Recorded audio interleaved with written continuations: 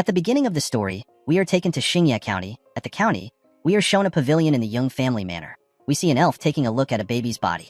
When he was done looking at the boy's body, his father asked him to tell him how the boy is. The elf revealed to the man that it will be hard for his son to live past 20 years old due to his constitution. This man is the patriarch of the Young family. His name is Young Damyung. Damyung asked the elf if his son was given a punishment by the heavens. He explained to him that his son caused his mother's death due to his birth. The elf was annoyed to hear this. He could not believe that Damyung was saying this to a physician like him. He asked the patriarch to tell him why he would say such a thing to his son who is going to die early. Damyung glared at his child when he heard this. He watched him as he played alone. According to the elf, the boy has something similar to the 9 severed meridians. The elf had never seen anyone with their Baihui acupoint open to such an extreme. Damyung asked the elf if the Baihui acupoint is the acupoint on top of the head. The physician told him that he is correct. He explained to the patriarch that a person will die if their Baihui acupoint is too open. Most people call this the deity ascension. Damyung reminded the elf that deity ascension is something very powerful Taoists do when they depart for the heavenly realm. The physician was surprised to hear this. He asked the patriarch if he truly believes in such nonsense. He placed his hand on his head and asked the man if he has heard about absolute martial masters using the upper meridians of their heads. The masters are actually using the Baihui acupoint. According to the elf, the so-called deity ascension is when someone gets too drunk on the energy of the great nature that came from the heavens and earth and dies because they cannot withstand it. Damyung stood up after he heard this. He turned to the elf and told him that he was correct about his son receiving a punishment from the heavens. The physician was shocked to hear this. He asked the man to tell him why he would call himself a father. The patriarch told the elf that it is now time for him to leave. He assured him that the chief steward will give him his pay. The elf told the man that he does not need the pay. He stood up and left the pavilion out of anger. As he walked away, the elf wondered how our protagonist's life could have been different if he was born in a different place. If the boy was born in the demonic cult, he could have become the heavenly demon. If he had grown up in the Shaolin Temple, he would have been able to use the 72 elite training methods of the temple 2 times over. Unfortunately for the boy, he was born as a hated child in this place. The physician believed that the boy will die in the countryside at a young age with no way of surviving. The only chance this baby has is for him to achieve enlightenment on his own. Decades later, we see a group of people having a family meeting at the Young manor. Damyung stood up and told everyone that his deceased father founded their clan. According to him, his father was a disciple of the Zhongnan sect. His name is Xianjiamjia. Damyung told the people that he has dedicated his life to the revival of their clan. He explained to them that he could not close down their clan because if they become famous throughout the world, he will inherit the ultimate technique of the Zhongnan sect. The patriarch told his family that he is very happy that one of his sons followed in his father's footsteps and managed to join the Zhongnan sect. With a smile on their faces, the other family members congratulated their brother on his achievement. The eldest child told his brother that he is quite incredible to be able to join the sect. Damyung asked his children to raise their cups with him. While everyone was enjoying themselves, the eldest sibling noticed that someone was missing. He turned to his father and told him that Yinshin is not there. Damyung's expression became serious when he heard this. He revealed to his son that he asked Yinshin to stay on the training ground. The man was shocked to hear this. Damyung told his son that it is better for our boy to not be there on such a joyous occasion. He told him that Yinshin would bring them bad luck. The man could not believe that his father actually said this. The scene shifts and we see our boy gathering his energy on the training ground. He carefully circulated his energy throughout his body. Immediately he did this. He opened his eyes and released his energy. After he was done, Yinshin took a look at his palm. He realized that he had now completely mastered the Young clan's movement art. With this movement art, Yinshin can stimulate his muscles with energy and then compress it. He realized that his body could no longer get stronger than this. Yinshin wondered if he will have a longer lifespan now that he has a stronger body. While thinking, our boy remembered his brother's reaction when he told him that he created a martial arts technique. Yinshin explained to his brother that he did not create the technique from scratch. Instead, he redeveloped their clan's exclusive martial arts. The man let out a sigh when he heard this. He asked his younger brother to not be offended with what he wants to say. He asked Yinshin to not tell anyone about what he has done. Our boy was surprised to hear this. The scene shifts and we see Yinshin telling his brother to use the martial arts he created. The boy was annoyed to hear this. He asked Yinshin if he will take responsibility if he experiences energy deviation and dies. Our boy felt bad when he heard this. When he informed his father about what he had done, the man scolded him for messing with their clan's exclusive martial arts. He asked his son if he believes that he is the clan's founder. Yinshin could not believe that his own father simply dismissed him. While sitting on a chair, our boy thinks about what it means to be a clan founder. A clan founder is someone who creates martial arts and the founder of a martial group. Our boy never believed that he was someone that was so great. He did not think it was incredible to create a martial arts. He simply wanted to become healthy and live with everyone. While he was thinking, Yinshin sees some servants rushing somewhere. He wondered about where they were going. He quickly remembered that today was the day the martial masters of the Zhongnan sect will arrive. The Zhongnan sect is one of the 9 great sect. They are one of the twin walls that are known as the strongest groups in Shaanxi alongside the Manhwa sect. Yinshin remembered that the Zhongnan sect is a place where the sword deities reside. Our boy also wanted to meet the martial masters too. The moment he thought of this, he remembered what the chief steward said to him. Yinshin asked the man if the reason he can't show his face to the clan's important guests is because he caused his mother's death. The steward informed our boy that the order came from his father. Yinshin asked the man if he is certain. The steward apologized to our boy. Yinshin could not still believe that his father gave out such an order. He decided to follow the servants and watch from afar. He was certain that he will be able to learn something from the skilled masters. At the entrance of the manor, the servants wondered about who was coming to meet them. They were certain that the Sky Sword Dragon would not come. They believed that an elder might come to the manor. One of the servants said that it will be a blessing for their clan if an elder comes there. While the servants were talking, Damyung and his family stepped outside. Immediately they did this. Someone screamed that the martial masters have arrived. Immediately the person said this. We see an elf and two other men enter the compound. The members of the clan and Damyung's children were shocked to see the elf. One of the servants referred to the elf as a noble race. Yinshin was also shocked to see the elf. The noble race are known to be a mysterious race that can live on forever. Humans think of them as deities. Our boy and his family noticed the unique energy the elf was exuding. Yinshin noticed that the core energy condensed in her body is being exuded by her naturally. Damyung quickly regained his composure and welcomed the elf to his clan. He told her that he is honored that she would visit their clan. He and his son bowed their heads to greet the martial masters. He told them that he is the patriarch of the clan. The woman thanked the man for his hospitality. She introduced herself as Yeo Il Shin. She revealed to Damyung that she is an elder of the Zhongnan sect. Damyung was shocked to hear this. He could not believe that the woman is a noble race elder of the Zhongnan sect. He immediately begged Il Shin to forgive him for not recognizing her as a deity. The woman asked the patriarch to raise his head. She told him that she did not come to boast of her status. Damyung apologized to Il Shin for his disrespect. He could not believe that he kept the sword deities of the Zhongnan sect waiting outside. He asked her to follow him in. Yinshin was surprised to hear that the woman was an elder when she was already from the noble race. He wondered about how long Il Shin had lived for. While walking, Il Shin turns her head and sights our boy. The two of them lock eyes. Yinshin immediately bowed his head when he saw this. Damyung noticed that the woman was looking at his son. He told her that Yinshin is his third son. Our boy turned around and walked away after he saw the woman. The elf told Damyung that his son's eyes are bright. She said that our boy looks really smart, with a nervous look on his face. The patriarch explained to Il Shin that his son is not well-mannered. The elf was shocked to hear this. While watching his son walk forward, Damyung informed the woman that Yinshin is actually the troublemaker of their family. When our boy returned to the training ground, he picked up his sword.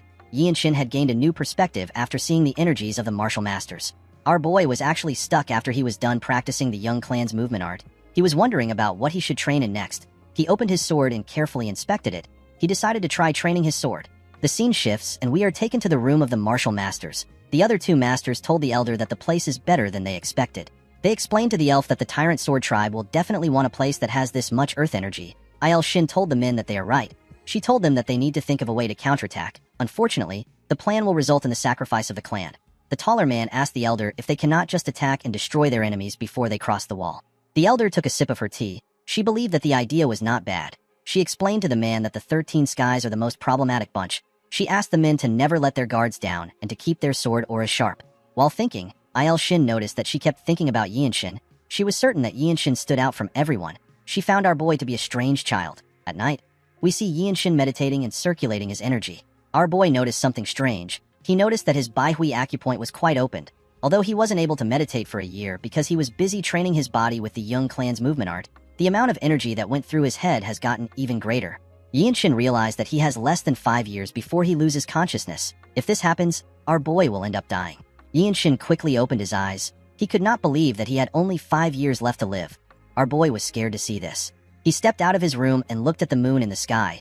He could not believe that he was not able to change his fate even after he learnt the young clan's movement art.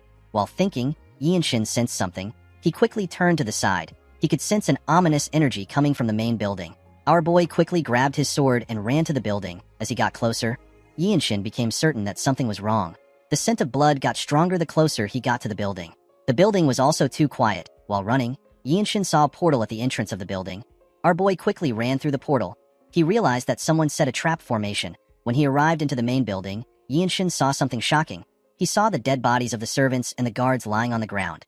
Our boy could not believe that he just noticed that something was happening in the manor. He realized that this might have happened because of the trap formation. While looking around, Yinshin realized that everyone on the ground was part of his clan. He wondered if the culprit possessed an overwhelming martial prowess.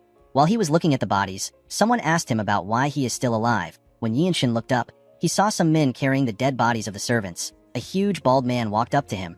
With a scary look on his face, the man told our boy that he should have hidden if he managed to survive. One of the man's colleagues asked him to send Yinshin to the afterlife. Yinshin glared at the man when he heard this. The bald man asked our boy to not blame him. He told him that he is simply following orders. He gathered his energy in his hand and rushed to attack Yinshin. Our boy grabbed the man's wrist and used his hand to crush it. The bald man screamed out in pain. He fell to the ground and began to tremble. The man's colleagues were shocked to see what our boy did to his hand. They quickly grabbed their swords. The man who asked the bald man to kill Yinshin asked him for his identity. Our boy released his energy and raised his sword. With a serious look on his face, he told the man that he is the third son of the clan. The moment Yinshin stepped forward, the bald man stood up. He called our boy a bastard. He gathered his energy and got ready to attack. Before he could take a step, Yinshin used his sword to cut off his head at a crazy speed. The bald man did not know what happened. All he knew was that he could no longer clearly see our boy. Yinshin rushed to attack the other men. The men were startled when they saw this. Our boy got close to them and used a technique known as scripture origin ability to cut off the head of the man closest to him. Before the other man next to him could react, Yinshin tore his body apart. The other two men were terrified to see our boy coming towards them. Before they could even attack, Yinshin cut off the wrist of one of the men and beheaded the other man. Immediately he did this. He turned around and stabbed the man whose wrist he cut in the chest. The man screamed out in pain. Yinshin was annoyed to see this. He pulled out his sword from the man's body. Our boy watched the men as they fell in front of him. He let out a sigh. This was his first time using his delightful sword. Fortunately, Yinshin was able to understand how it works. While he was looking at his sword, someone commended him on his sword art. Our boy quickly turned to the side. He saw another group of mysterious men. A man wearing a headband tells Yinshin that the idiots lost because they let their guard down. Although the man said this, he was actually surprised by how good our boy was. He never expected someone so young to be so skilled. He asked Yinshin if he is trained in the delightful sword his whole life. Our boy asked the man if he is from the Blood Flame cult. The man revealed to him that the men on the ground are the ones from the cult. He explained to him that they are from the Tyrant Sword tribe. Yinshin was surprised to hear this. He could not believe that the Tyrant Sword tribe and the Blood Flame cult were in the same place. The 13 Skies are said to be the most cruel and powerful group in the Murim. Yinshin could not believe that the Tyrant Sword tribe and the Blood Flame cult, which are both part of the 13 Skies, were in his manor. He asked the man to tell him the type of business that their two groups have with the manor. The man told our boy that it is not his business. Yinshin smiled when he heard this. Due to the fact that the man was answering his question instead of attacking him, our boy asked the man if he knows about him. The man was surprised to hear this. He did not understand what Yinshin was talking about. Our boy realized that the man did not understand the question. He decided to simplify the question. He asked the man if he knows that his family is part of the Desolate Fortress, which is the best branch sect in the Murim.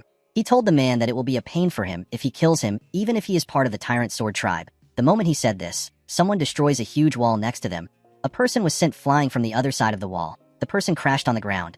Yinshin was shocked to see the person. He was certain that this man is one of the Zhongnan sect's martial masters. The man spat out some blood when he tried to stand up. Immediately the man did this. Another person was sent flying into our boy's part of the manor.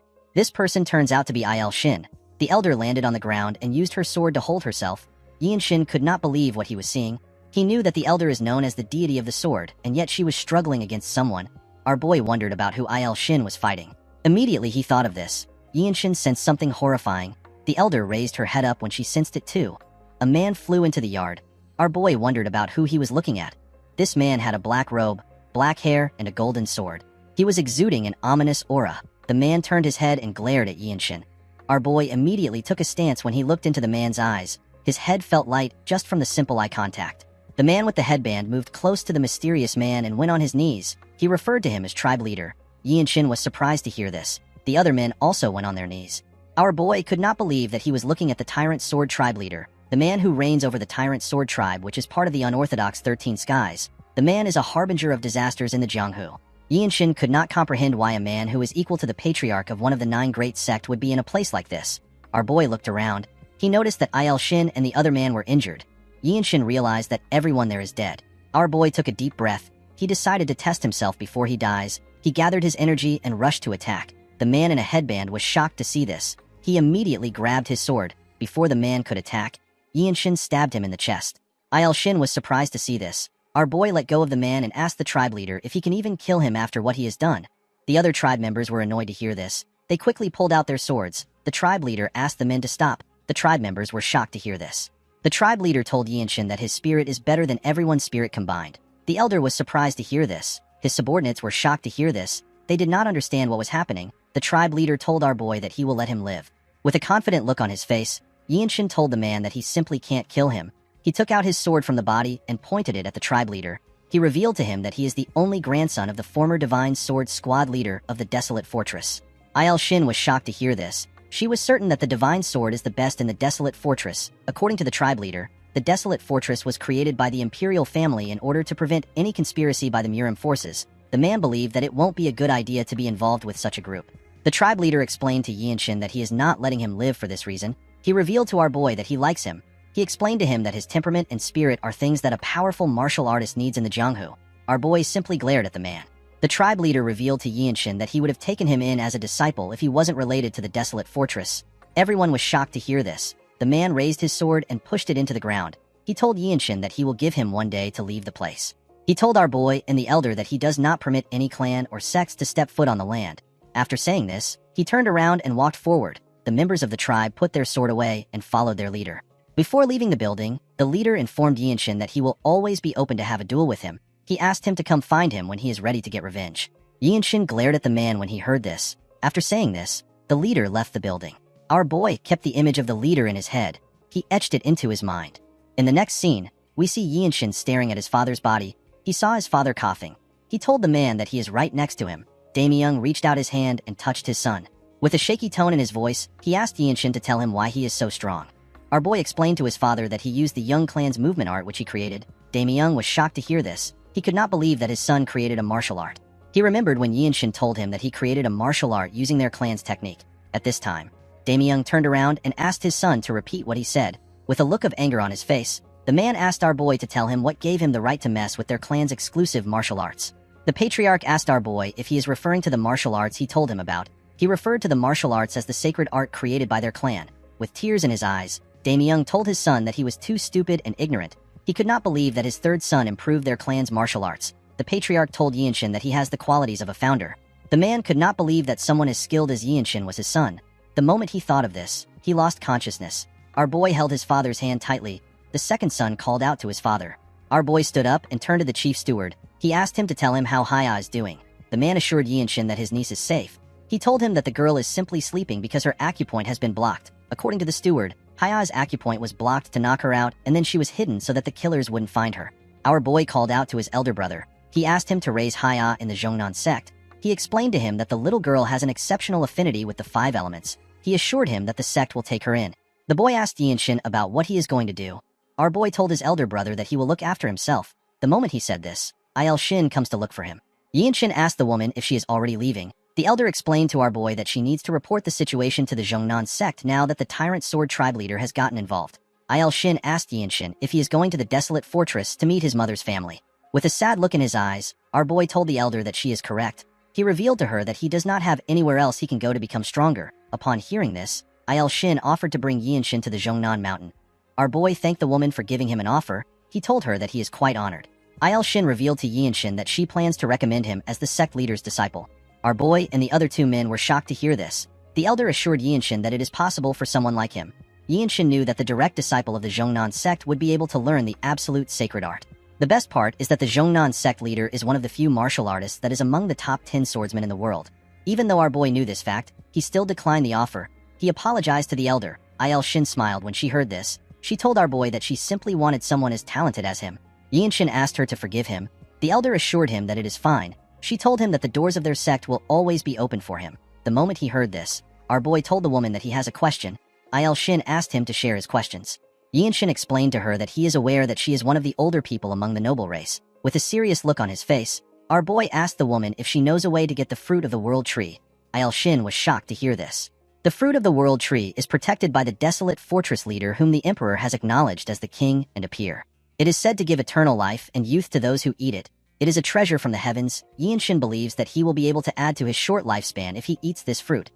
Shin revealed to our boy that she has not lived half of her own lifespan, so she does not have any authority over the world tree. According to the elder, the Desolate Fortress leader is able to give the fruit to other people. Shin told the elder that he has to go to the Desolate Fortress.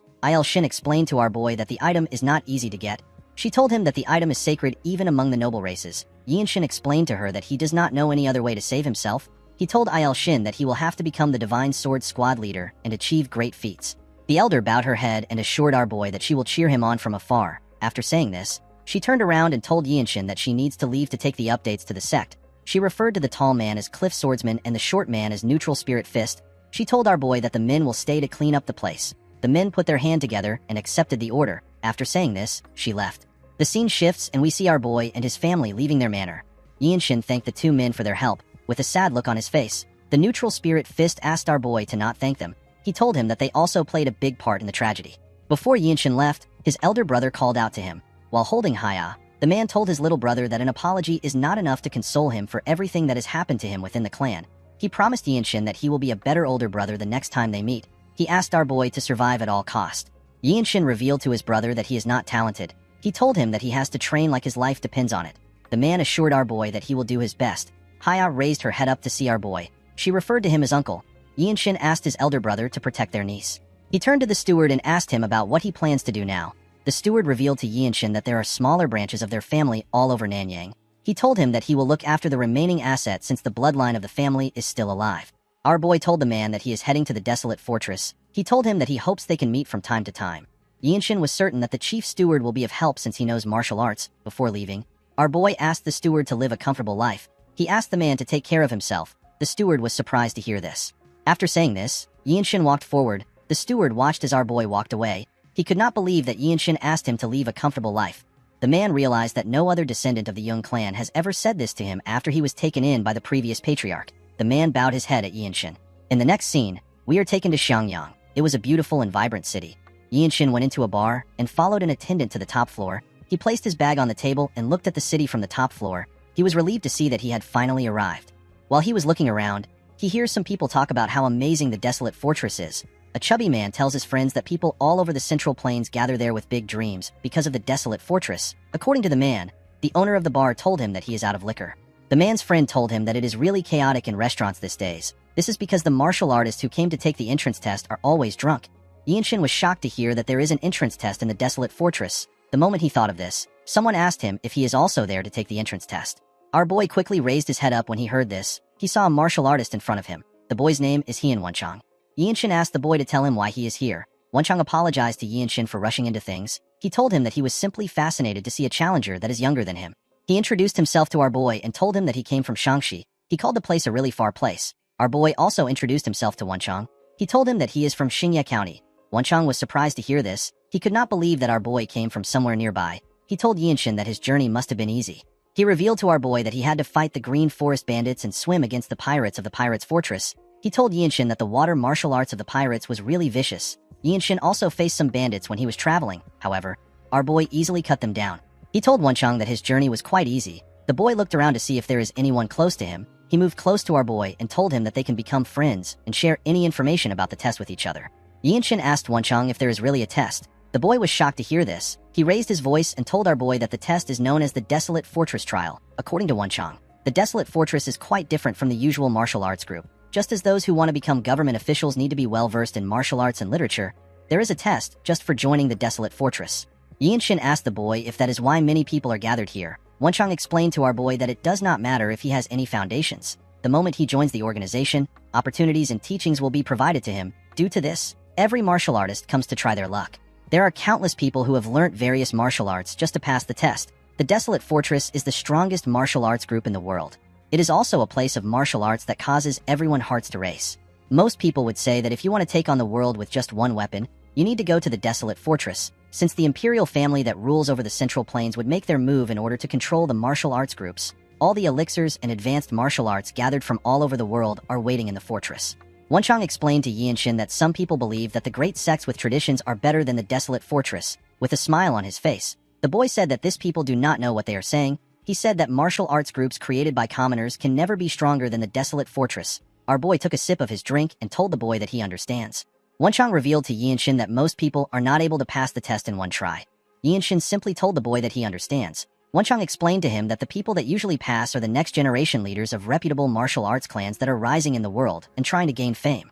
With a smile on his face, Wenchang asked our boy if he will take the test with him tomorrow. Without making a single reaction, Yinshin told the boy that he accepts his offer. Wenchang became nervous when he heard this. He did not understand why our boy would not even react to what he has been saying. Wenchang told Yinshin that he is quite easygoing. As he continued talking, our boy stopped listening. Yinshin was happy to hear that he can join the group as long as he can pass the test. He did not want to ask his mother's family for help because he did not know where they live or what they look like. The next day, we see Yinshin and Wenchang walking into the fortress to take their test. The participants were given a tag containing a number. Our boy was given number 13. After accepting his tag, Yinshin looked around. He was in a ring with other participants and 2 examiners. According to Wenchang, the participants will pass the exam if the supervisor accepts their plaque. However, if he tells you to return it to the reception, you will fail. The second exam is a tournament. Our boy asked Wenchang if there is a third exam. The boy told Yinshin that the third exam is an interview with the Lord of the Desolate Fortress. Yinshin was shocked to hear this. He asked his friend if he is certain. There are several martial artists who come to Xiangyang just for this chance. To have a conversation with an absolute master like the Lord is an incredible opportunity.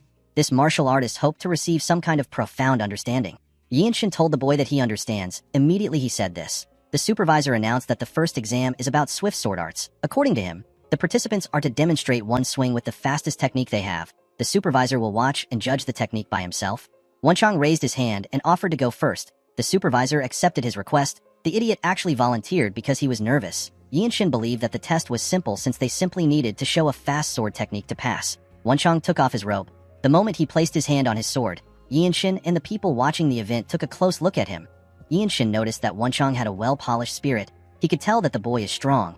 He was even stronger than some of the bandits our boy saw on his way here. Wenchang took a stance and released his energy. He took a deep breath and swung his sword. The audience were shocked to see the boy's demonstration. One of them said that the boy feels different. He said that he only saw an apparition. Wenchang stared at the supervisor in fear of his response. The man told him that his technique was not bad. He asked Wenchang to give him his plaque. The boy was happy to hear this. He thanked the man. The supervisor asked the next examinee to step forward. Wenchang walked past Yinshin and wished him good luck. Our boy put himself together and walked forward. The audience were surprised to see this. They never expected such a young kid to actually be an examinee. One of them said that Yinshin has a lot of guts. Wenchang smiled when he heard this. Another man said that Yinshin must be from another province, and he is trying to use this opportunity to show his swordsmanship in front of a martial artist of the Desolate Fortress. This is because a single piece of advice is precious. Yinshin took a stance and placed his hand on his sword. He nodded at the man to tell him that he is ready. The supervisor nodded back at him. He asked Yinshin to begin. The moment he said this, Yinshin took out his sword. No one knew when he swung his sword. All they could feel was the wind pressure. The supervisor was shocked to see this. Every single person in that place was shocked. They did not know what they just experienced. Wenchang's mouth was left open. He did not expect such a young boy to be this skilled. The audience did not even know when our boy swung his sword. As he watched Yinshin put his sword back into his sheath, the supervisor said that the future of the Desolate Fortress has arrived. Everyone was shocked to hear this. The man asked Yinshin to hand over his plaque. He took a careful look at our boy's number. He asked him to be on his way. Yinshin bowed his head and turned around. Our boy picked up his robe and walked out of the ring. Everyone cleared a path for him. Wenchang moved close to Yinshin and asked him if he is the son of a famous family. Our boy asked him if this will change anything. He reminded Wenchang that all that matters in the Desolate Fortress is your martial arts, talent, and effort. Wenchang was surprised to hear this. He asked Yinshin if he really plans to finish the Desolate Fortress trial. With a serious look on his face, our boy told his friend that this is why everyone came here, including him. Wenchang realized that Yinshin was serious. He told him that he is right. He thanked our boy and told him that he needs to go now. Yinshin watched his friend as he walked away. He hoped that his kind and talkative friend will pass the second exam. The scene shifts and we see Yinshin meditating in a room. While circulating his energy, our boy thinks about the fact that the second exam is a tournament where different people will compete with each other with their martial arts. Yinshin recalled that the exam will take place in 3 weeks. He realized that he needed to train more seriously. Our boy decided to train his young clan's movement art, the rapid sword arts, and the scripture of origin ability, which is an amplified chi movement technique. 3 weeks later, we see Yinshin and other participants arrive for their test. The supervisor asked the examinees to wait outside until they are called. The moment he said this, he went into a building. At the entrance of the building, a guard stood to watch everyone. While staring at the logo on the guard's clothes, one of the participants said that he is feeling discouraged. According to the man, the white martial arts outfit signifies an elementary-level martial artist. The man asked the person next to him to tell him why the guard's energy would be so strong. The other man told him that even just wearing the white clothes means that his future is secured. Yinshin also stared at the guard. While he was looking at him, Wenchang called out to him. The man ran to meet our boy. He told him that he has gotten taller. Yinshin smiled when he heard this. He told the man that he also looks better. With a serious look on his face, Wenchang told his friend that he wants him to remember that winning is not the important thing in this exam. He explained to him that it is enough to have only one fight in the 2 rounds. He told him that a single round is enough to catch the eyes of the Desolate Fortress masters who will be watching. With tears in his eyes, Wenchang told our boy that catching the eyes of the masters is actually the hardest part. The boy was able to say this because he had experienced it before. Yinshin asked his friend if a person can win a match and still fail the exam. The boy told him that he is correct. While biting his nails, Wonchang told our boy that the problem they have is that the supervisors are going to have a higher standards today. Yinshin was surprised to hear this. He asked the boy for the reason. Wonchang revealed to him that the White Qilin is competing in today's tournament. Our boy was shocked to hear this. He asked his friend if he is referring to the White Qilin from the Namgung family. The White Qilin wiped out a notorious group of bandits before he was even 15. He also beheaded the Shrouded Assassin, a swordmaster of the unorthodox faction. According to Wonchang, there are rumors that the White Qilin defeated all the up and rising fighters at the 8 Great Family Dragon and Phoenix tournament when he was 18. Yinshin was surprised to hear this. He asked his friend to tell him why someone from the Namgung family would join the desolate fortress, especially when it is someone that already has martial dignity and everything else. Wonchang revealed to Yinshin that the White Qilin cannot become the patriarch because he is the child of a concubine. According to the boy, if a person rises to the position of the desolate fortress captain, they are on the same level as one of the patriarch of the 8 great families. In fact, the person will have more power than the patriarchs. This is because the desolate fortress maintains the order of the Jianghu in the center of the Central Plains. While they were talking, the guard called our boy's name and asked him to step out. Yinshin told Wonchang that he hopes to see him again in the desolate fortress. The boy was shocked to hear this. Immediately he said this. He walked up to the guard. Inside the building, we see a referee and different supervisors staring at Yinshin and his opponent. With a creepy smile on his face, our boy's opponent pulled out his sword. Immediately he did this. The referee asked them to begin the fight. The man began to laugh. Yinshin did not understand why he was laughing. With a disgusting look on his face, the man referred to our boy as a moth that is struggling. He asked Yinshin if he is curious about his identity. Before the man could introduce himself, Yinshin attacked him and gave him a huge scar on his face. Our boy attacked the idiot with his sword sheath, and yet he managed to knock him out. The man was dragged away after Yinshin knocked him out. A young man smiled when he saw how our boy defeated the man. He stepped out and told Yinshin that he will be his next opponent. Our boy turned around to see the handsome young man with light blue hair. The supervisors from different squads were excited to see the fight. Among the supervisors, we see 2 men wearing blue clothes. The man with black hair told his colleague that he is curious to see who will take the handsome man. He told him that the squad leaders will fight over the handsome man. His colleague told him that the man is stronger than them. He said that he does not expect anything less from a Namgung. Yinshin was shocked to hear this. He immediately realized that he was looking at the White Qilin whose true name is Namgung Washin. The supervisors wondered if they were going to witness the Boundless Heaven technique today. Our boy was able to tell that the White Qilin is about 5 years older than him. Although the man was strong, Yinshin did not believe that he was at a level which he could not reach. Thanks to his family's martial arts, our boy was more physically fit than Washin. However, he was below him in other aspects. Washin bowed his head and introduced himself to Yinshin. He told our boy that he mainly trained in the Boundless Heaven martial arts and the Infinite Steps. Immediately he said this, he drew out his sword. Yinshin bowed his head and revealed the martial arts he uses to Washin. The man noticed something strange. He asked Yinshin if he is not going to use his sword. The moment he said this, our boy grabbed his sword and took a stance. The White Qilin smiled when he saw this. He released his energy and covered his sword with it. The main essence of the technique which Yinshin has been practicing is unpredictability. Our boy will give his opponent an unexpected main attack in the midst of an unpredictable rhythm. Yinshin believed that he will be able to make the White Qilin let his guard down if his technique works. All the supervisors focused their attention on Washin. The referee asked our boy and Washin to begin the duel. Immediately he said this. Yinshin attacked the White Qilin. Unfortunately for him, Washin was able to block the attack and his sword got broken. Washin was shocked to see our boy's attack. He never expected it to be so fast. All the supervisors could not understand what they just saw. Although they expected Washin to win, they had never expected to see such a scary, delightful sword. The 2 men in blue were more shocked than the other supervisors. Washin took a look at his sword. He turned to Yinshin and told him that he lost. Our boy was surprised to hear this. Everyone else was also surprised to hear this. The 2 men did not seem surprised to hear the result. In fact, they were more shocked by our boy's delightful sword. The man with blonde hair noticed that Yinshin was 5 years younger than the White Qilin. He realized that our boy could not yet use true energy with his techniques. The blonde man said that he is scared of how powerful Yinshin will become in future. The referee walked up to our boy. He pointed in another direction and told him that there is another garden in the north side. He asked Yinshin to wait at the garden. Our boy bowed his head and told the White Qilin that he will love to duel with him another time. Washin said that he was also about to propose the same thing, with a smile on his face. The man told Yinshin that he is looking forward to their next duel. After hearing this, Yinshin moved to the next garden. Inside the garden, he saw some warriors already waiting there. The martial artists were surprised to see that someone as young as Yinshin passed the tournament. They believed that the White Qilin would have been the next to step into the garden. As he walked forward, Yinshin thought about his fight with the White Qilin. Our boy knew that he had no chance of winning the fight if it was dragged on. This is why he used the most extreme form of delightful sword as soon as the duel began. However, because Washin had imbued his sword with his true energy, our boy's sword broke. Yinshin believed that it was a failure on his end for rashly using Delightful Sword. Although he believed that this was true, Yinshin never expected the White Qilin to admit defeat. He realized that this is how a noble of a renowned family behaves. Our boy remembered how surprised the two men were when they realized that he could not use true energy with his techniques. The Young clan is a third-rate branch clan. There was no one in Yinshin's household that knew how to use true energy. If such a person existed, our boy would have learned from the person. Yinshin drew out his sword. Now that our boy had seen it, he understood how it is supposed to be used. While staring at his sword, our boy began to release some energy. Yinshin understood that it wasn't just simple as putting energy into his sword. Instead, true energy is meant to be used as a medium to become one with the sword. The moment he thought of this, his sword began to glow. The other martial artists saw a shining, blinding light in the garden. When they turned, they saw something shocking. They could not believe that Yinshin was experiencing sword resonation. They were more shocked to see that such a young person was experiencing it. Yinshin's sword released a bright light and waves of energy. Yinshin felt like his body and his sword had become united. He raised his sword and took a stance. Our boy realized that he had reached the body-sword unification. After reaching his new state, Yinshin opened his eyes. Our boy smiled when he looked at his sword. Someone congratulated him on his enlightenment. When Yinshin turned to the side, he saw the White Qilin. The man placed his hand on his sword. Yinshin looked around. He noticed that the other martial artists were staring at him.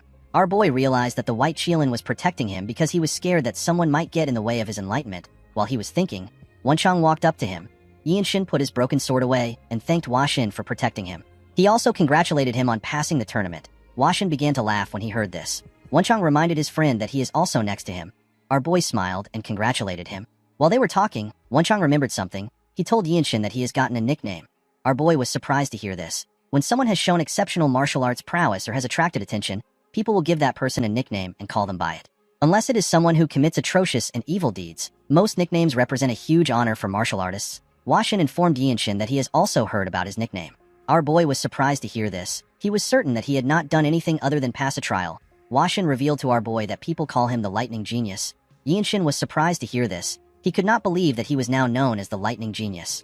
According to the White Qilin, people are saying that he has the talent of lightning. The man told Yinshin that this is his new name in the Jianghu since even the Desolate Fortress martial artists are calling him by this name. Our boy laughed when he heard his new name. He asked the two men if they are certain that people are not just trying to mock him because he is a little fast with his sword. Washin smiled when he heard this. He could not believe that Yinshin thought that he was a little fast. He asked our boy to tell him what he will call someone like him who had a hard time blocking his attack. Our boy looked up to the sky. He could not believe that he was now known as the Lightning Genius. This was a title that he could not even dream of when he was doing the horse stance in the Young manner. A while later, everyone was asked to gather around. They were told that they are about to go through their last trial. The supervisor told them that they will be able to join the Desolate Fortress if they pass the trial. Yinshin could not believe that he was about to meet a living piece of history and one of the strongest martial masters in the world who might even be the strongest. After the supervisor explained to them, the first person walked into the building. A little while later, the man came out of the building looking like he had seen something that he should have not seen. Wenchang was surprised to see the look on the man's face. The man did not say anything to anyone. He simply walked past everyone. After the man left, others went in. They all came out looking the same. Due to the fact that everyone came out quickly, Wenchang asked his friend if the leader is simply looking at faces. After a while, Yinshin was asked to step in. Our boy was asked to keep going until he gets to the top floor. When Yinshin arrived at the top, he saw a huge golden door. The door opened and our boy stepped inside. Immediately, he stepped inside. Yinshin noticed that there were some vines tied to a pillar. When he looked up, our boy saw someone sitting on a throne that was surrounded by trees. The person that sat on the throne was a woman who was a member of the noble race. This elf is the leader of the Desolate Fortress. Yinshin greeted the elf and introduced himself to her. She turned her head to see our boy. Yinshin was surprised to see the elven woman. The leader was a beautiful elven woman with green hair and green eyes. The leader told our boy that he is part of a certain bloodline. With a serious look on his face, Yinshin asked the leader about the bloodline she speaks of. Our boy wondered if the leader knew about his mother's family. The elf glared at Yinshin. She could tell that our boy already knew what she was talking about. She told him that he is quite bold. Upon hearing this, Yinshin admitted to her that he is the grandson of the former Divine Sword Squad leader. The leader revealed to our boy that his grandfather is about to join the Elder Council. She told him that he is a very obstinate man. While looking at Yinshin, the elf told our boy that he has an injury. Yinshin was surprised to hear this. He told her that she does not need to concern herself with it. He assured her that they are nothing but trivial issues. The elf explained to our boy that the issues are not trivial. She told him that he simply covered the wound with his trained body. She told him that he has only lived for 15 years. She apologized to Yinshin for commenting on his issue. She told him that an outsider like herself should not be getting involved in such things. The leader smiled and stood up from her chair. She told Yinshin that she likes him. She explained to him that she finds it interesting that he doesn't bow to anyone even though he came here because he has something he wants. Yinshin was surprised to hear this. He did not know how the leader was able to find out that he wants something. He wondered if she has found out that his Baihui acupoint is abnormally wide open. Yinshin decided to ask her his question. He asked the leader if he will live if he eats the fruit of the world tree. The woman told our boy that it is possible for him to get what he wants. Yinshin asked the leader if he can actually get it. The elf explained to him that it depends on what he does. Yinshin was relieved to hear this. He told her that this is enough for him. He thanked the leader for her response. The moment he bowed his head, our boy remembered something. He asked the leader if he is now a martial artist of the desolate fortress. The elf smiled when she heard this. She told our boy that he is. She told him that he can leave now. She referred to him as the next Divine Sword Squad leader. Yinshin was surprised to hear this. As he walked back downstairs, our boy remembered her words. He wondered if the leader was trying to tease him or if she really sees potential in him. Yinshin realized that the leader might also be telling him that he will be able to get the fruit of the world tree if he becomes the next Divine Sword Squad leader. The scene shifts and we see Yinshin, Wenchang, the White Qilin, and another man. This four were the only people that managed to pass the test. The four of them were being escorted by a staff. While walking, the man asked the group if they know the kind of work that the desolate fortress does. With a confident smile on his face, Wenchang told the man that the desolate fortress stops martial masters from overthrowing the imperial family. The man told Wenchang that he is partly correct. He explained to him that this is actually one of the major things that they do. He revealed to him that they have something else they also take care of. He told him that they prevent a certain size of conflict from happening in the Murim. The group was surprised to hear this. According to the staff, no one knows what would happen when a fight breaks out in the Murim. The man revealed to them that a blood storm swept across the central plains on the day that rumors that the heavenly demon's grave was discovered. Things would have been fine if the fight was between those who coveted manuals of ultimate martial arts or elixirs. Unfortunately, the martial artists did not care. They committed heinous crimes against commoners and other martial artists. The man told them that they will not recognize the Murim after they witness this hellish sight. Wenchang was annoyed to hear this. He recalled the incident which the man was talking about as the disaster of the heavenly demon's grave. The staff told the group that it has been 17 years since the incident took place. He explained to them that the unorthodox sects and the demonic faction are not the only problems they have. All orthodox groups, including the 9 great sects and the 8 great clans, are also a problem. The man told them that the people will suffer if they allow these powers to do as they wish. In other words, if there is unrest among the people and taxes are not paid on time, the reign of the empire will have problems.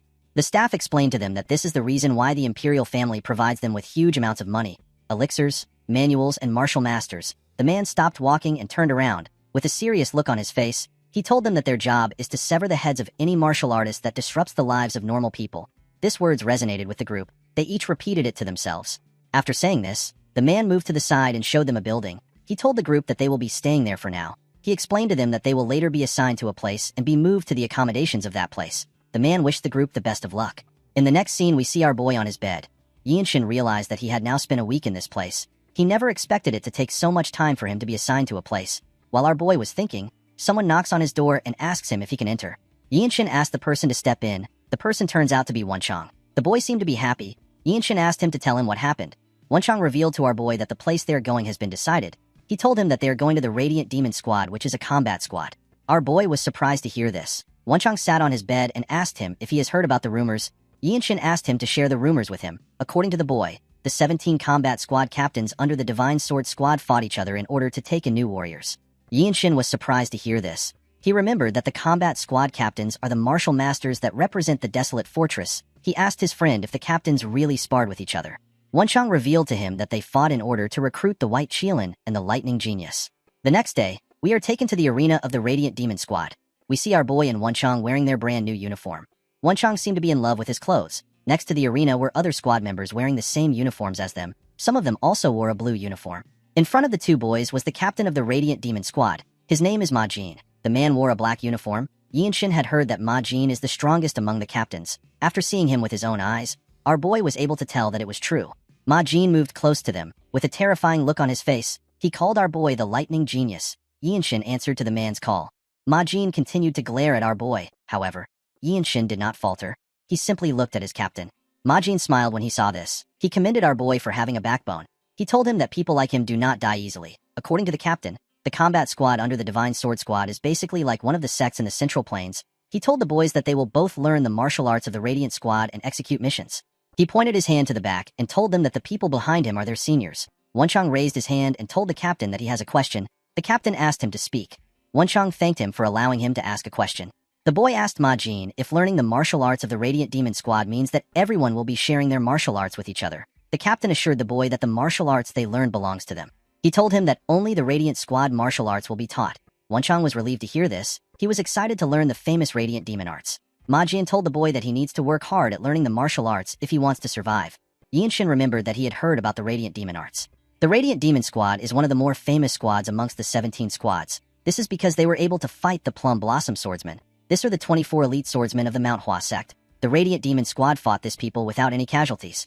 This incident gave more credibility to the gossip mongers, saying that the Desolate Fortress is the strongest in the world. The captain explained to the boys that although the Desolate Fortress is affiliated with the Imperial family, it is not treason for a martial artist of a Desolate Fortress to be attacked. He told them that this is the reason why they must learn whatever they can in the squad and continue to grow stronger. Yinshin asked the man to tell him why it is not treason for them to be attacked by other martial artists. The captain explained to him that there are eccentric people in the Murim. A lot of these people have lost their minds because they learned demonic arts. Some martial artists are exceptionally skilled in mobility arts, and they could mess with government officials before escaping to the high mountains and deep valleys. This is why the dignity of the imperial family isn't applied to them, since they are not government workers. Instead, they actually have to fight martial artists. The captain told the boys that they will die if they do not become stronger. He turned around and pointed at a squad member. He told Yinshin that the guy who got slashed by the Namgung's strongest swordsman will be able to give him a better explanation. With a smile on his face, the guy in a blue uniform said that the King-style sword arts was actually quite scary. Our boy remembered that the King-style sword arts is known to be one of the strongest style of swordsmanship in the world. It is a supreme martial art only learned by the main descendants of the Namgung clan.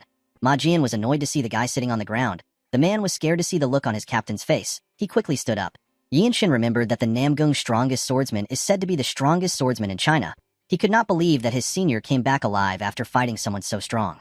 The man told our boy that he wants to start with him. He said that he wanted to see Yinshin's swift sword art, which is said to be exceptional. Yinshin moved to the side and placed his hand on his sword. Everyone was surprised to see this. They were surprised to see the amount of energy Yinshin was exuding. The man smiled when he saw this. He took out his sword. He took a stance and introduced himself as Cheng Myung. He told our boy that he was born and raised in Xiangyang. Our boy also took a stance and introduced himself. Myung told him that he has never heard of his town. Myung explained to Yinshin that anyone can feel wind being produced even if it is by a 10-year-old that is using a tri-sword technique. This is how you can find out how a person swings their sword while fighting. Our boy did not understand what the man was saying. The man pointed at our boy and told him that he must be quite talented for him to have reached this point at such a young age. While releasing his energy through his sword, Myung asked Yinshin to show him his talent. He asked him to show him how talented he is with his sword. Our boy accepted this challenge. Immediately he did this. He raised his sword. The other members were shocked to see the energy Yinshin was exuding. They realized that he had sword resonance. Even the captain was shocked to see this. While his sword was glowing and vibrating, Yinshin glared at Myung. He put all his focus on his senior. Yinshin could feel his senior's breathing with his energy detection. After staring at him for a while, our boy found his opportunity. He quickly rushed to attack him. The moment he got close to him, he took out his sword and used his swift sword arts to attack Myung. To Yinshin's surprise, Myung managed to block his attack when his sword was about to damage him. He did not know when his senior raised his sword. Our boy stepped back and stood his ground. He remembered that he was fighting a man that fought against the strongest swordsman of the Namgung clan. He realized that he should have expected this. Yinshin immediately rushed to attack Myung. The senior raised his sword and swung it at our boy. Yinshin dodged the attack by going low. He quickly turned around and swung his sword at Myung. Unfortunately for him, his senior managed to block his attack. Although the senior seemed to be surprised that our boy attacked him this way. While Yinshin was struggling, Myung disappeared in front of him. Our boy was shocked to see this. He immediately realized that Myung was going to appear soon. As he expected, the senior appeared behind him. He swung his sword at our boy. Yinshin managed to dodge the attack by bending his head. The moment he did this, he turned around and swung his sword at his senior's head. Myung managed to dodge the attack by jumping. Unfortunately for him, his headband got cut off. It turns out that Myung is a member of the noble race. He used his energy to land on the floor. He quickly stood up from the floor. Everyone was shocked to see what our boy did. The captain and Wonchong could not believe their eyes. While breathing heavily, Myung glared at Yinshin. Our boy finally understood why Myung was so skilled. He believed that it was expected for a noble race to be skilled. Yinshin took a stance. He decided to use the origin ability, which is also known as the limit releasing technique, on his sword. While he was thinking, he noticed that everyone had a weird look on their faces. He did not understand why everyone was making such weird faces. Even Myung was surprised. Our boy placed his sword down and asked his senior to tell him what he thinks of him. The man was surprised to hear this. Yinshin told his senior that he knows he went easy on him. He asked Myung to be honest with him. Myung did not know how to react to this. He asked Yinshin to tell him how old he is. Our boy was annoyed to hear this question. He revealed to his senior that he is 15 years old. He asked him if his age is important. He reminded him that their enemies won't go easy on them because of their age. He told Myung that their skills are the most important things right now. Our boy believed that age is a useless thing since he already has a short lifespan to begin with. Myung was shocked to hear our boy's age. Everyone else was also shocked to hear this. They could not believe that a 15-year-old boy would be so skilled. One of the seniors in a blue uniform said that this is completely abnormal. He said that Yinshin might be a mistake from the heavens. He revealed to his peers that he has been to the Dragon Phoenix Summit a few times, but he has never seen anything like Yinshin. He told them that it is impossible for anyone to be this skilled even if they learn the instinct honing arts from birth. Another person in a white uniform said that he was the most talented person in his city. Of course, his talent was nothing compared to our boy's. When Yinshin looked around, he noticed that Wonchong was extremely shocked by what he saw. Ma Jin seemed to be more curious than shocked. Myung laughed and put his sword away. Our boy could not still understand what was happening. In the next scene, we see the seniors laughing when they heard someone scream. It turns out that the captain had punched Wonchong with his hand, which he had covered with his energy. The poor boy was struggling to breathe. Ma Jin told Wonchong that it is actually a bit impressive that he is still standing rather than sprawled on the ground. He asked the boy to go back and solidify what he has learned. Wonchong accepted the order. The captain turned to the side. He saw our boy circulating his energy while his eyes were closed. When Yinshin opened his eyes, the captain asked him if he has understood the crux of the steps. Our boy told the man that it is to think and act in a seamless manner. Ma Jin told Yinshin that he is correct. According to the captain, there is always a way for a person to move, regardless of the situation. The true crux of the Radiant Demon Arts is to move seamlessly without disrupting the path of your attacks. Ma Jin told our boy that he must now understand the deeper meaning of the path of attacks. Yinshin was surprised to hear this. The captain realized that it will be much better and faster if he shows it to Yinshin. He moved close to a sculpture and placed his hand on it. He asked the two boys to look carefully.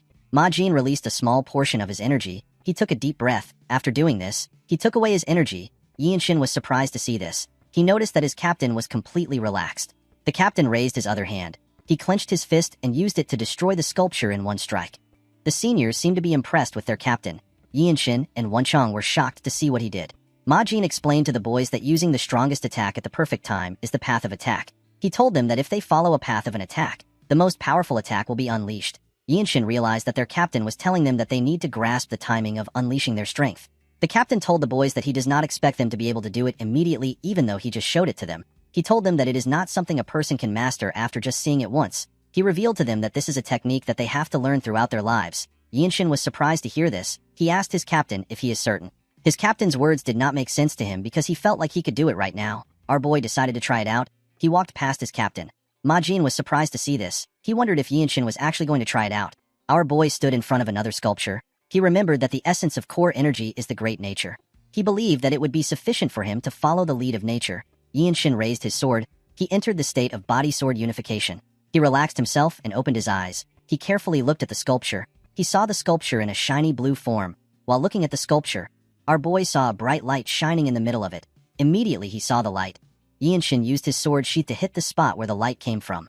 The moment he did this, the sculpture began to crack. It crumbled apart. Our boy smiled when he saw this. He realized that he had understood the deeper meaning of the path of attacks. Yinshin was quite happy to see that he had learned all of the Radiant Demon Arts.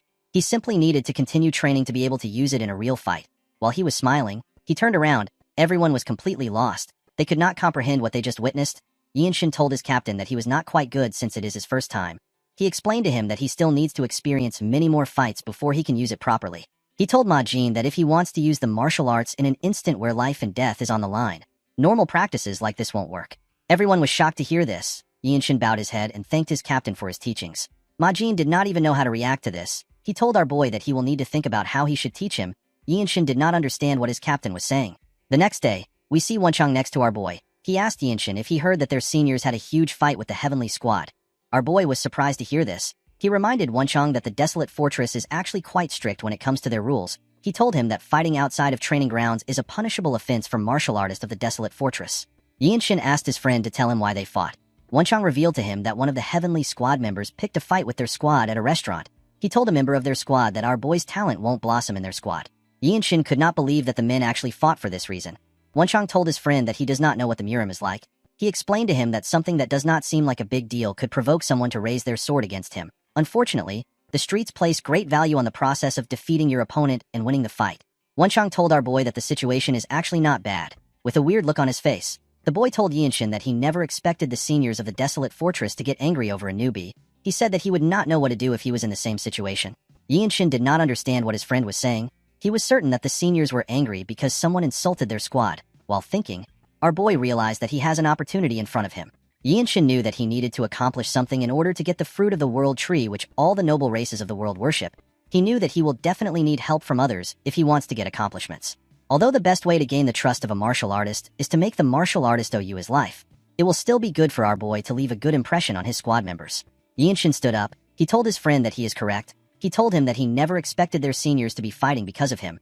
He assured his friend that he will not let this go. He told him that they need to pay their seniors a visit. Wanchong was surprised to hear this. He commended his friend on his bravery. He told our boy that he is a chivalrous person who knows the code of martial artists. Yinshin wondered if something like this was actually chivalry. The scene shifts and we see our boy and his friend arrive at the training ground. The seniors were surprised to see them. They could not believe that the newbies came to train even though there are no lessons today. They believed that the boys were hardworking. A senior wearing a blue uniform told the boys that they do not need to train so hard while they are wearing the white uniform. Another senior wearing blue said that it is actually best for the boys to train while still wearing white. The two boys walked up to the captain and greeted him. Majin asked them if they ran into any problems while training. Yinshin revealed to his captain that he wishes to have a spar. Majin asked our boy to look around and choose someone to spar with. Our boy told the man that he does not want to spar with anyone in their squad. With a serious look on his face, Yinshin told Majin that he wants to spar against the heavenly squad. Everyone including Wanchong was shocked to hear this. Upon hearing this, Majin realized that our boy has heard about what happened yesterday. The captain told Yinshin that he does not need to get worked up over it. Our boy told his captain that he wants to see the heavenly sword arts which he has admired for a long time. Majin told Yinshin that it is too late for him to say something like this. He believed that our boy was too agitated. The captain actually liked the fact that our boy got worked up because of his seniors. Yinshin bowed his head and explained to his captain that he wants to show everyone that the Radiant Demon Arts is a great martial arts. He begged Majin to give him a chance. Yinshin actually wanted to gain fighting experience with the Radiant Demon Arts. He also wanted to observe and advance martial arts and leave a good impression on his seniors. Our boy wanted to kill 3 birds with 1 stone. Majin reminded Yinshin that he did not learn the same kind of martial arts as the Heavenly Squad, and he has never fought in battle with them before. He told Yinshin that his opponent has no reason to go easy on him, even if it is a spar. With a fired-up look on his face, Yinshin assured his captain that this is exactly what he wants. Everyone was shocked to hear this. The seniors began to praise Yinshin. They told him that he has a spirit that is befitting of a martial artist of the desolate fortress. They told him that he can become the next captain of their squad if he survives this spar. Upon realizing that he could not persuade Yinshin, Majin told him that he will send a message to the Heavenly Squad. Our boy was happy to hear this. In the next scene, we are taken to the arena of the Heavenly Squad. Yinshin stood in front of his opponent who was from the Heavenly Squad. Some of the Heavenly Squad members were shocked to see that a white robe actually challenged a blue robe. A white robe told his seniors that the fight is actually supposed to be a guidance fight for the sake of learning. A blue robe asked his colleague to tell him how long Yinshin will last in the fight. The man told his friend that our boy will last for 10 bouts at best. The man believed that it was impossible for a newly joined white robe to last 10 bouts against a blue robe, while our boy and his opponent were staring at each other. The captains of their squads also stared at them. The captain of the Heavenly Squad is known as Han Chulmak. Chulmak and Majin were not happy to see each other. Chulmak pointed at Yinshin and told Majin that he will give our boy one of the Heavenly Squad's elixirs if he lasts for 10 bouts. Majin was surprised to hear this. He told the man that an elixir might be too much to bet with. Chulmak asked the captain if he is scared that he will lose. Majin asked the man to not provoke him.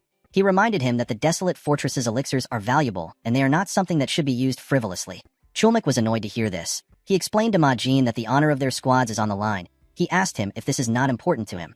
Majin let out a sigh. He decided to accept the deal. Chulmak happily sat down when he heard this. He told Majin that they need to trust their own people as leaders of the group. Majin smiled when he heard this. Yinshin's opponent moved close to him and asked him if he just joined the organization. Our boy bowed his head and introduced himself to the man. In the desolate fortress, people start as white robe warriors before advancing to a blue robe warrior. However, not everyone becomes a blue robe warrior. There are some people who take more than 10 years to become blue robe warriors. The blue robe warriors are people who won't lose to even the pinnacle martial masters who represent major sects. The man revealed to Yinshin that he has trained in the heavenly sword arts for 20 years. He told our boy that although swords are said to have no eyes, the sword of masters do have eyes. With a serious look on his face, the man told Yinshin that this does not mean anything to him. He assured our boy that he will not show him any mercy. Yinshin told the man that he has no problem with this. The man was surprised to see how calmly he spoke. He drew out his sword. He then released his energy. Everyone focused their attention on the man. Yinshin smiled when he saw this. He was curious about the kind of sword style that a blue robe of the Heavenly Squad uses. Our boy quickly removed this thought from his head. He believed that he did not need any of this unnecessary thoughts. He told himself that the sword style the man used is irrelevant. He said that he will simply use his own style of martial arts. The man covered his sword with his energy. He told our boy that he will let him have the first attack. He asked him to come at him. Yinshin activated the limit-releasing technique. He quickly rushed to attack the man. He swung his sword at him when he got close to him. The man managed to block the attack. He realized that our boy was quite fast. Yinshin raised his sword and began to attack the man fiercely. The man could only block our boy's attacks. The captain of the Heavenly Squad and his squad members could not comprehend what they were seeing.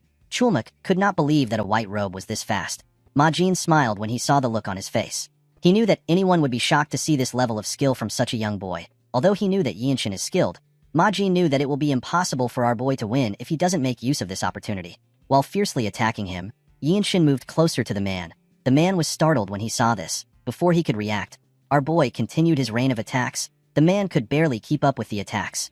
Yinshin realized that he has gotten stronger after entering the desolate fortress. His body was now on a different level. It was trained with the Jung clan's movement art and the principles of martial arts. Our boy carefully moved to the side. The more inclined the sword trajectory is, the more back muscles it uses. When taking a step forward and turning with core energy, a rotational force is created. With this rotational force and his well-trained body, Yinshin used his sword to land a heavy hit on the man from the side. Everyone was shocked to see this. Before the man could regain his stance, Yinshin moved closer to him. He used the rotational force to knock the man's weapon out of his hand. Our boy could not believe that he had learned a new move. Yinshin put his sword to the man's neck. The man realized that he had lost. Our boy took a deep breath and glared at the man. The Heavenly Squad members could not comprehend what they just saw. Chulmak was quite annoyed.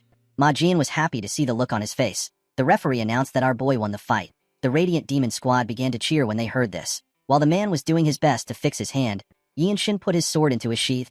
Our boy knew that he was lucky. He only won because he had an overwhelming momentum due to the fact that he took the man by surprise. Our boy was certain that the results would definitely be different if he fought the man again. Yinshin bowed his head and thanked the man for giving him the opportunity to observe such a high-level swordsmanship. The man smiled when he heard this. He turned around and went to pick up his sword. He revealed to Yinshin that he was surprised by his sword trajectory and his rotational force. He told our boy that he possesses a martial prowess that is beyond his years. He explained to Yinshin that he has an incredible talent for swords. The man now understood why our boy is called the Lightning Genius. He could not believe that Yinshin actually possessed a martial prowess that is unfathomable even though he is so young. He told our boy that he is envious that the Radiant Squad found a treasure. The other people in the arena could not still believe their eyes. Majin stretched out his hand to Chulmak. The man was annoyed to see this. Yinshin decided to name his new technique as the Energy Accumulation Discharge. While he was looking around, his captain walked up to him. With a smile on his face, Majin threw a box to our boy. When he opened the box, he was shocked to see what was inside. Majin told our boy that he is holding an elixir of the Heavenly Squad. The elixir was a small golden pill. He revealed to Yinshin that the elixir now belongs to him. The scene shifts and we see members of the Radiant Squad surround a particular building. At the entrance of the building, we see the noble race man and a woman looking around. This woman is known as the Zen Demon Sword. Her name is Beck Mirio. Mirio told the man that Yinshin is a monster. She never expected him to defeat a skilled swordsman like Gukikwan, someone who is a blue robe of the Heavenly Squad. Mirio revealed to her colleague that our boy is actually quite hardworking, humble, and polite.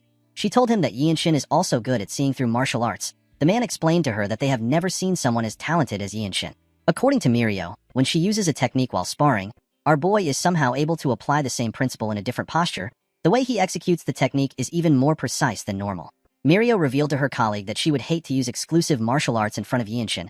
She explained to him that our boy has some sort of innate talent for reinterpreting martial arts. The man agreed with his colleague. He told her that it is as if our boy learned the martial arts a long time ago. He believed that Yinshin is a true monster. The scene shifts and we are taken inside the building. We see Yinshin on the floor and Majin next to him. The captain told our boy that he does not know the amount of energy he will be able to draw out of the elixir. People usually absorb about 60 to 70% of the elixir, but depending on the situation, it could be lesser than that. Majin explained to our boy that he will damage his energy core or blood vessels if he acts recklessly because he feels like he is absorbing less. He asked him to not be too obsessed with absorbing it. Our boy assured him that he understood.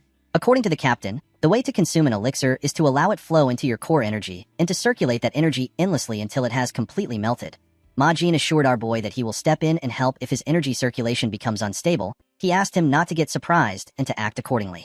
After hearing this, Yinshin put the elixir into his mouth and swallowed it. The moment he did this, he closed his eyes. Yinshin could feel his energy increasing immediately the elixir entered his body. A bright golden light shined from our boy's chest. Yinshin began to gather energy around him. The moment he did this, Mirio and her colleague turned around. They could feel his energy. They realized that our boy had started to absorb the elixir.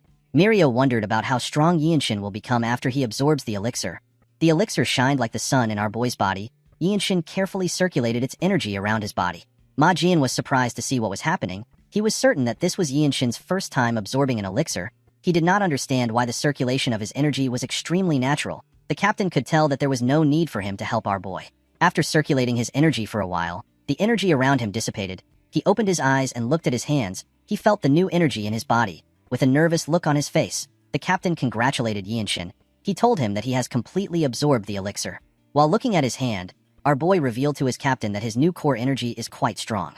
Ma Jian never expected him to completely absorb the elixir. He was more surprised by the fact that our boy did this without his help. While looking at his body, our boy sensed something. Now that Yinshin had more energy, he could detect the presences that he was not able to detect before. He realized that his seniors have surrounded the building. He wondered if they were protecting him because he is completely vulnerable while he is absorbing the elixir. Our boy turned to his captain and revealed to him that he was being protected while he absorbed the elixir. With a serious look on his face, Yinshin asked his captain to tell him why everyone is being nice to him. Ma Jian smiled when he heard this. He revealed to him that they are not taking special care of him. He assured him that this is done for everyone in the Radiant Demon Squad. He explained to Yinshin that things like this become natural once you risk your life a few times in the Jianghu. He reminded our boy that it is better for their squad if he becomes stronger. At night, we see Yinshin meditating in his room. Our boy realized that the amount of energy he had before cannot be compared to what he has now. Yinshin decided to go to the training ground. He wanted to see how much stronger his martial arts had become. While he was walking to the training ground, the Zen Sword Demon called out to him. Our boy was surprised to see the woman. Mirio asked him if he came out because he could not wait to test himself. Yinshin told her that he did. The Zen Sword Demon revealed to our boy that she realized something after seeing his fight. Yinshin was surprised to hear this. He congratulated her for learning something. The woman told him that she only learned a small move.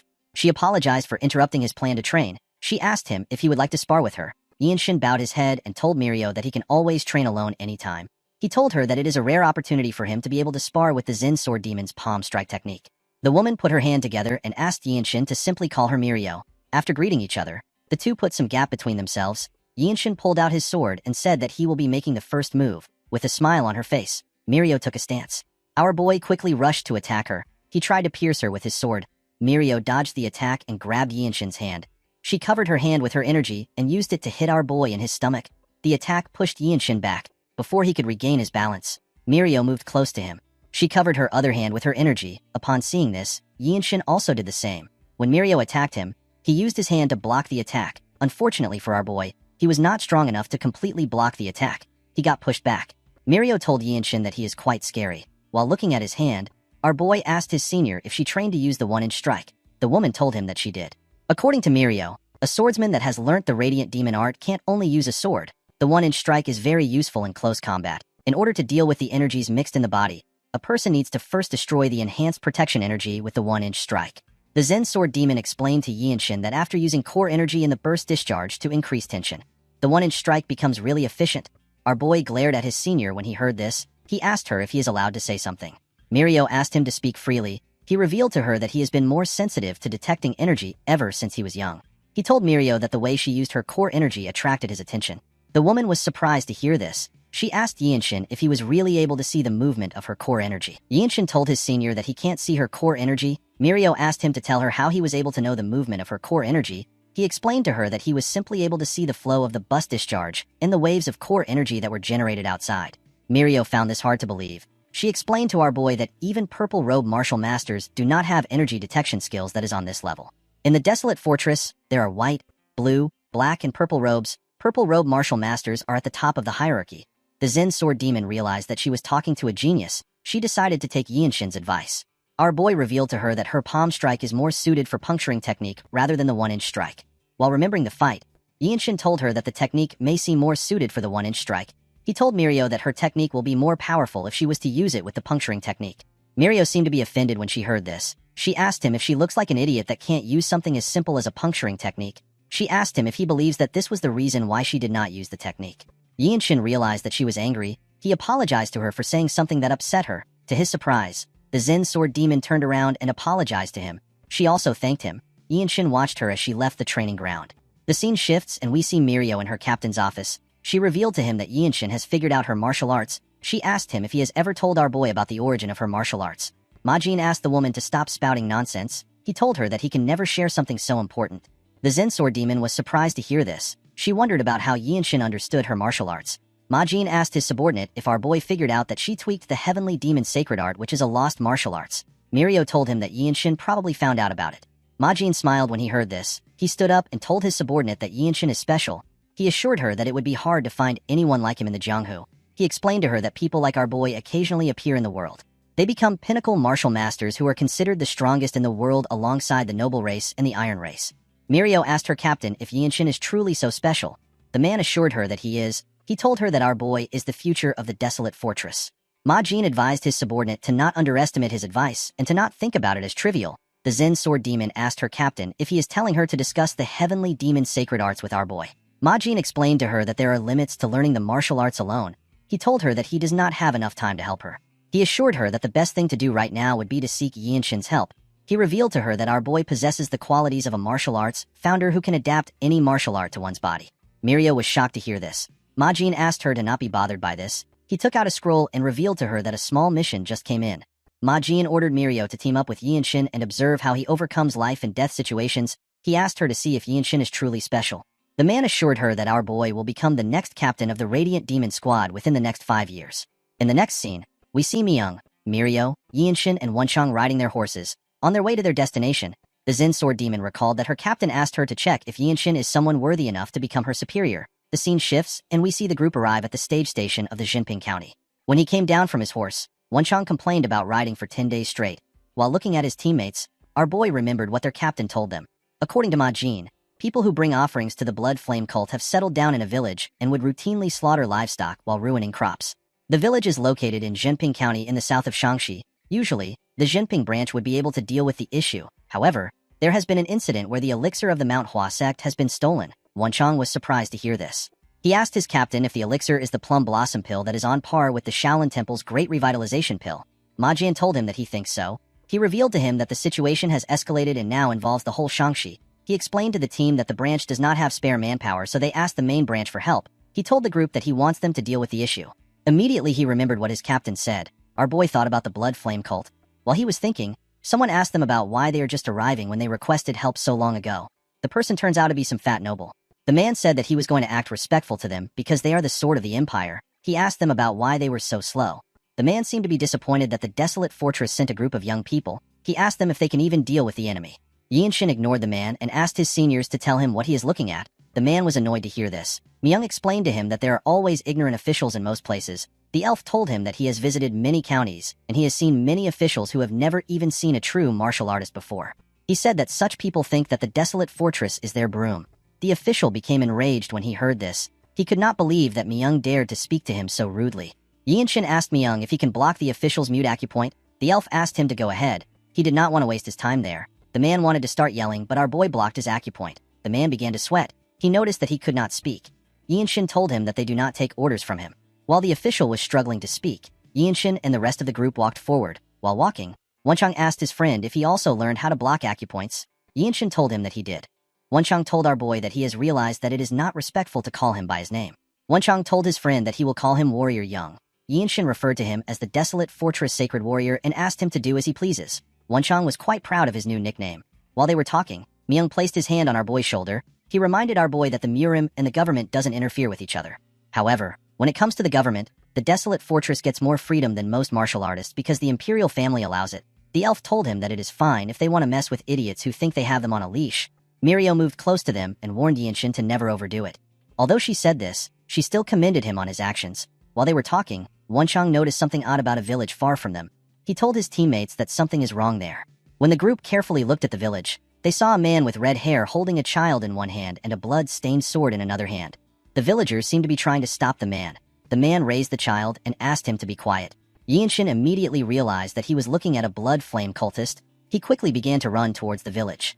Before he could get far, Myung ran past him. Our boy was surprised to see how fast his senior was. He realized that this is the mobility art of the noble race. It is known as grass flutter. Mirio and Wenchang also ran past Yinshin. He was annoyed to see this. He wasn't able to train much in mobility arts. The lack of a proper mobility arts experience from the young manor is giving him a huge disadvantage. With a smile on his face, the cultist used his sword to cut one of the villagers. The man fell to the ground. Another villager quickly rushed to check on him.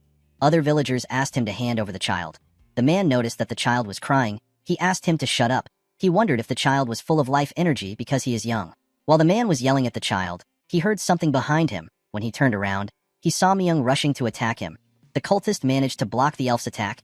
He quickly took a defensive position. The moment he took a stance, he noticed that the child was no longer with him.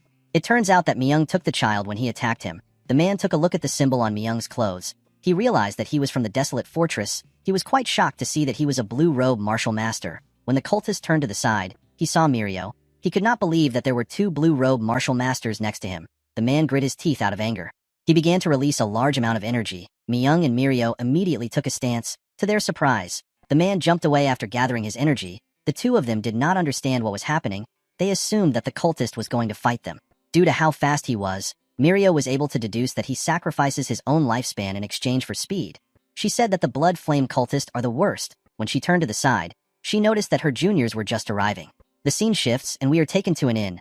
Mirio told Wonchang that his overall martial arts is alright for a white robe, but his stamina is lacking. She asked him to train to improve his stamina from now on. He bowed his head and said that he will do his best. The woman turned to Yinshin and told him that his basics are surprisingly well trained. She said that it is rare to find someone like him even amongst the 9 great sects and the 8 great clans. She revealed to him that she was able to notice this when she saw him running without any techniques. The Zen Sword Demon told our boy that there is probably no one in the Radiant Demon Squad that holds a candle to him when it comes to physical abilities. She pointed at Myung and said that someone like him could never be his match in terms of physical abilities. Myung laughed when he heard this. He told Yinshin that it is actually true. He asked him not to be disappointed about not knowing any mobility arts. He took a look at our boy. He noticed that he was a bit sad. The elf stood up and asked him if he wants to learn mobility arts from him. Yinshin was shocked to hear this. He asked him if he is certain. Myung explained to our boy that he cannot teach him the martial arts of his household, even if he wants to teach him mobility arts. He told him that this mobility arts is how the noble race moves. According to Myung, people are not able to use it even if they know how it works. The elf told our boy that he thinks he might have a shot at it. Yinshin could not believe that he can learn how the noble race moves. Myung asked him not to be too happy. He revealed to him that no one in the Radiant Demon Squad was able to learn it. With a nervous look on her face, the Zen Sword Demon told her juniors that Myung has actually taught those in the squad who wanted to learn. However, no one successfully learned it. Myung gathered energy at the tip of his feet. With a smile on his face, the elf explained to him that this mobility art does not rely on anything physical. Yinshin was surprised to see how his senior gathered energy at the tip of his feet. He was certain that there were no sudden movements in his core energy. Myung revealed to him that this is simply how the noble race walks and runs. The elf began to walk on a tree. Yinshin noticed that his footsteps were quite light and he couldn't sense his presence. Our boy could tell that his senior was not using core energy. Instead, it was something similar to core energy that was supporting his body. After looking around, Myung carefully jumped down from the tree. Even when he was coming down, he looked like a leaf falling from a tree. With a smile on his face, Myung asked his junior if he understood the technique. Our boy explained to him that he is thinking of what he can do to use core energy to create wind. He told him that he does not have authority like the noble races. Myung was shocked to hear this. He asked Yinshin if he was able to tell that it is the energy of nature just by watching it once. Our boy asked his senior if this wasn't the reason he showed him the technique. The others did not even know how they were supposed to react to this. Yinshin thanked his senior for providing him with some good ideas. Our boy began to think of ways to recreate this mobility art. Mirio and Myung were shocked to see this. Wonchang realized that this was going to take a lot of time. He turned around and said that he will get them a place to stay. Later in the night, we see Yinshin meditating. He was thinking about the energy of nature. After thinking for a while, Yinshin released some energy. Outside the inn, we see Myung sleeping on a sleeping bag which he attached to the tree. While sleeping, the elf hears someone open the door. When he looked down, he saw our boy. He stepped out and stood in the middle of the place. He looked down and gathered energy at the tip of his feet. Myung was shocked to see our boy using the mobility art of the noble race. In the next scene, we see Wonchang training outside. He seemed to be sad. He could not believe that Yinshin had only been there for a month, and he had already learnt the noble race's mobility art. Myung explained to him that our boy has the qualities of a martial arts founder. He revealed to him that even their captain could not learn the mobility art. He eventually chose to focus on his own mobility art. Mirio remembered what her captain said to her when she heard this. She remembered that Ma Jin asked her to see if Yinshin is qualified to be her superior. While she was thinking, Wonchang asked her if it is alright for them to send our boy out alone. Mirio reminded him that the cultists are people who got scared and hid for a month. She told him that it is simply a reconnaissance mission. She believed that Yinshin is enough for the mission. The scene shifts and we are taken to the mountains. We see Yinshin running with his mobility art. He noticed that his body was much lighter. The proportion of speed and the amount of effort he is using cannot be compared to what it was previously. His body felt amazing. While searching the mountains, our boy finds a cabin. After discovering the hideout of the cultists, Yinshin decided to return back to the inn in order to inform the others. Before he could leave, he saw something horrifying. He saw a cultist drinking a child's blood. The man was sucking the boy's blood through his neck. Our boy became extremely mad when he saw this. He watched the man sink his teeth into the child's skin. While he was drinking the boy's blood, the cultist noticed something odd. He saw someone standing in front of him. The person turns out to be our boy. The man placed the child down and grabbed his sword. He asked Yinshin for his identity. He quickly realized that our boy was from the desolate fortress because of his outfit. He smiled when he realized this. He grabbed his sword hilt and asked our boy if he is alone. Yinshin did not respond to him. The man assumed that he was correct. He called our boy a fool. He could not believe that he came alone even though he is a white robe.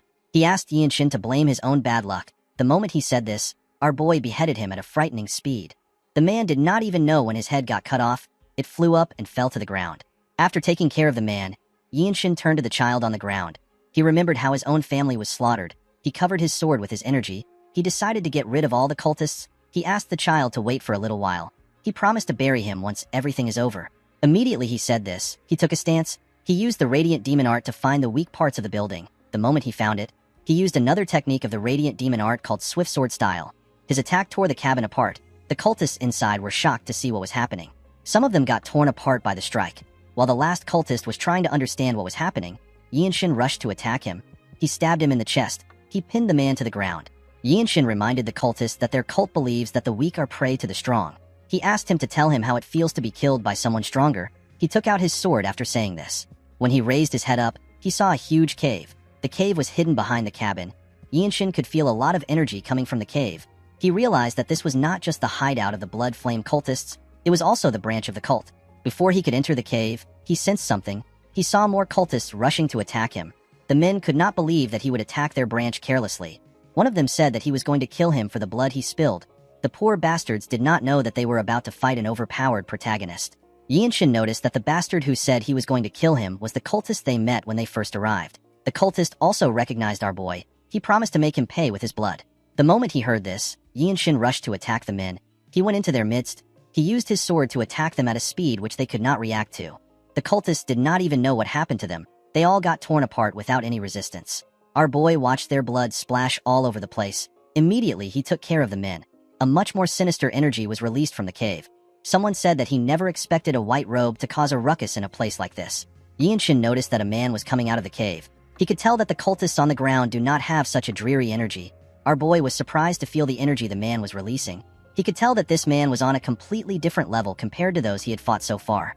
This man was quite huge, and he had blood-red eyes. Yinshin had heard that when a part of a person's body returns to what it used to be, it means that the person has reached the level of being able to refine their core energy. Our boy realized that this is the strongest person that is in charge of this place. He is the branch leader. People like him are called Blood Master Swordsmen in the Blood Flame cult. The cultist took out his blade. With a creepy smile on his face, he told Yinshin that he will use his pain to strengthen his blood. Our boy became nervous when he heard this. Blood Master Swordsman is the title given to the Blood Flame cult's branch leaders, to the normal person or to their subordinates. These people are almost like death gods, and there aren't many martial masters who possess the prowess to kill them. Yinshin and the man glared at each other. Our boy covered his sword with his energy. He decided to go all out before the man gets close. Our boy realized that he was able to win in the past because he launched a barrage of attacks before his opponent could respond. He quickly took a stance. The man smiled when he saw this. He told him that the title of the desolate fortress has made him too arrogant. Immediately he did this. Yinshin activated the limit-releasing technique. He swung his sword at an incredible speed. The man managed to dodge the attack. He was surprised to see how fast it was. He quickly stepped back. Our boy quickly charged at him. He began to attack him fiercely when he got close to him. The cultist managed to block the attacks. However, it was too fast for him. Our boy was pushing him back. He smiled when he saw how fast Yinshin was. He told him that he is not bad. Our boy could not believe that the man said that he is not bad. He remembered the dead bodies of his family members. He remembered how he felt that day. He grit his teeth out of anger. He reminded himself that he is no longer his old self. He made his attacks much heavier. The man was surprised to feel the weight of his sword. While he was struggling to block it, Yinshin reached out to him and grabbed his hand. He held the hand that the man used to hold his sword. He used his energy to twist the man's entire arm. The cultist screamed out in pain. He became more enraged. He gathered his energy in his other hand and rushed to attack Yinshin. He called him a bastard. Before his hand could touch him, our boy used his sword to cut it off. The man screamed out in pain. While he was screaming, Yinshin decided to use the opportunity. He stabbed him in his chest. The cultist spat out some blood. Yinshin twisted his sword and messed up his inside. The man could not believe that he lost to a mere white robe. With a look of anger on his face, Boy told him that he must have only inflicted pain on others. he told him that he must have never received it before. The moment he said this, he took out his sword. The cultist fell to the ground and released some dreary energy. While breathing heavily, Yinshin looked around. He saw a large hole next to him. He put his sword away and moved close to the hole. He found the bodies of the villagers in this hole. These bodies had been drained of their blood. Yinshin felt sentimental when he looked at their faces. He prayed that they would all go to paradise. At night, we see Yinshin return to the inn. Everyone was shocked to see him. He was covered in blood and he was carrying a child on his back. The group stood up when they saw him. Our boy handed the child to Wenchang. The boy was surprised to see that the child was not dead yet. Mirio could tell that her junior fought. She asked him if he is all right. Yinshin realized that she was confused because of the blood. He assured her that he is fine. He revealed to her that the blood doesn't belong to him. He told her that he discovered the blood flame cult branch. Mirio was glad to hear that he is safe. The moment she thought of this, she realized that our boy said that he found the cultist's branch. She and the other members asked him if he is serious. Yinshin revealed to them that they were 8 red-haired cultists. The blood flame cultist that caused trouble in the county was there. He was with a strong cultist that had red and black hair. Mirio and Myung were shocked to hear this. The Zen sword demon told him that the cultist with red and black hair is a blood master swordsman. She realized that our boy truly found the branch of the cult. She could not believe that there was a branch of the blood flame cult that has planted its roots there and is feeding off the people in the county. Myung picked up his sword. He explained to them that the blood flame cult is a target of the desolate fortress that needs to be destroyed. He told his teammates that they will need to raid the branch. The elf commended Yinshin on his accomplishments. He asked him to get some rest. Mirio tapped his shoulder and told him that she will follow Myung to clean up the branch. Our boy explained to them that they do not need to go anywhere. He told them that they simply need to get the government troops to do the rest. He said that the troops need to help the victims. Mirio and Myung were surprised to hear this. Wenchang could not understand why they would need the government troops. Mirio turned around and asked Yinshin if he defeated all the cultists and the blood master swordsman. Our boy told them that he killed them all. The group could not believe what they were hearing. Myung asked him if he really destroyed a branch of the blood flame cult on his own. Yinshin told him that the mobility art he taught him really helped a lot. The seniors did not know how to react to this. The Zen sword demon revealed to him that the blood master swordsmen have strange regeneration abilities. She asked him if the fight was dangerous. Yinshin was surprised to hear about regeneration abilities. He did not experience anything like that. According to Mirio, there were some martial artists who drove them to the brink of death. However, they got stabbed in the back and died because they did not know about the blood master swordsman ability to regenerate. Yinshin picked up something and placed it on the table. The thing turns out to be the head of the blood master swordsman. Everyone was shocked to see the head. Our boy realized that things would have been bad if he did not cut off the cultist's head. With a smile on his face, Myung said that the fight is over even if the cultist has regenerative abilities. In the next scene, we are taken to the desolate fortress. We see Myung and Mirio reporting about the mission to their captain. Ma Jin never expected that a blood master swordsman would be involved in such a simple mission. He realized that the mission was not completely bad because it allowed them to see what the white robes are capable of. He asked the two to tell him how Yinshin behaved when he was faced with a life and death situation. Although she was not there, the Zen sword demon did not believe that our boy was in a life and death situation. Myung asked his captain about what he means. Ma Jin explained to them that the place must have been a branch of the blood flame cult if a blood master swordsman was there. He told them that the branch must have been a dangerous place for the white robes. He asked the two of them if they destroyed the branch in order to protect their juniors. Mirio revealed to her captain that they did not actually see anything by themselves. She explained to him that Yinshin went on a reconnaissance mission alone and annihilated the entire branch on his own. Ma Jin was shocked to hear this. With a nervous look on his face, he asked her if Yinshin went to the branch alone and killed all the blood flame cult members including the blood master swordsman. Myung told him that he did. Ma Jin became more nervous. This result was much different from what he expected. The scene shifts and we are taken to our boy's room. We see him looking at the city from his window. Wenchang was happy to be back inside his room. He never knew that he had grown attached to the place. He turned to Yinshin and asked him if he noticed that the atmosphere was a little electric when they returned. Our boy realized that he was right. He told his friend that the people were having a festival. Wenchang told him that he is wrong. He revealed to him that the city is a little rowdy because the former Divine Sword Squad captain has returned. He said that the man has returned to fight for the position of Elder Council Leader. Yinshin was surprised to hear this. According to Wenchang, the former Divine Sword Squad captain brought a boy back with him. The boy is said to be the adopted son of the famed Desolate Ma clan. He is rumored to be extremely talented. Our boy clenched his fist out of anger when he heard this. He remembered that the Desolate Ma clan is his mother's clan. The clan never came to Xingye County before. Not even when his mother got married. Even after she gave birth to him, they did not reach out once. Yinshin smiled when he thought of this. He realized that this kind of story is something a person would hear in the villages. It was as if the clan cut off all ties with their daughter who married into a household that would make them seem like they were of a lower class. The next day, we see Yinshin in his captain's office. He asked the man if he called for him. Ma Jin stared at our boy. He noticed that his energy was different. He found it amazing that his energy had changed again. He could tell that Yianshin did not annihilate an entire branch of the Blood Flame cult by luck. Our boy did not understand why his captain was just staring at him. Ma Jin stood up. He revealed to him that the fortress master wants to see the two of them. Our boy was surprised to hear that she wanted to see him. He quickly followed his captain. He asked him if there has been any instances where she would ask to meet white robe warriors after their enlistment meeting. Ma Jin told him that it has never happened before. Yianshin did not know how to react to this. When they stepped outside, we see several blue robe warriors greeting Ma Jin. The blue robes noticed that the lightning genius was with Ma Jin. They had heard about how he killed a blood master swordsman. They could not believe that such a young boy would be so skilled. As they walked forward, Ma Jin told Yianshin that it is natural for others to be paying attention to him. He explained to him that he is now considered a martial master in the desolate fortress because he is able to destroy a blood flame cult branch by himself. Our boy accepted his captain's explanation. Although the blue robes were impressed with his achievement, Yianshin did not think much of it. His concept of time was much different from theirs. He does not have the luxury of time. If he wants to live, he must become as strong as a divine sword captain before he turns 20. He needs to advance from white to blue and surpass black robes like his captain to become someone capable of leading 17 squads like the Radiant Demon Squad as a purple robe divine squad sword captain. The scene shifts and we see Yianshin and Ma Jin arrive at the door of the fortress master before his captain knocked on the door. Our boy hears the fortress master tell someone that she heard he has a grandchild. The person said that the blood of a lowly place cannot flow far. Ma Jin knocked the door when he heard this. The person said that he will be glad if his grandchild doesn't bring shame to the Ma clan. Yianshin was surprised to hear this. The person said that the child next to him is his successor. Although the boy was not from the main family, he was still exceptionally talented. Immediately the man said this. Yianshin and his captain stepped in. They saw the fortress master, an old man and a young boy. Yianshin noticed that the fortress master was staring at him. Ma Jin put his hand together. Our boy was surprised to see this. He remembered that he was supposed to greet the fortress master. He quickly joined his captain in greeting the fortress master. Our boy realized that this man was the former Divine Sword Squad captain. He is a purple robe martial master that is stronger than Ma Jin. The old man turned to him and asked him if he is the lightning genius from the Radiant Demon Squad. He introduced himself as Ma Yanjiak.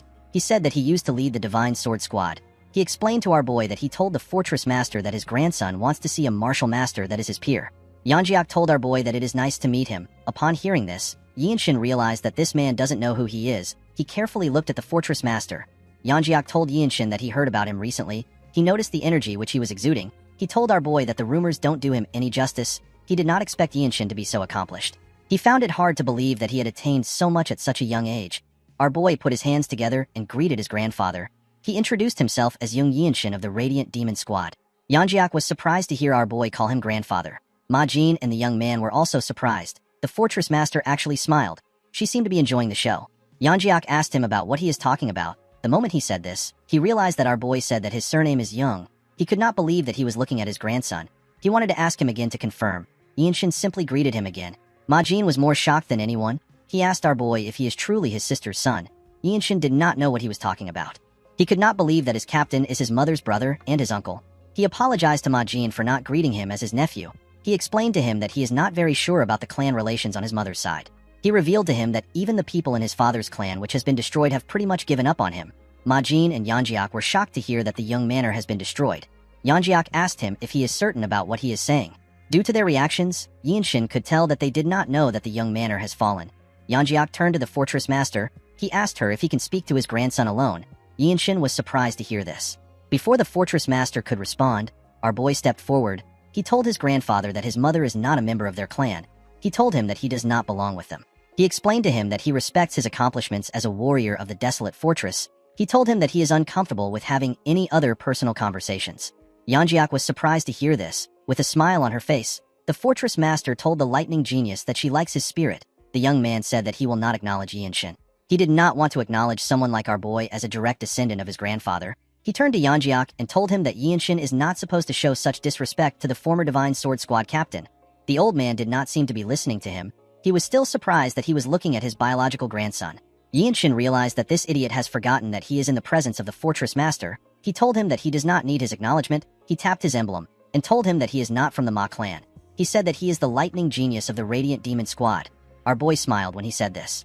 The idiot was annoyed to hear what he said. He turned to Yanjiak and asked him to allow him to have a duel with Yianshin. He said that he will prove that our boy is not worthy of being his blood relative. With a cold gaze in his eyes, Yianshin told him that he has no reason to agree to a duel. He explained to him that if he requests a duel for learning, he will accede to it.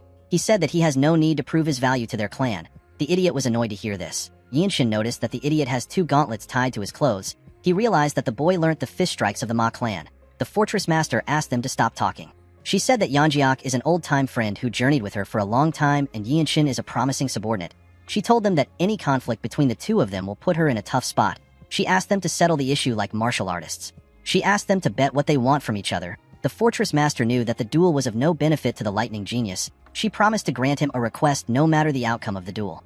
Our boy was surprised to hear this. He asked her if she will even grant him the item he wants. She told him that it is not possible for now. She explained to him that even his grandfather cannot get the item because he has already received a different reward for his contribution as the Divine Sword Squad captain. She revealed to Yinshin that she can actually teach him one of her vital energy techniques. Everyone was shocked to hear this. They could not believe that our boy has the chance to learn martial arts from someone known as the strongest in the world. The young man was also happy to hear this. He also wanted to learn the martial arts of the fortress master. Yinshin realized that this boy was going to learn martial arts from the fortress master instead of following Yeonjiak's will if he wins. He could not believe that his mother's clan would take in this selfish person as a successor. He decided to accept the duel. The scene shifts and we see everyone at a training ground. The fortress master told the boys that they have the whole place to themselves. She asked them to do whatever they want. Yinshin noticed that the boy wore his gauntlets. He smiled as he cracked his knuckles. Our boy ignored him and turned to the side. He saw his grandfather and his uncle. He told himself that the Radiant Demon Squad is good enough for him right now. He said that he does not need the Ma clan. He took a stance and stretched out his hand. He asked the boy to bring it on. The boy was annoyed to hear this. He called Yinshin a bastard. He quickly rushed to attack him. Our boy managed to block his attack by gently moving his hand. The boy's punch created a lot of pressure when he passed him. He turned around and smiled at Yinshin. Due to the fact that the boy had more energy than him, our boy was able to deduce that he has consumed a lot of elixir. With a smile on his face, the boy clenched his fist and gathered his energy. Yinshin quickly activated the limit-releasing technique. The young man began to attack him more aggressively.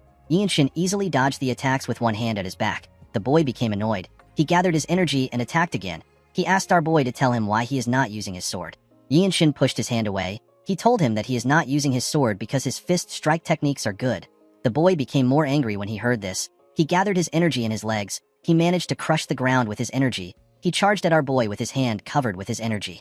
Yinshin was not surprised to see the boy close to him. He used his hand to block the attack. The attack only pushed him back slightly. He gently landed on the ground. The young man was shocked to see that his attack did not connect. Yeonjiak was also shocked to see how skilled his grandson was. Ma Jin was not surprised at all. The fortress master smiled when she saw how the fight was going. Yinshin smiled when he landed. He told the boy that he has thought of a strong fist strike technique. He took a stance and said that the fight will come to an end by the count of 10. The boy was annoyed to hear this. Yeonjiak understood that his grandson was talented, but he did not expect him to try to end the fight in 10 moves. Ma Jin explained to his father that he has misunderstood our boy. He told him that Yinshin means that he will create a new martial arts in 10 seconds. Yinshin noticed something odd about the boy. He gathered more energy. He told him that he will do his best in those 10 moves. The boy took a different stance. He said that the technique is known as the fusion fist strike. Yinshin was relieved to see this. Instead of getting riled up by what he said, the boy actually calmed himself. From the waves of the core energy he was feeling, our boy could tell that his grandfather, who is respected by the world, did not teach the young man in a slidshod manner. Yinshin asked the boy to use whatever strike he wants. He told him that he is also allowed to use a palm strike if he wishes. He asked him to simply do his best. He told him that he will be able to show him plenty things regardless of the strike he uses. The boy became angrier. He charged at Yinshin. The moment our boy saw his fist coming closer, he clenched his own fist. He and the boy attacked each other with their fists. Yinshin used a technique known as the energy accumulation discharge. His fist pushed the boy back. The young man was shocked to feel Yinshin's strength. Our boy did not stop. He charged at the boy. Ma Jin noticed something odd about Yinshin. He noticed that our boy accumulated more energy after the first attack. He was expected to have lost a little since he discharged his energy. When Yinshin got close to the boy, he attacked him with his hand, which was covered in his energy. The attack was known as the accumulated energy second strike. The young man put his hand together to block the attack. Unfortunately for him, Yinshin's fist broke through his defense. Ma Jin realized that our boy got an inspiration for this attack from the fusion fist strike. The young man could not believe that he was pushed back. He could not believe that Yinshin was actually getting stronger. He grit his teeth out of anger. He turned to his master to see the look on his face. Yeonjiak was not impressed or disappointed. The young man gathered more energy in his fist. Yinshin told him that he is doing well. He asked him to show him more. He told him that he can do anything he wants. The boy was annoyed to see that our boy was treating the duel as a lesson. He told him that he is too arrogant. He charged at him with a palm technique that was quite fast. Yinshin used the accumulated energy third strike. The attack pushed the boy's palm away. Before he could fall to the ground, Yinshin grabbed his clothes. The boy was shocked to see this. Our boy gathered his energy in his palm. He found palm strikes to be interesting. The young man could not believe that Yinshin was about to use a palm strike. Our boy pulled him closer and used the accumulated energy fourth strike. The attack sent the young man flying. Majin and his father were surprised to see that our boy used a palm strike. The fortress master gently smiled. The boy fell to his knees and touched his chest. He coughed out in pain. Yinshin simply glared at him with a cold gaze in his eyes. The young man became scared when he understood how powerful our boy is. Majin and Yanjiak realized that our boy created a fist art that gets stronger the longer the fight lasts. They could not believe that Yinshin actually created a martial art like this in such a short time. Our boy gently circulated his energy around his body. He looked at his hands. He did not expect to create a martial art that can be called a famed ultimate technique. The fortress master told him that the fight was really good. She did not think that she would witness someone creating a martial art. Yinshin said that he is embarrassed. He asked her if he did not waste her time. The fortress master told him that he is being too humble. She asked him if he has decided on a name for his new technique. Yinshin revealed to her that the new martial art will be called the Infinite Blossom Fist Strike. The fortress master smiled when she heard the name. She realized that our boy was trying to say that the martial arts is a fist strike that blooms endlessly. She told him that it is a perfect name. Majin congratulated his subordinate on his achievement. He told him that he created an incredible martial art. Yinshin looked at his hands and said that he only managed to work out the framework. He said that he is still not satisfied with the moves in it. He revealed to his captain that when he uses palm strikes, he is completely relying on the radiant demon arts. Majin smiled when he heard this. He assured Yinshin that there won't be many white robes who can handle his new technique. He told him that he always tries to not be surprised. However, he is always shocked when it comes to him because he is growing stronger at such a rapid pace. Yinshin was aware of the time he had left to live. He told his captain that he is not growing at the best pace. Yanjiak moved closer to our boy. He asked him to tell him what he needs to do to gain his forgiveness. Majin and the adopted grandson were shocked to hear this. Purple-robed martial masters of the desolate fortress are extremely powerful. They are said to be gods who can take away the life of anyone their energy can detect. Yinshin could not believe that someone this powerful was lowering himself to him. He glared at his grandfather. He told him that he is uncomfortable with what he said. He explained to Yanjiak that they cannot turn back time. He said that members of his mother's clan are no different from strangers to him. He told him that he is now part of the Radiant Demon Squad family. Yanjiak told his grandson that they can start building a relationship now. Our boy told him that he does not have enough time to build up his martial art. The old man was surprised to hear his grandson's excuse. Yinshin explained to him that he won against his adopted grandson in the duel that he requested on impulse. He asked Yanjiak to respect this as a martial artist. The fortress master interrupted them. She told Yanjiak that it is time to give Yinshin his reward since he won. She told our boy that she will teach him a martial arts of his choice anytime he is ready. She told him that he is allowed to make one request from the Ma clan. Yinshin told the fortress master that he will inform the Ma clan about his request through his captain. Majin was shocked to hear this. He could not believe our boy wanted to use him as a messenger. On their way back to the office, Majin called out to Yinshin. He revealed to him that he has a mission that will be of help to him. Yinshin wondered about what his captain was talking about. The scene shifts and we are taken to Xian. We see several people walking on the street. Majin and his squad members were also on the street. Oddly enough, they all wore normal clothes instead of their uniform. Wonchong, Miyang, and Mirio were the ones in the team. While walking with his teammates, Yinshin thinks about what his captain told him. The scene shifts and we are taken to the past. Majin mentioned something about the plum blossom pill. According to him, the pill is an elixir of the Manhwa sect that's considered a treasure in the Murim. The Manhwa sect has lost this pill, so numerous sects and martial artists have started looking for this pill. Yinshin asked his captain if they are all scrambling for the elixir. Majin said that they are. He revealed to our boy that they will be accompanying the Manhwa sect to search for the elixir. He said that they actually have an important reason for searching for the elixir with them. He told Yinshin that they are doing it to reduce the number of casualties during the search. Our boy realized that he will be able to use his sword and experience a real fight in this big conflict. Majin told him that he is correct. He assured him that the mission is going to be helpful to him. He explained to our boy that it will be a good opportunity for him to face off against all sorts of famed martial artists. He told him that the amount of things he would learn and grow by fighting will be incomparable to when he trains alone. The scene shifts and we are taken back to the present. Wonchong said that he feels bad. He could not believe that they can't wear their uniform because they cannot reveal that the desolate fortress is helping the Manhwa sect. Majin smiled when he saw the look on the man's face. When they arrived at the entrance of the building, a man and his group stepped out. The men seemed to be leaving. The man seemed to recognize Majin. He realized that this were the martial masters from the desolate fortress. He told them that they had been waiting for them. Wonchong and Yinshin noticed the plum blossom emblem on the man's clothes. They realized that they were looking at the Manhwa sect members. The man greeted Majin. The captain put his hand together and greeted the man known as Sage Cheonju. Yinshin had heard of this man. Sage Cheonju is the leader of the Plum Blossom Swordsmen and one of the top martial masters. In order to match his status, a black robe like Majin had to be involved in the mission. Just by looking at him, Yinshin was getting the same feeling he had when he first met his captain. Cheonju greeted the Zen Sword Demon. He referred to Myung as the Azuri demonic swordsman. He told Ma Jin that he already knows who they are. He said that there is no need for introduction since they already fought together before. Yinshin was surprised to hear that Myung is known as the demonic swordsman. While he was looking at his senior, he saw a member of the Plum Blossom swordsman yawning. He looked like he was bored. Cheonju walked up to Yinshin and took a look at him. He said that he now understands the kind of mindset the Desolate Fortress has towards this issue. He told Ma Jin that he never expected him to bring his disciple. Yinshin realized that the man assumed he was Ma Jin's disciple because he was not wearing his uniform. Before Ma Jin could explain, Cheonju raised his sword and interrupted him. He told him that our boy is extraordinary. He asked Ma Jin if he is open to a friendly duel with the disciple of their sect leader. He assured him that it will be fun. The captain smiled when he heard this. He knew that Cheonju was trying to show them that the Manhwa sect is above them. Since they will be traveling as a party, it would be awkward for the key members to fight each other. This is why they want to use the future generations of their respective groups to determine the hierarchy. Ma Jin turned to Yinshin to see if he will accept the duel. Our boy simply shrugged his shoulders. He was basically telling his captain to do whatever he wants. Ma Jin smiled when he saw this. The Plum Blossom swordsman who seemed bored told his teammates that they are making him do extra work. He said that he will only need 5 moves to win. Cheonju was annoyed to see how arrogant he was. He told him that he will be able to learn something here. He advised him to do his best. The young man smiled when he heard this. He said that he does not know what he can learn here. He had heard that the Radiant Demon Arts is based on senses. Yinshin stepped out to represent his group. He wondered about how deep the martial arts of the Manhwa sect will be. He reminded the boy that he said that he will only need 5 moves. The young man smiled when he heard this. He asked Yinshin if this sentence offended him. He apologized to him. He told him that he was not trying to underestimate him. He said that he had a really tough training today, so he unknowingly voiced out what he was thinking. He introduced himself as Yu Hyun. Wonchong was surprised to hear his name. He could not believe that he was looking at the Manhwa sect sword dragon. He heard that Hyun was the best disciple of the sect leader. Mirio revealed to him that Hyun is known as the future of the Manhwa sect. There are rumors saying that he has already started learning the Violet Dawn sacred art. Wonchong could not believe that Yinshin was supposed to win someone this powerful.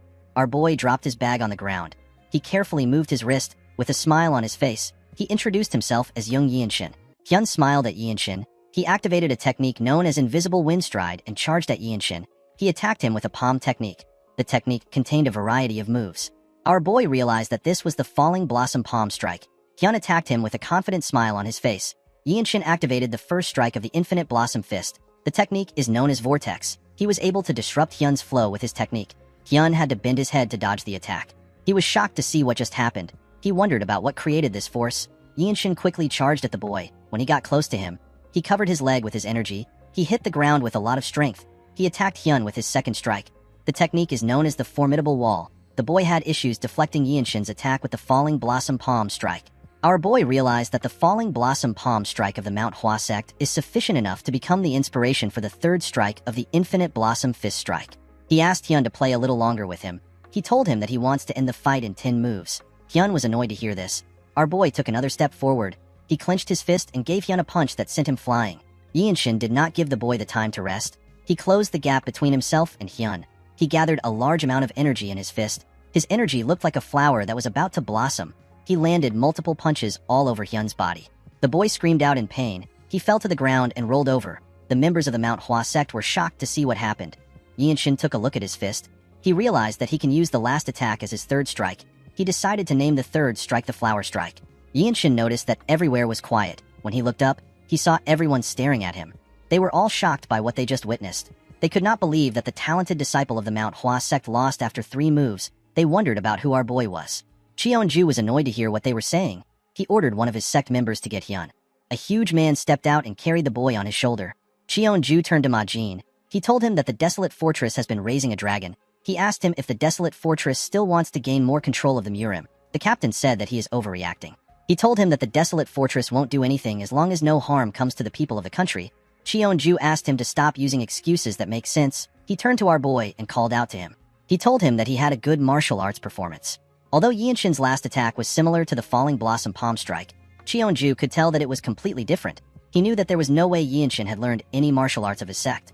He told our boy that he never expected that there would be a martial arts similar to theirs. He said that the duel will provide enough motivation for their sect leader's disciple who has gotten lazy in his training. He told Yinshin that the Manhwa sect will welcome him as a guest if something causes him to leave the Desolate Fortress. Ma Jin and the rest of his group were shocked to hear this. Ma Jin turned to the sage. He told him that he has crossed the line. Cheonju raised his hand to show that he understands. He admitted that he got ahead of himself due to his greed. He apologized to Ma Jin. He told him that he couldn't help himself because there is a brilliant talent in front of him. Someone called out to Yinshin through telepathy. Our boy was surprised to hear a voice in his head. The person turned out to be Mirio. The Zen sword demon told him that he looks like he is having trouble standing. Yinshin smiled when he heard this. He revealed to her that he used up all his core energy in his last attack. The Infinite Blossom Fist strike uses burst discharge in all its stances. This is why it consumes a large amount of inner energy. Our boy realized that he still needs to use a sword when fighting for real. The scene shifts and we are taken to an inn. After Yinshin explained the situation to his seniors, Myung told him that he needs to open up his center energy core quickly. Our boy was surprised to hear this. Myung explained to him that he needs to make up for his lack of inner energy with stamina. Yinshin asked him about how this was related to his center energy core. Mirio realized that he did not know that this was the function of the center energy core. According to the Zen sword demon, the center energy core possesses an efficacy that even the upper dantian, which is said to house the divine in the mind, cannot bestow. She told Yinshin that it will give him a more robust inner energy. Our boy found this weird. Mirio explained to him that it simply means that there is higher efficacy. She asked him if he has heard of martial masters who don't get tired even after fighting for 7 days and nights. Yinshin told her that he has. Mirio explained to him that the masters are able to do this because they train their center energy core. It stabilizes the core energy and allows them to use energy draining skills multiple times. Even if they are hit by a powerful attack, their energy flow will not get disrupted most of the time. She revealed to Yinshin that Myung was able to fight against the Namgung's strongest swordsman because of his center energy core. Yinshin asked the Zen sword demon to tell him how he can open up his center energy core. The woman told him that it will naturally open as he trains his lower energy core over a period of time. She advised him to circulate energy revolving around his upper body. Yinshin referred to her as senior and asked her if there is a faster way of getting the center energy core. Mirio was shocked to hear this. She gently smiled. She could not believe that our boy called her his senior. Yinshin did not understand why she was smiling. In the next scene, we are taken to a restaurant. We see everyone turn to Mirio when she screamed the name of the battle maniac. Even Wenchang wondered why she was overreacting. Ma Jin told his squad that the battle maniac is the culprit of this incident. He is a notorious thief based north of the Yangtze River. Ma Jin said that the battle maniac was also the one who stole his martial arts manual. He said that this case actually worked out great for him. Wenchang asked the Zen sword demon if a thief stole their martial arts manual, with a serious look on her face. Mirio said that they had a situation in the past. Ma Jin announced to his squad that they will start destroying all the unorthodox factions signboard within Shangxi with any connections to the battle maniac. Wenchang asked his captain about what the Manhwa sect will be doing while they are doing this. Ma Jin explained to him that while they draw the attention of the unorthodox factions, the Manhwa sect will secretly infiltrate them and check out their location. Wenchang was surprised to hear the plan. Yinshin asked his captain if they have any justification to destroy the signboards of the unorthodox factions. Myung smiled when he heard this. He realized that his junior did not know much about unorthodox martial artists. He explained to him that the Empire does not recognize the existence of the unorthodox factions. These factions even dare to collect taxes in the Empire's territory. The Empire determines whether a group is orthodox or unorthodox through a very simple method. They base it on whether the people offer money to the factions willingly or if their money is getting stolen with a blade pointed to their face. Ma Jin said that the unorthodox factions are vermin who leech off the country. The only reason they are left alone is because a new group of them will appear even if they destroy the current group. The captain told Yinshin that there is no need for justification when attacking people like them. Our boy asked him about the amount of factions they are going to attack. Ma Jin said that they will start with 6. He told them that he will take 2 factions. Yinshin said that he will also go by himself. Ma Jin asked him if he is trying to claim all the credits for himself. He told him that it is too dangerous. Our boy assured his captain that he will be able to take care of it. Ma Jin explained to him that it is a different matter altogether for him to take on an entire organization. While fighting against a group, there are way too many variables to consider. It can't even be compared to a one-on-one fight. Yinshin told his captain that he will need to experience these things by himself. Ma Jin knew that our boy was right. He told him that he will assign him a mission in the town. He revealed to him that his target will be the Mantis sect that is in a part of Xian known as Lianhu. He told him that the group is quite atrocious. They won't hesitate even when kidnapping women and children. Ma Jin told our boy that his mission is to destroy the sect alone. In the next scene, we see Yinshin walking in the forest. There was a man walking behind him. The man was guiding him to Lianhu. The man told Yinshin that he never expected him to be going alone. He asked our boy to reconsider his decision. He said that the Mantis sect is not to be trifled with. According to the man, the sect has more than 10 men who are well-versed in martial arts. It is said that even a single lower-rank member is enough to defeat a whole alley in Lianhu. Yinshin asked the man to tell him more about the sect. The man revealed to him that the sect took over the streets of Lianhu 3 years ago. They dragged at least a dozen women away to serve them as maids. They are very vicious. They were able to skillfully manipulate the local magistrate. Yinshin asked the man if there is anyone who has seen the sect members use martial arts. The man told him that he heard they use all sorts of weapons. He said that he saw the sect members a few times from afar. They had a few weird curved swords and normal swords. He said that the sect members were so fast that it was hard for people to see everything they were doing. They were able to cut off 2 heads with a single slash. Yinshin realized that these people have learned some martial arts, even though they don't have a developed dantian. He turned around and asked the man about what the government is doing if so many people have been captured. The man revealed to him that the local magistrate makes sure the Mantis sect don't run into any problems since they are in cahoots. When Yinshin arrived at the county, he saw some people gathered somewhere. When he looked in front of them, he saw some young girls tied up. The young girls were being harassed by some men with swords. Yinshin was annoyed to see this. He said that he now understands why the desolate fortress had to come. The men turned to the side when they heard his voice. Our boy stepped out and asked the men if they are government troops. He asked them if these girls are criminals that they tied up. A bald man holding a dagger threw it at Yinshin's head. Our boy caught the dagger. He activated the swift sword style of the radiant demon art. He threw the dagger back at the man. It stabbed him in his head. The man's friends were surprised to see this. They believed that Yinshin was some child who knew martial arts. One of them asked him about where he learned from. He told Yinshin that the way he threw the dagger was weird. He asked him if he learned how to throw it properly. A man in green clothes stepped out. He said that Yinshin was really fast. He asked him for the name of the martial arts he just used. Our boy drew his sword. He told the man that there is no need for him to name such a trivial trick. The man was happy to see Yinshin's sword. He believed that he would get a reward from their sect leader if he was to present the sword to him. The moment he thought of this, Yinshin used his sword to split his head apart. The man's teammates were shocked to see this. Our boy charged at them. He tore all of them apart before they could even draw their swords. Everyone, including the man who brought him there, was shocked to see how he easily took care of them. The men on the other side quickly ran to the girls. They thanked Yinshin for saving the girls. The man who brought our boy was still quite shocked by what he witnessed. Yinshin turned to him and asked him about where the Mantis sect is. The man quickly pointed to a building. Our boy walked towards the building. When he arrived at the gates, he saw the signboard of the Mantis sect. He kicked the gates open with a lot of force. The men in the building were surprised to see a young boy barge into the building. The leader of the sect was surprised to hear that a young boy, like Yinshin, killed their sect members. Our boy noticed that the man was oddly dressed. He wore a dragon robe, which should only be worn by the emperor. Yinshin wondered if the man was really a rebel. The leader stepped down. He asked his sect members to stay out of the fight. He said that it has been a while since he used his sword. He told Yinshin that he chose the wrong place to perform a chivalrous deed. He drew his sword after saying this. Our boy asked the old idiot for his name. The leader laughed and said that there is no point in giving his name to someone who is about to die.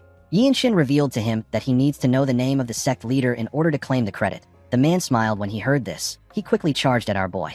Yinshin immediately realized that he was using a swift sword technique. He noticed that he could see the trajectory of the leader's attack. He wondered if it is because he has gotten stronger. He drew his sword and blocked the man's attack. He pushed the leader back when he blocked his attack. The man was shocked to feel the weight of Yinshin's attack. He took a careful look at our boy. He realized that he wouldn't be able to win in a one-on-one match. He ordered his men to attack our boy. They all charged at him. Yinshin carefully looked around to see the amount of men rushing towards him.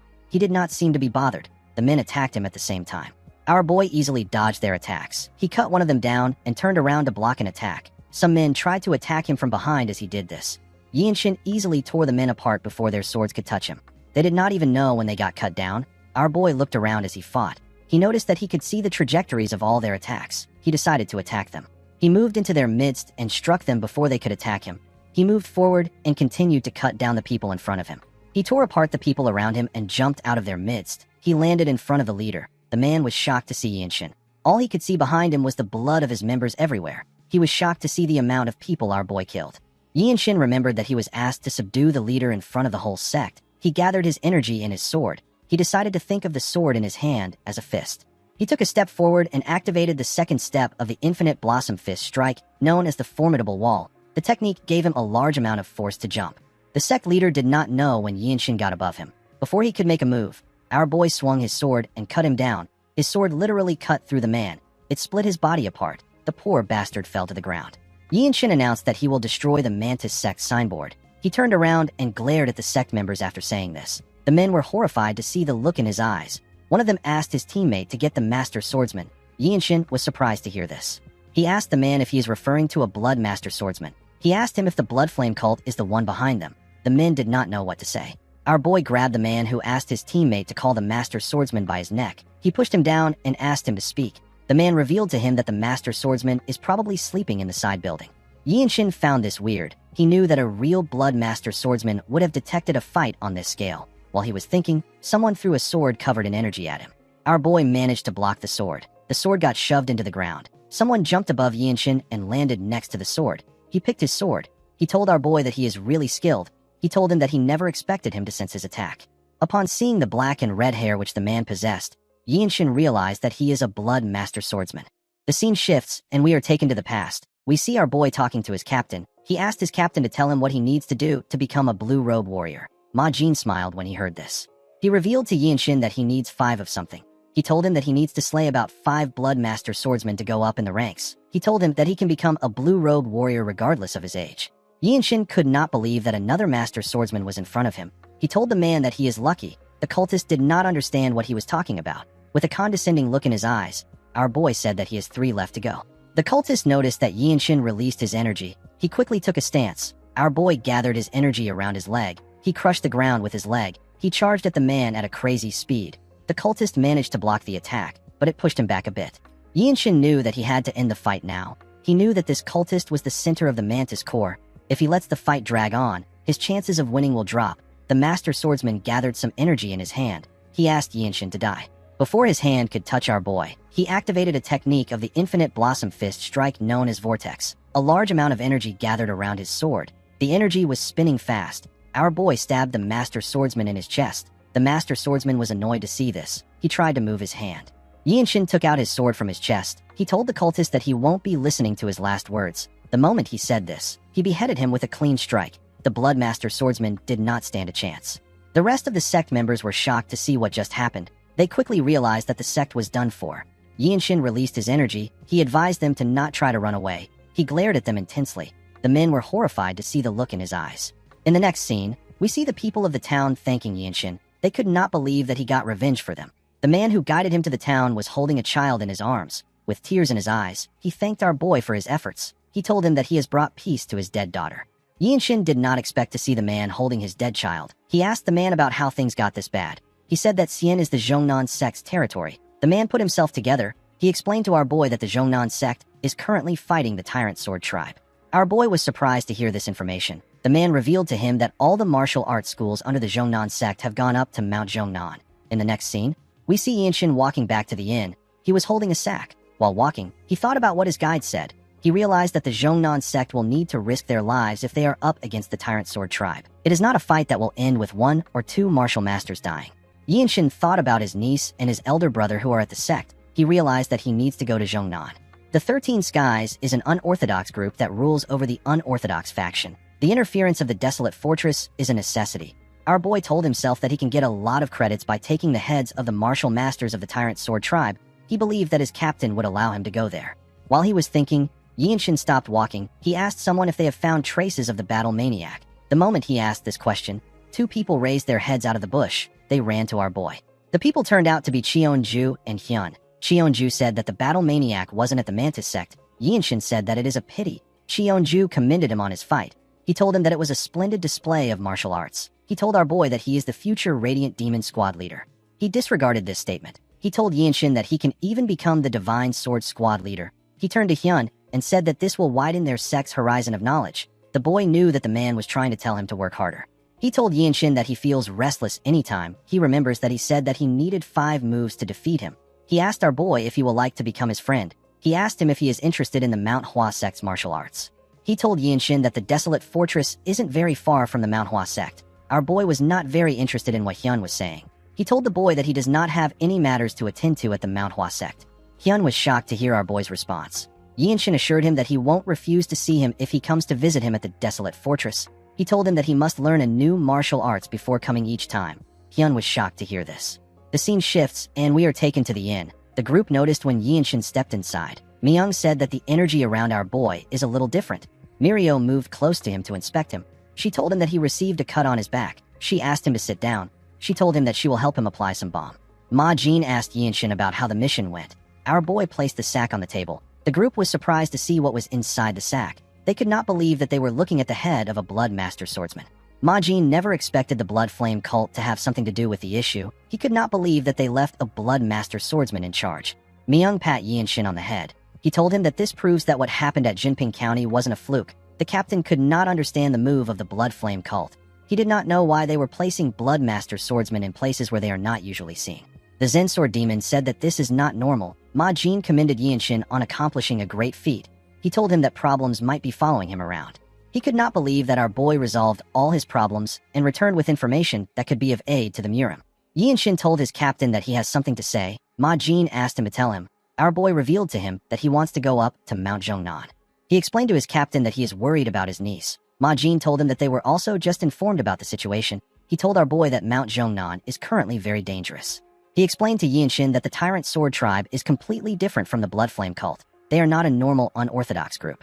Mirio told our boy that the Tyrant Sword tribe uses both traditional martial arts and sorcery. She asked him to think of them as people who have gone crazy about getting stronger. Ma Jin said that Mirio is right. He told Yinshin that they have not received any missions there. He said that they simply need to focus on what they have been tasked with. Myung decided to interfere. He reminded his captain that captains are allowed to give orders for a mission if they deem it necessary. Ma Jin and Mirio could not believe that Myung decided to speak up now. Ma Jin decided to be honest with our boy. He explained to him that he does not want to send him to Mount Zhongnan without knowing if he will be able to make it back. Yinshin was surprised to hear this. His captain explained to him that anyone in the desolate fortress who knows how talented he is will worry about this fact. Myung told our boy that it is natural that people want to recruit him. He reminded him about the incident where he was invited by the Manhwa sect. Both Mirio and Wenchang knew that Myung was right. Yinshin asked his captain to tell him why he is incapable of separating personal and business matters. He asked his teammates if this is the level of trust he has built in their squad. He reminded them that he has shown them what he is capable of. He begged his captain to let him go. He asked him to record the mission as a solo mission. Upon seeing the look on Yinshin's face, Myung told his captain that our boy has made a checkmate move. Mirio hit him in the back when she heard this. After thinking about it, Ma Jin told our boy that he is right. He decided to give Yinshin a condition that would grant him the right to leave. He asked our boy to take on one of his attacks. Mirio and Myung were shocked to hear this. Ma Jin told our boy that it is simply one attack. He told him that he can dodge or block the attack if he wants. He assured him that he will let him go if he is able to do this. The Zen Sword demon believed that this was a bit too much. She called out to her captain. Ma Jin told her that one must be at least this competent in order to stand at the top of the martial arts world. He promised to give Yinshin a separate reward if he is able to handle one of his attacks. Our boy accepted his offer. The scene shifts, and we are taken outside the inn. We see the members of the Mount Hua sect standing together. Cheonju thanked Ma Jin for granting them permission to witness his duel. After thanking him, he moved close to his team. He told Hyun that it is a precious opportunity to see the technique of the Radiant Demon Squad captain. Hyun found this to be weird. He reminded Cheonju that a black robe warrior of the desolate fortress should be on the same level as him. Cheonju told him that he is right. He explained to him that Ma Jin is very strong when it comes to close combat. He told him that the captain is even stronger than him. Hyun was shocked to hear this. Cheonju told him that Ma Jin's nickname is Hell Slaughterer. It means that he completely rules the battlefield. According to Cheonju, there is a large amount of reputable clan elders who were killed by Ma Jin after committing hypocritical atrocities. For someone as skilled as the captain, even a slight movement in his hand has great meaning, because that single attack could end a life instantly. Hyun could not believe what he was hearing. Unlike the martial artists of the 9 sects who seek the ultimate principle of swordsmanship, Ma Jin's martial arts were trained for the sake of fighting. Cheonju admitted that even our boy will have a hard time in this fight. He said that no one around his age can take on an attack from a master like Ma Jin. Yinshin glared at his captain. He asked him if he can give him some time. Ma Jin asked him to take as much time as he needs, because he was going to be using a move that a white robe warrior can't handle. Ma Jin advised Yinshin to sharpen his senses as much as possible. There are less than 30 black robe martial masters in the desolate fortress. However, our boy believed that he did not need to be nervous. He closed his eyes and took a deep breath. He released his energy and placed his hand on his sword. He told himself that he simply needs to show what he has learned. When he opened his eyes, we see that it is covered with his energy. Our boy was able to see the energy around his captain. He told Ma Jin that he will let him have the first move. The man smiled when he heard this.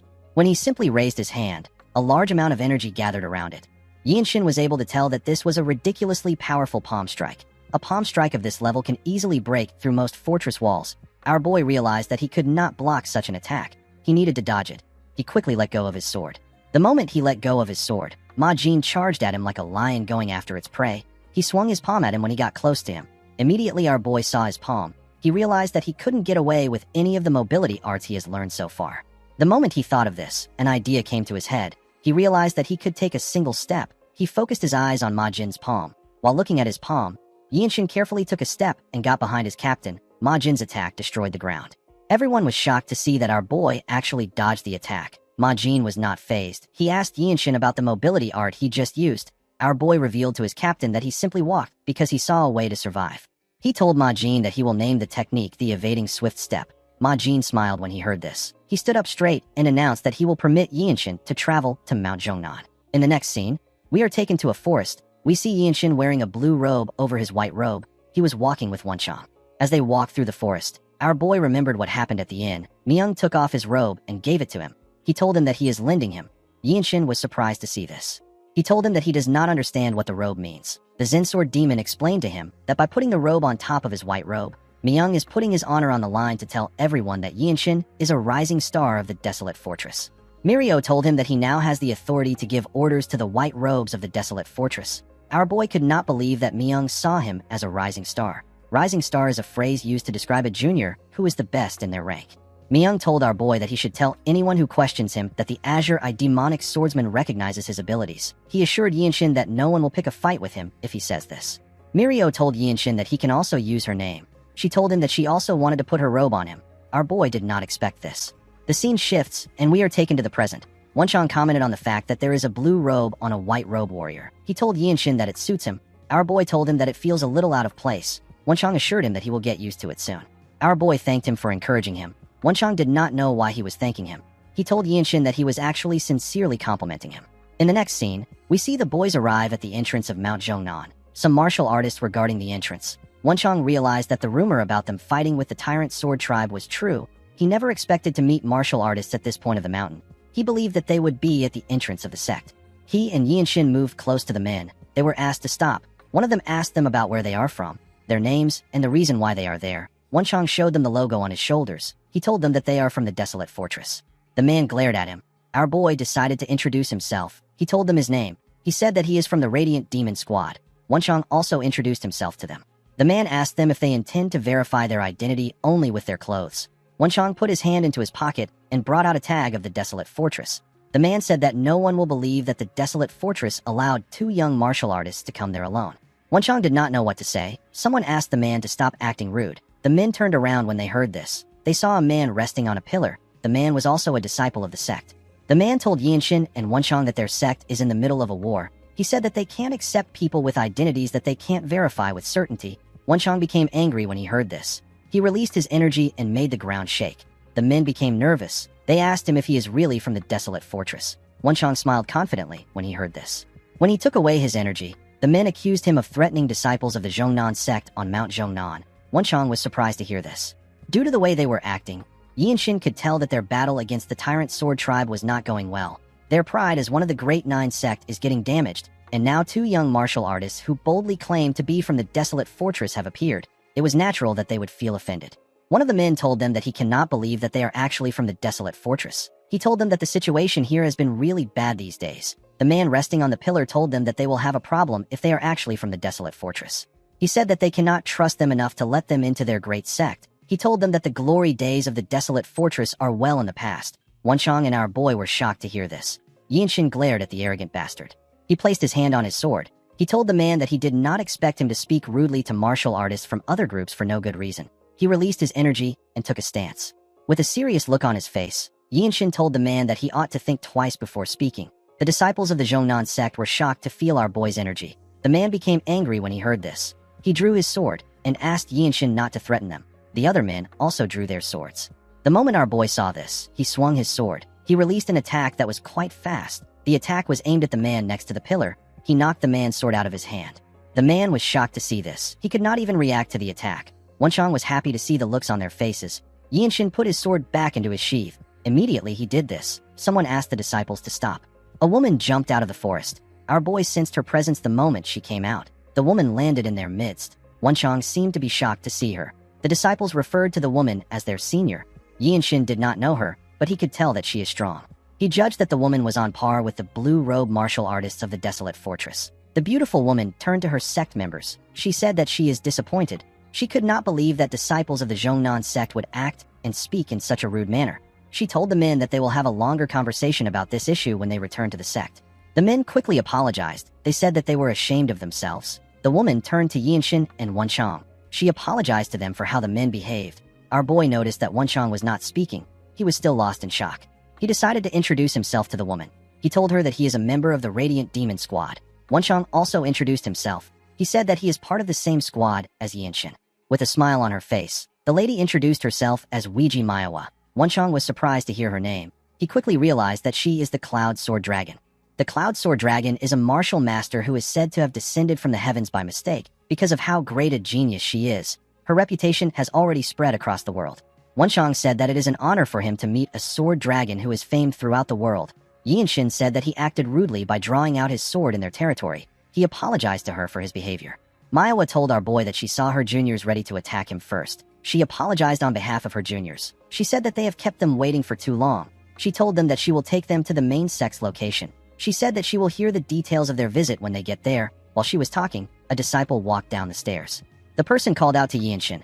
Our boy quickly raised his head up. He saw his elder brother. The boy was shocked to see Yinshin. Manhwa did not understand what was going on.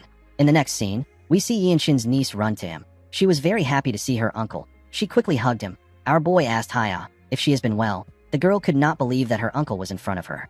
She hugged him tightly. Wenchang had to look away because he did not want the atmosphere to be awkward. An old man and Manhwa moved close to our boy. Yinshin let go of his niece and stood up. The Cloud Sword Dragon explained to him that the sect leader and the Supreme Elder have gone out to deal with the leader of the Tyrant Sword Tribe. Because Yinshin and Wenchang were guests from the desolate fortress, Manhwa had to bring the person with the highest seniority in place of the sect leader. Our boy and Wenchang put their hands together and introduced themselves to the man. The man introduced himself as Zhang Yoel. Wenchang was shocked to hear the man's name. He could not believe that he was looking at the Zhongnan Sword Immortal. He bowed his head to pay his respects to the Sword Immortal. Yinshin could tell that this old man was stronger than Elder Yoel Shin. He believed that the elder might even be stronger than his grandfather. The Sword Immortal asked him for his age. Our boy told him that he is 16 years old. Yoel seemed to have noticed something about Yinshin. He asked our boy to take a look at something. When Yinshin turned, he saw a cliff. There were some sword marks on the cliff. Our boy carefully looked at it.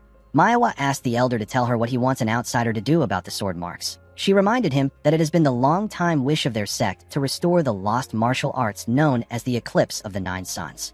Yoel revealed to her that the Sword Ancestor wasn't from their sect. He said that the Sword Ancestor was invited as a guest by the Ancestral Grandmaster to stay there with them after they became friends. In his old age, the Sword Ancestor carved the steps of his own martial arts onto Mount Zhongnan. The Sword Immortal said that they cannot call the Eclipse of the Nine Suns the ultimate martial arts of the Zhongnan sect. He told the woman that his days are numbered. He said that he will do anything to see the sword arts of his benefactor again. He told Manhwa that she is the only one talented enough with a chance of restoring the Eclipse of the Nine Suns. He told her that he does not want to burden her with his last lingering regret. Manhwa reminded Yoel that even she was not able to understand the sword arts. She asked the elder to tell her what he sees in Yinshin when he just met him. Yoel turned to our boy. He asked Manhwa to take a good look at him. Yinshin was not hearing anything they were saying. He was completely focused on the cliff. Manhwa was surprised to see that our boy has gone into a transcendent trance. She did not expect him to fall into this state after looking at the slashes on the cliff. A small blue circle appeared above Yinshin's head. He had entered his state of comprehension. Although he did not know about the Sword Ancestor, Yinshin was able to immediately tell that the slashes on the cliff were sword slashes. He was certain that the multiple traces carved into the cliff are the remnants of sword strikes. He didn't believe that this was a technique performed by a human. Wenchang and the others moved close to Yinshin. Yoel revealed to Wenchang that the Sword Ancestor, who passed away 50 years ago, carved the strikes onto the cliff. Wenchang remembered that the Sword Ancestor is Ouyang Qian. The Sword Immortal revealed to Wenchang that the Sword Ancestor was a disciple of the Tyrant Sword Tribe. He was later expelled from the group. He told Wenchang that this sword strikes contain the very essence of all the Tyrant Sword Tribe sword technique. He said that the only person who can match this is the Fortress Master of the Desolate Fortress. Wenchang could not believe that Ouyang Qian could be compared with the Fortress Master. Yoel revealed to him that he was an orphan dying of starvation and begging on the streets. However, the Sword Ancestor carried him on his back and raised him on Mount Zhongnan. Wenchang found this odd. He asked the Sword Immortal about why he did not learn the Sword Ancestor's martial arts when he was the one who helped him enter the Zhongnan sect. Yoel said that it is the extent of his fate with his benefactor. He told Wenchang that it is life. He said that he was not talented enough to learn the sword techniques. It wasn't just him. Numerous martial artists from the sect also tried to learn it. Unfortunately, the techniques of the Sword Ancestor could not be learned simply with a great amount of knowledge or experience. Wenchang took a look at the cliff. He noticed something at the top. He squinted his eyes to see what was written. Someone wrote that if you respond appropriately, you will gain what is deserved. Yoel said that everything depends on how talented a person is. The hopes of their sect was all placed on Manhwa. Although she doesn't express it, she feels a lot of pressure. Manhwa carefully observed our boy. While she was looking at him, the small blue circle disappeared from his head. The moment it disappeared, Yinshin returned back to normal. He took a deep breath. Yoel called out to him. He asked him about what he saw. Our boy smiled when he heard this. He he placed his hand on his sword. Manhwa was surprised to see this. Yinshin drew out his sword and took a stance. Wenchang smiled when he saw Yinshin take out his sword. The sword immortal was eager to see what he will do. Before Yinshin could do anything, they heard a bell ring. Our boy had to put down his sword. The bell was ringing loudly. Manhwa said that it is the Tyrant Sword Tribe. Wenchang was surprised to hear this. He could not believe that the Tyrant Sword Tribe is on Mount Zhongnan. The elder asked them to wait there. Manhwa turned to our boy's older brother. She asked him to protect Haya. The boy said that he will. The moment she said this, Manhwa moved together with the Sword Immortal. Yinshin asked his brother if this has happened before. He asked him if the elder and Manhwa are just going to fight like that. His brother explained to him that they do not know where the fight will take place or how they will fight. He revealed to him that there has been a lot of instances where the martial masters will split up to fend off the attacks. Yinshin realized that the situation was much worse than he expected. He could not believe that the Sword Immortal, who is one of the strongest martial masters within the 9 great sects, was left to protect the base of the Zhongnan sect. Wenchang told our boy that an unexpected incident occurred when they arrived. Yinshin asked him if they should help out. Wenchang explained to him that it will make things complicated. Messing with the pride of a martial artist from the 9 great sects can cost someone their life.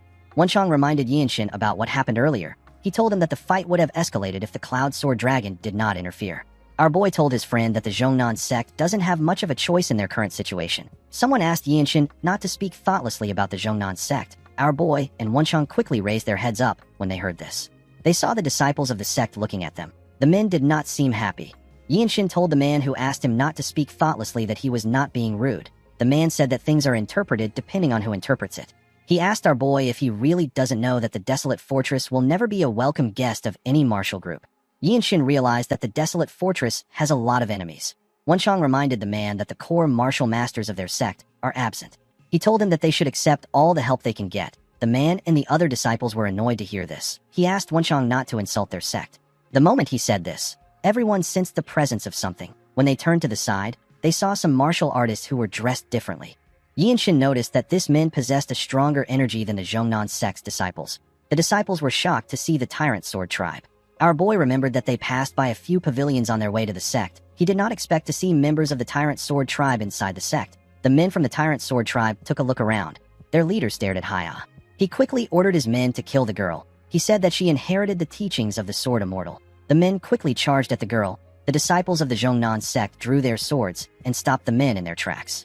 Since his men were preoccupied, the leader walked past them. He went to meet the girl. Our boy and Wenchang stood in front of Haya. The man was surprised to see people from the Desolate Fortress. He asked them about what they are doing in one of the 9 great sects. With a smile on his face, he asked the boys if they are here to try and balance things out now that the Tyrant Sword Tribe has the upper hand. Yinshin did not expect these men to start a fight to create an opening to harm his niece. He turned around and asked Wenchang to assist him. With a smile on his face, Wenchang assured Yinshin that he has his back. Our boy became confident when he heard this. He moved forward a little bit. The man smiled when he saw him moving closer to him. Yinshin took a stance and charged at him at a crazy speed. The man managed to block his attack, but he was pushed back. The martial artists who were fighting could feel the weight of Yinshin's pressure. The man did not expect our boy's attack to be so heavy. His subordinates quickly ran to help him. They wanted to attack our boy from the side. Unfortunately for them, they didn't know that another martial artist was guiding that part. Wenchang moved past Yinshin and drew his sword to attack one of them. The person managed to block the attack, but he left himself open. Wenchang was able to stab him in his chest. Before the other person could attack him from behind, he turned around.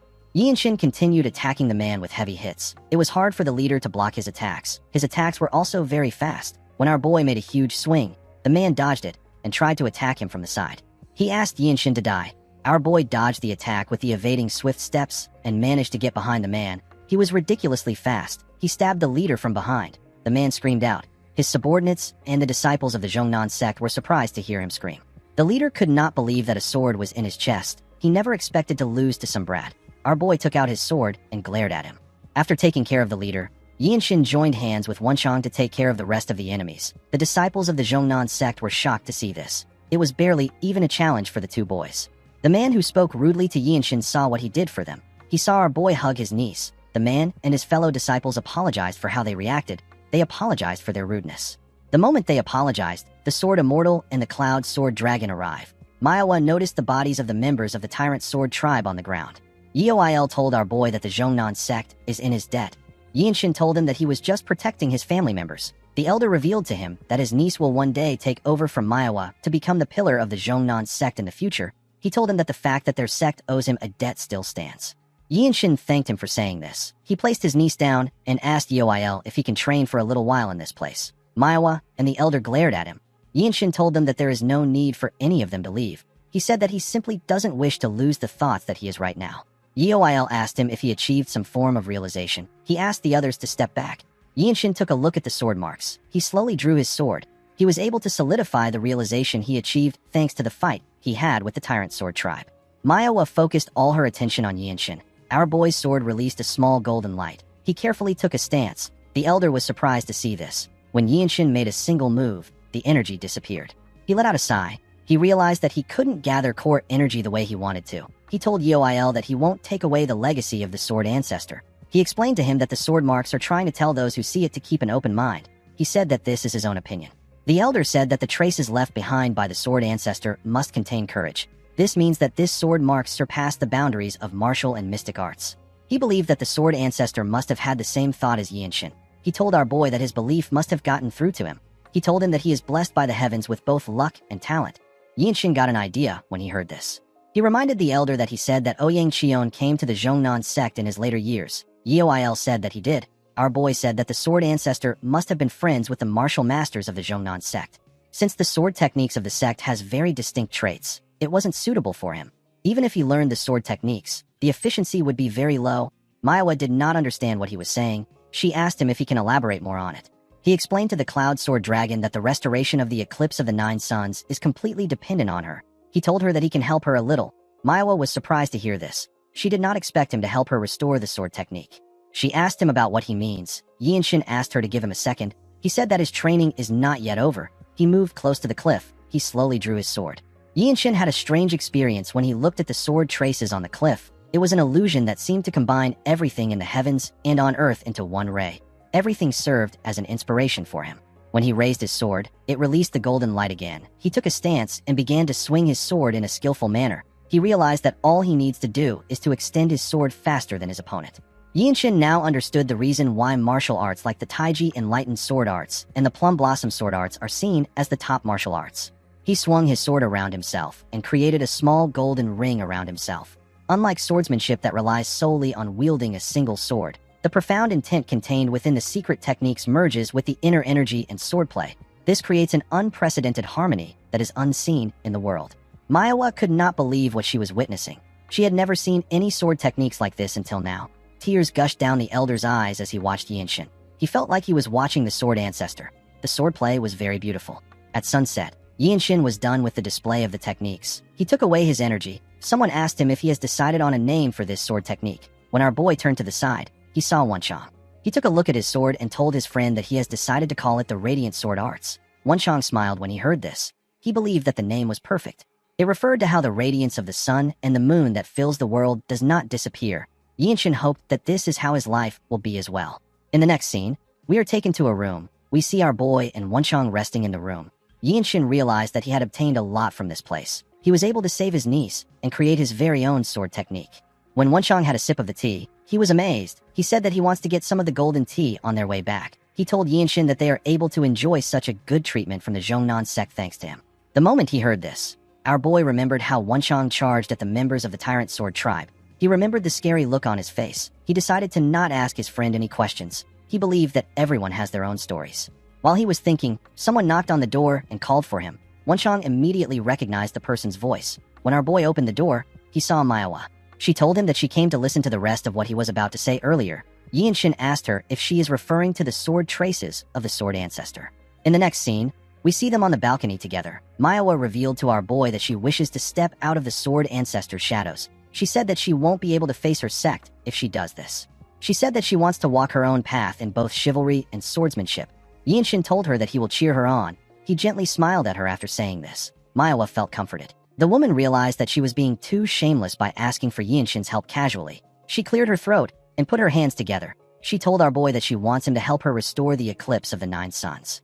She promised to never forget the favor till she dies. Yi Shin did not know what to say to her. Manhwa asked him if he will help her. Our boy smiled and asked her to follow him. He told her that it won't take long. Manhwa was happy to hear this. She told Yi Shin that this is pleasant to hear. On their way to their destination, the sword immortals saw them walking together. He watched the two of them closely as they spoke to each other. Yinshin took Manhwa to the cliff. He told her that he will teach her the steps first. Manhwa asked him about which steps he is referring to. She could not believe that our boy was able to find clues to restore the technique, and he even figured out the steps. Yinshin explained to her that the steps won't be completely identical. He told her that she will be responsible for restoring that part. Manhwa did not say anything. She was more surprised that there are people who possess this level of talent in the world. Yinshin did not know why she was looking at him with such intensity. He wondered if he has to explain things in simpler terms for her to understand. He told her that the steps he will be teaching her are incomplete. He told her that it is up to her to complete it. Yinshin believed that this wouldn't be difficult for the girl. However, tracing the remnants of a sword path and retracting the actual steps one by one are on completely different levels. He told Manhwa that he will begin now. The next day, Yoil revealed to Yinshin that Manhwa fell to her inner demons after hearing the steps from him. Our boy was surprised to hear this. The Sword Immortal explained to him that Manhwa is probably shocked by the talent that he possesses. She is so talented that no one around her age in Shangxi was on par with her. People around constantly told her that she possesses the greatest martial art talent. However, for the first time in her life, she felt like her talent was nothing after witnessing true talent. She was completely blown away. Yinshin said that this is meaningless. He told the elder that her skill level is significantly higher than his. Yoil said that the heavens have made a grave mistake. He told our boy that they did not just give him exceptional talent, they also gave him a heart that craves improvement. Yinshin said that he is embarrassed to hear this. While they were talking, someone called out to them. The person turned out to be Manhwa. The girl bowed her head to the elder. The Sword Immortal told her that he knew that she would get over her inner demons quickly. Yinshin also greeted the Cloud Sword Dragon. The girl put herself together and asked our boy if he can also use the sword technique. Yinshin said that he can. Manhwa asked him if he can learn the Eclipse of the Nine Suns together with her. She explained to him that if they learn together and help each other in the parts they are lacking, he will be able to grow stronger faster than when he is training alone. Yinshin apologized to her and declined her offer. He told her that he doesn't even have enough time to practice his own sword techniques. Manhwa was surprised to hear him decline her offer. Our boy told her that his sword techniques and Eclipse of the Nine Suns are similar. He told her that they can watch each other practice their techniques. He told her that she can stay and watch him practice the radiant sword arts. Manhwa was shocked to hear this. She asked Yinshin if he will really allow her to watch him train. Yinshin told her that she can also practice the Eclipse of the Nine Suns. Manhwa could not believe that he was going to let her watch him while he practices the radiant sword art. She told our boy that he is the better martial artist here. The Sword Immortal told him that a person shouldn't be overly generous. He said that this is how the world works. Yinshin wondered why they were acting weird. The moment he thought of this, he remembered someone telling him that he must not watch someone else when they are practicing their martial arts. Yinshin realized that he has forgotten this fact because they are always watching each other train in the Radiant Demon Squad. He asked the person for the reason why he shouldn't watch someone else while they are training. Myung explained to him that watching someone else train might cause them to fight him to death. Yinshin reminded him that their squad leader showed them his own martial arts to teach them, and they also trained together. Mirio explained to him that it is a different thing when the martial arts can be shown without consequence. She told him that the training of a person's personal martial arts should not be shown. She advised him not to try to look at other people's training. She told him that it is an unspoken rule in the Murim that no one should watch someone else when they are training. Yinshin noticed that the Sword Immortal and Manhwa were looking at him like a saint. He realized that he created a misunderstanding. When our boy took out his sword, Manhwa also did the same thing. She copied his steps and made the same moves as him. The way the core energy is used in the Radiant Sword Art and the Infinite Blossom Fist Strike are different. Unlike the Infinite Blossom Fist Strike that aims to destroy everything in one attack, the Radiant Sword Art is about seamless flow. There is no hesitation when wielding the sword, and everything felt through the blade seems to be connected to the body. Yinshin smiled as he skillfully swung his sword. He said that this is possible because he is the creator of the technique. He told himself that he is the creator of the Radiant Sword Art. Manhwa watched Yinshin as his sword shined brilliantly. At first she was making progress in the Eclipse of the Nine Suns, but she slowly got caught up in our boy's technique. Although his sword technique seemed simple, Yinshin was able to catch up to her in terms of proficiency. They both learned something new at the same time, yet their progress was on completely different levels. While she was watching him, Yinshin swung his sword at a crazy speed. Manhwa noticed this. She noticed that his speed has changed. Yinshin swung his sword multiple times with a simple stance. The girl watched as each of his attacks shined brightly. Our boy decided to mix in the swift sword style with the radiant sword art. As Manhwa watched this, she realized something. She realized that she is not the dragon that holds the magic pearl. It is actually Yinshin. In the next scene, we see our boy standing in front of Elder Il Shin and another man from the noble race. The elder believed that fate works in strange ways. She did not expect the child which she saw at the bloodbath in the young manor to restore her husband's technique. The black-haired man in front of Yinshin is the Western Heaven Sword Supreme. His name is Ouyang Shin. He is the leader of the Zhongnan sect and the son of the sword ancestor and Yeoil Shin. Ouyang Shin referred to our boy as the lightning genius. He told him that he heard about how he restored his father's legacy and was able to teach them the steps clearly. He told him that he also heard about how he saved the Sword Immortal's disciple. He told Yinshin that he is thankful for what he has done. He asked him to let them know if he wants something from their sect. Yinshin told him that he wants to help in the fight against the Tyrant Sword tribe. In the next scene, we see the Sword Immortal watching Manhwa while she was training. He watched her as she skillfully moved her sword. She was practicing her steps and movements. While she was swinging her sword, she suddenly stops moving. She looked at her sword. Yeoil walked up to her. He told her that she is not focused. The girl apologized to him for wasting his time. The elder asked her if it is about Yinshin. Manhwa said that it isn't about him. She explained to him that her heart is the problem. It wasn't that she was jealous of our boy. She had already fully acknowledged his skills. She actually felt like the martial arts that she had honed tirelessly and built up throughout her life is suddenly meaningless. She told the elder that the radiant sword art does not pale in comparison to the eclipse of the 9 suns. Yeoil told her that she is correct. She told the elder that even though she was training at the same time as Yinshin, our boy was able to surpass 2nd star and reach the 3rd star. She already had a hard time believing that he was able to create such an advanced martial arts. Yet Yinshin has been able to progress faster in a martial arts that he has never learned before compared to her who has known about the eclipse of the 9 suns. Yeoil understood what the girl was saying. He told her that Yinshin has become her goal. He explained to her that the lightning genius is on the level of a founder. He said that it is natural that our boy is progressing faster when training in a martial arts that he created. The same logic applies to object and human affairs. He told Manhwa that it is inevitable that the creator would be most suited for whatever they created. The girl said that his talent must really be one of a kind. She understood that this was a talent that she cannot catch up to. Yeoil told her that living in the same era as a founder like Yinshin could also be a blessing. He told her that it depends on her mindset. He reminded her that she also inherited the eclipse of the 9 suns.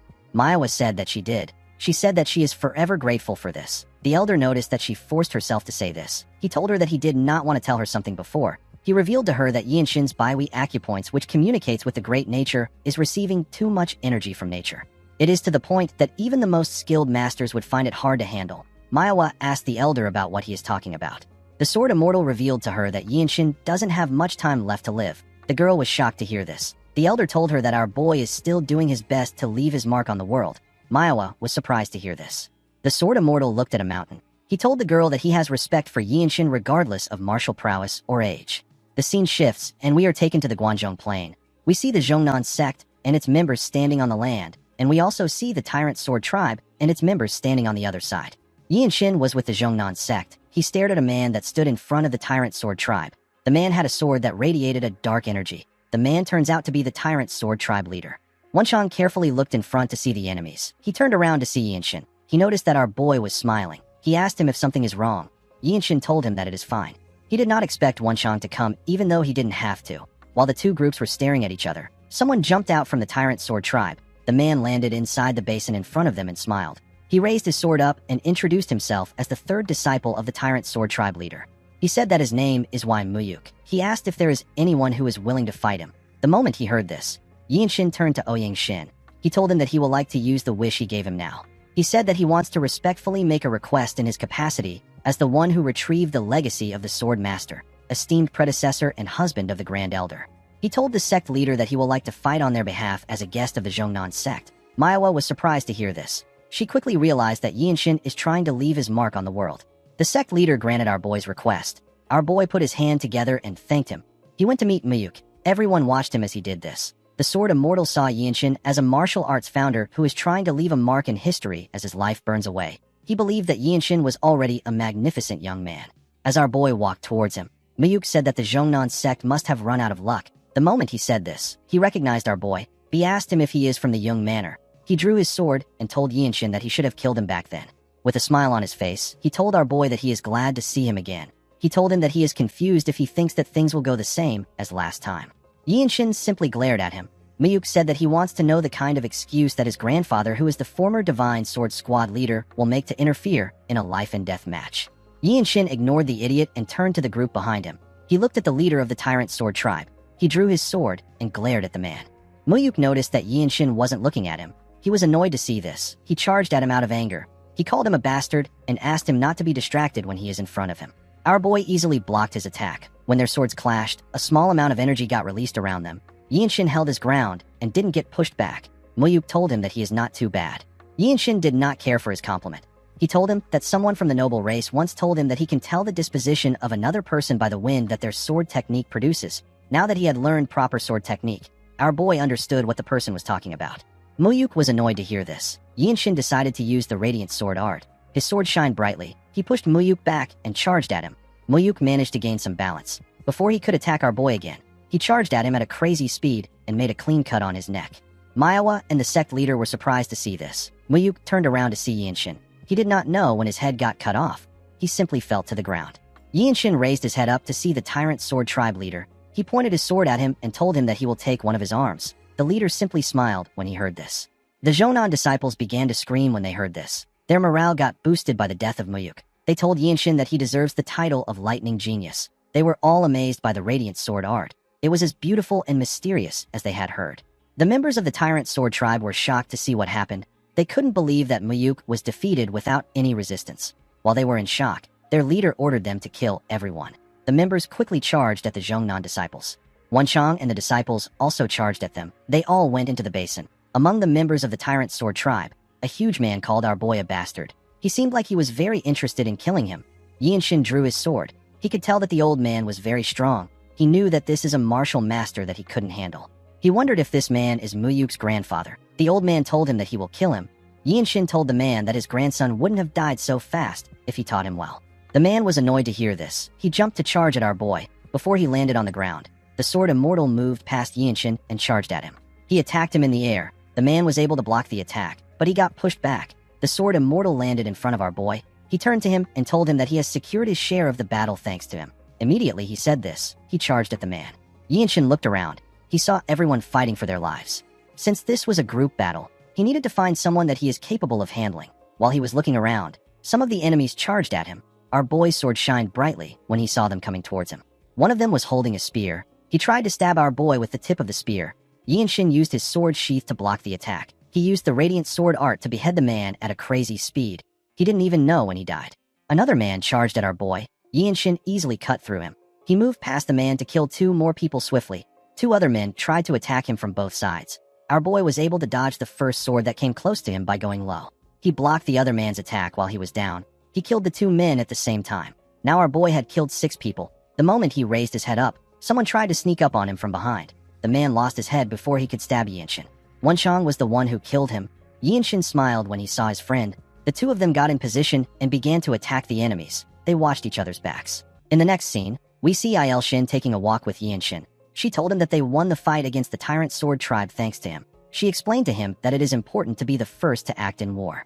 Yinshin told her that she flatters him. Aelshin heard that several martial masters in their sect want to talk to our boy. She asked him if it is hard for him to handle all of them.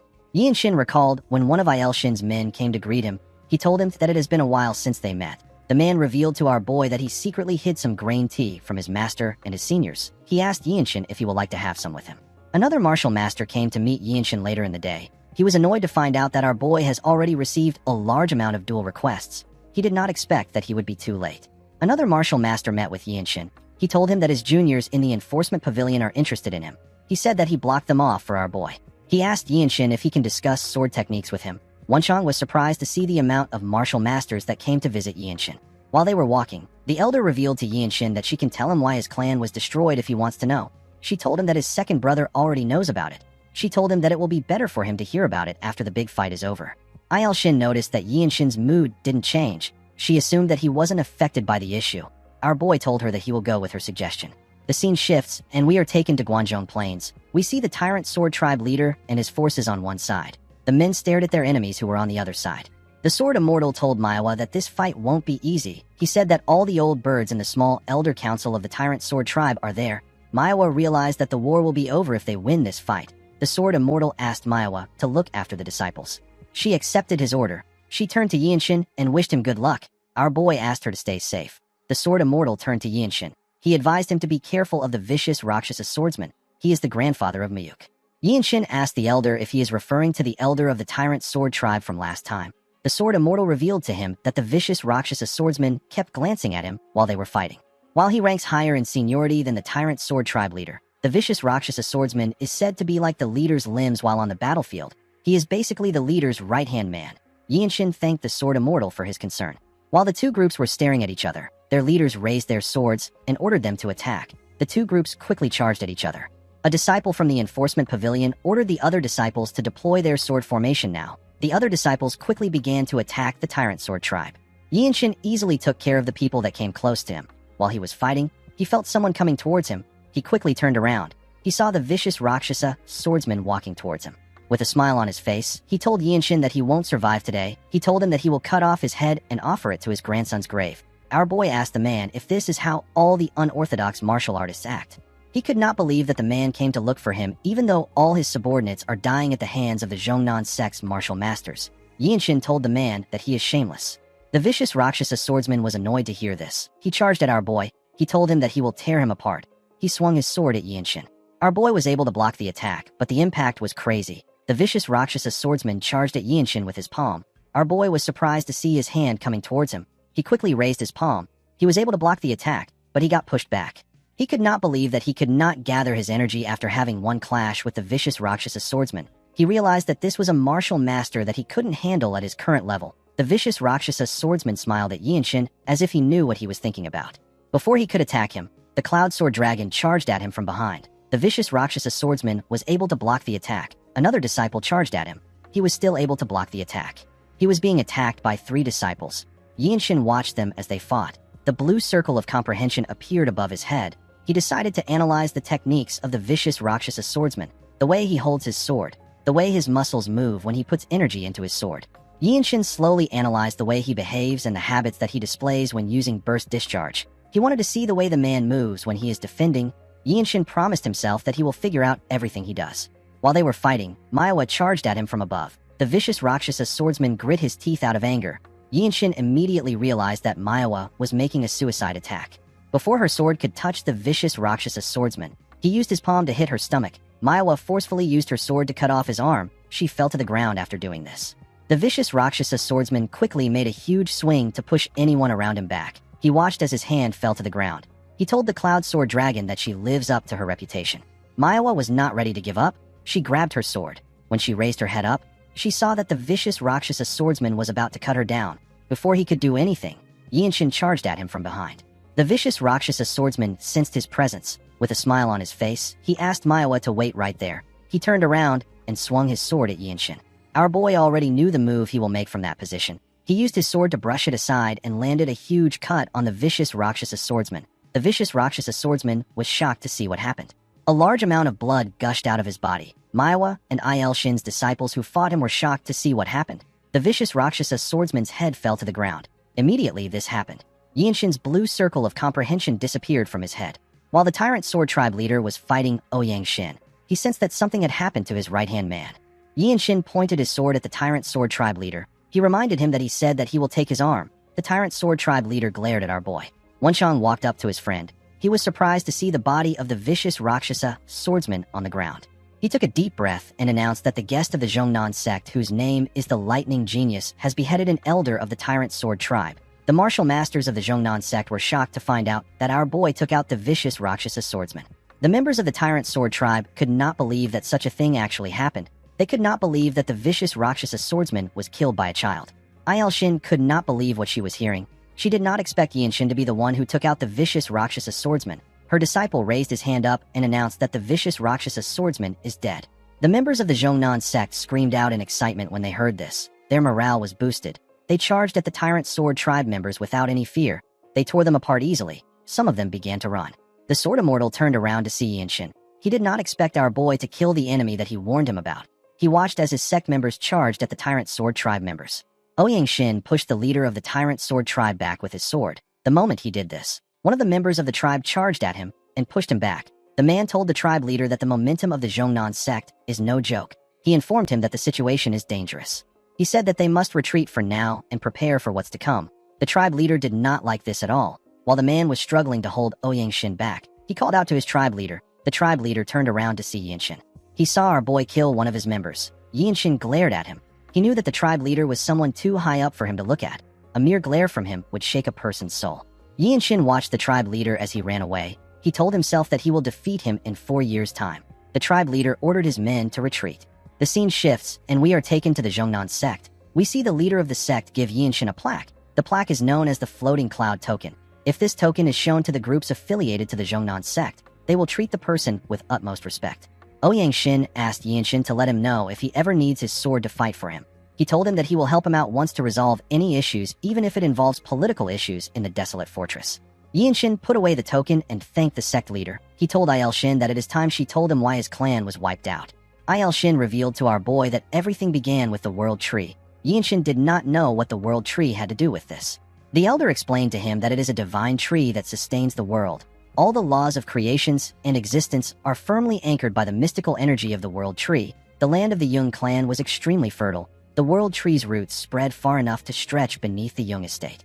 There is even a saying that the formidable martial power of the desolate fortress leader is maintained because she consumes the fruits of the world tree. Yinshin asked the elder to tell him the reason why the Jung clan was annihilated. She explained to him that the Tyrant Sword Tribe and the Blood Flame Cult are both factions that are completely opposed to the desolate fortress. For them, wiping out a small clan like the Jung clan was more than justified. Coincidentally, Shin and her disciples were nearby when they received a letter from the desolate fortress lord. They got a request to protect the Jung clan. Unfortunately, they ended up failing. Now, Xingye County had become a wasteland at the hands of the two groups. Shin told our boy that she feels immense guilt towards him, his brother and his niece. Our boy did not know what to say. The scene shifts, and we see Yinshin and Wenchang outside with everyone. Our boy pat his niece on her head. The girl began to cry. Yinshin asked her to grow stronger and come find him. He told her that she will be able to visit the desolate fortress when she becomes a martial master. Manhwa asked our boy if she is also allowed to visit him. Yinshin told her that she can come if she is not on a mission. He told her that he would also like to learn martial arts with her. The Sword Immortal said that the downstream water of the Yangtze River has finally come together. He said that this is heartening. He told Yinshin that this brings joy to an old man like him who should be thinking about retirement. Our boy told the man that he looks like he will live for another 100 years. The elder told Yinshin that he hopes his wishes come true. Our boy gently smiled when he heard this. He and Wenchang bowed together. They said their goodbyes and began their journey. The scene shifts, and we are taken to an inn. We see a man telling everyone that the Manhwa sect received secret aid from the desolate fortress. He said that the 9 great sects in the desolate fortress are fading away like the setting sun. He said that only the Zhongnan sect who defeated the Tyrant Sword Tribe hold influence in Shaanxi. A martial artist sitting across the man poured himself a liquor and asked him to listen. He told him that he will give him a tip, because it is his first time in the Murim. He told the man that keeping his mouth shut is the key to survival in the Murim. The man was annoyed to hear this. He stood up and asked the martial artist if he is calling him a first-timer. He picked up his sword and asked his friend if he said anything wrong. He said that the desolate fortress must be weak since they were unable to defeat the battle maniac. The martial artist gently smiled when he heard this. The man's friend told him that he heard that the azure-eyed demonic swordsman lost an eye. The fat man said that a blue-robed martial master from the desolate fortress isn't worth anything. With a smile on his face, he told his friend that it is just an empty reputation. Immediately he said this. Someone threw a chopstick on his table. The man was shocked to see the chopsticks. The martial artist and the women with him quickly raised their heads up. With a serious look on his face, Yinshin asked the idiot to tell him more of what he just said. Wenchang raised our boy's robe to show the man the symbol of the desolate fortress that was on it. The man was shocked to see that our boy came from the desolate fortress. The martial artist and the women stared at Yinshin. Wenchang smiled when he saw the look on the man's face. The entire inn became quiet. Everyone was cautious of our boy and Wenchang. Yinshin walked up to the man. With a scared look on his face, the man told Yinshin that he had no intention of insulting the desolate fortress. Yinshin glared at him. He told him that he doesn't care about that. He placed his hand on his sword and asked the man to tell him about how the azure-eyed demonic swordsman lost his eye. The man became nervous. He quickly revealed to our boy that it was done by the battle maniac. He said that the Blood Flame cult is backing the battle maniac. According to the man, several Bloodmaster swordsmen and one emissary from the Blood Flame cult clashed with the Radiant Demon Squad. The azure-eyed demonic swordsman got injured while protecting a family of commoners. Yinshin glared at the man with a scary look on his face. The man became terrified. He bowed his head and told our boy that he is sorry. Our boy decided to let him go. He asked him to continue eating and pay the innkeeper for the table. The man thanked Yinshin. Every martial artist in the inn focused their attention on Yinshin. The man who sat with the women knew that our boy could afford to act arrogant with his level of martial prowess. He realized that Yinshin was a martial master from a prestigious sect who carries himself with dignity. Before Yinshin and Wenchang could sit down, the man walked up to them and asked Yinshin if he is the lightning genius. He told our boy that he recognized him as the next star of the desolate fortress. He said that he was able to recognize him because he is not the White Qilin. The man introduced himself as Jin Yul of the Jin clan from Shaanxi. Yinshin told the man his name. Jin Yul told him that he has heard about the rising star of the desolate fortress who is known for his exceptional martial arts prowess. He told Yinshin that he heard that he was active in Shangxi. The two women smiled at our boy when they heard this. Wenchang told Jin Yul that he has sharp ears. Jin Yul believed that Yinshin and Wenchang were heading to Xian because they belonged to the Radiant Demon Squad. He asked the boys if he can move with them. Yinshin did not expect this. Jin Yul explained to them that he truly wishes to form a friendship with the martial masters of the desolate fortress. He apologized to them for being too forward on their first meeting. Yinshin asked him about how he knew where they were headed. Jin Yul explained to him that after the clash between the Zhongnan sect and the Tyrant Sword Tribe, the Radiant Demon Squad and the Manhwa sect have become the hottest topic in the Xian Murim. He told Yinshin that everyone's attention is on them. Even the small and mid-tier martial artists know about what is happening. Yinshin glared at the man. Jin Yul simply smiled at him. Our boy poured himself a drink and told Jin Yul that they will move out after a quick bite. Jin Yul and the two women bowed their heads to thank Yinshin. The scene shifts, and we are taken to the forest. We see Wenchang telling the women about how he announced that Yinshin beheaded the vicious Rakshasa swordsman. With a proud look on his face, he said that his roar was just as mighty as the Shaolin Lion roar martial art. He turned around and told the women that every martial artist on the battlefield turned their heads. He told them that they should have seen it for themselves. Jin Yul told Wenchang that a martial artist of the desolate fortress won't lie. He assured Wenchang that he believes him. One of the women asked Yinshin if he really beheaded the vicious Rakshasa swordsman by himself. Our boy told the woman that they took turns fighting him. He said that the Cloud Sword Dragon, the Neutral Spirit Fist, and the Cliff Swordsman had already weakened him. Wenchang told the woman that he took care of the other warriors. He said that the finishing strike was done by Yinshin's dazzling blade. Jin Yul and the women laughed when they heard this. While they were walking, Yinshin suggested that they take a short break next to a lake. Wenchang said that he is going to look for wild animals. He told them that they will need the meat. The two ladies turned to him. They told him that they will follow him. While Wenchang was out hunting, Yinshin filled his bottle with water. Jin Yul sat behind him. He asked our boy if he uses his left hand. Yinshin told him that he wields his sword with his right hand. He said that he only trained a little in the fist arts. Jin Yul took out a small dagger from his clothes when he heard this. He charged at Yinshin from behind. He said that his left flank must be his weak point. He swung his sword at Yinshin with a confident smile on his face. Before his sword could touch our boy, someone cut his neck from behind. The person turns out to be Wenchang. Jin Yul's head fell into the lake. When the water touched his hair, it revealed his red roots. Wenchang and Yinshin did not seem shocked to see this. Wenchang said that he already expected the man to be an assassin from the Blood Flame cult. Yinshin asked him about Jin Yul's companions. Wenchang revealed to him that the girls are the daughters of an official. He said that they must have already arrived at the afterlife by now. Wenchang slit both their throats. He told our boy that they will arrive at their destination in half a day. The scene shifts, and we are taken to Xian. We see Myung wearing a bandage around his eye. He commended Yinshin for achieving an unbelievable merit. He did not expect Yinshin to slay an elder of the 13 skies. He told our boy that even he has not accomplished something like that. Yinshin and Wenchang were shocked to see that he actually lost one of his eyes. They could not believe that the rumor was true. They asked him about his eye. Myung did not know what to say. Mirio told our boy that Myung is not the only one in trouble. She told him that it was reckless for him to go against an elder of the Tyrant Sword Tribe. She was relieved to see that Yinshin wasn't hurt. Yinshin asked Mirio about what happened. He found it odd that their squad leader wasn't there with them. Mirio revealed to him that Ma Jin went on a pursuit with the Sword Saint and the martial masters of the Manhwa sect. She said that the Blood Flame cult, who are the masterminds, have revealed themselves. She said that she doesn't know the kind of tricks the Blood Flame cult will try with the Plum Blossom Pill.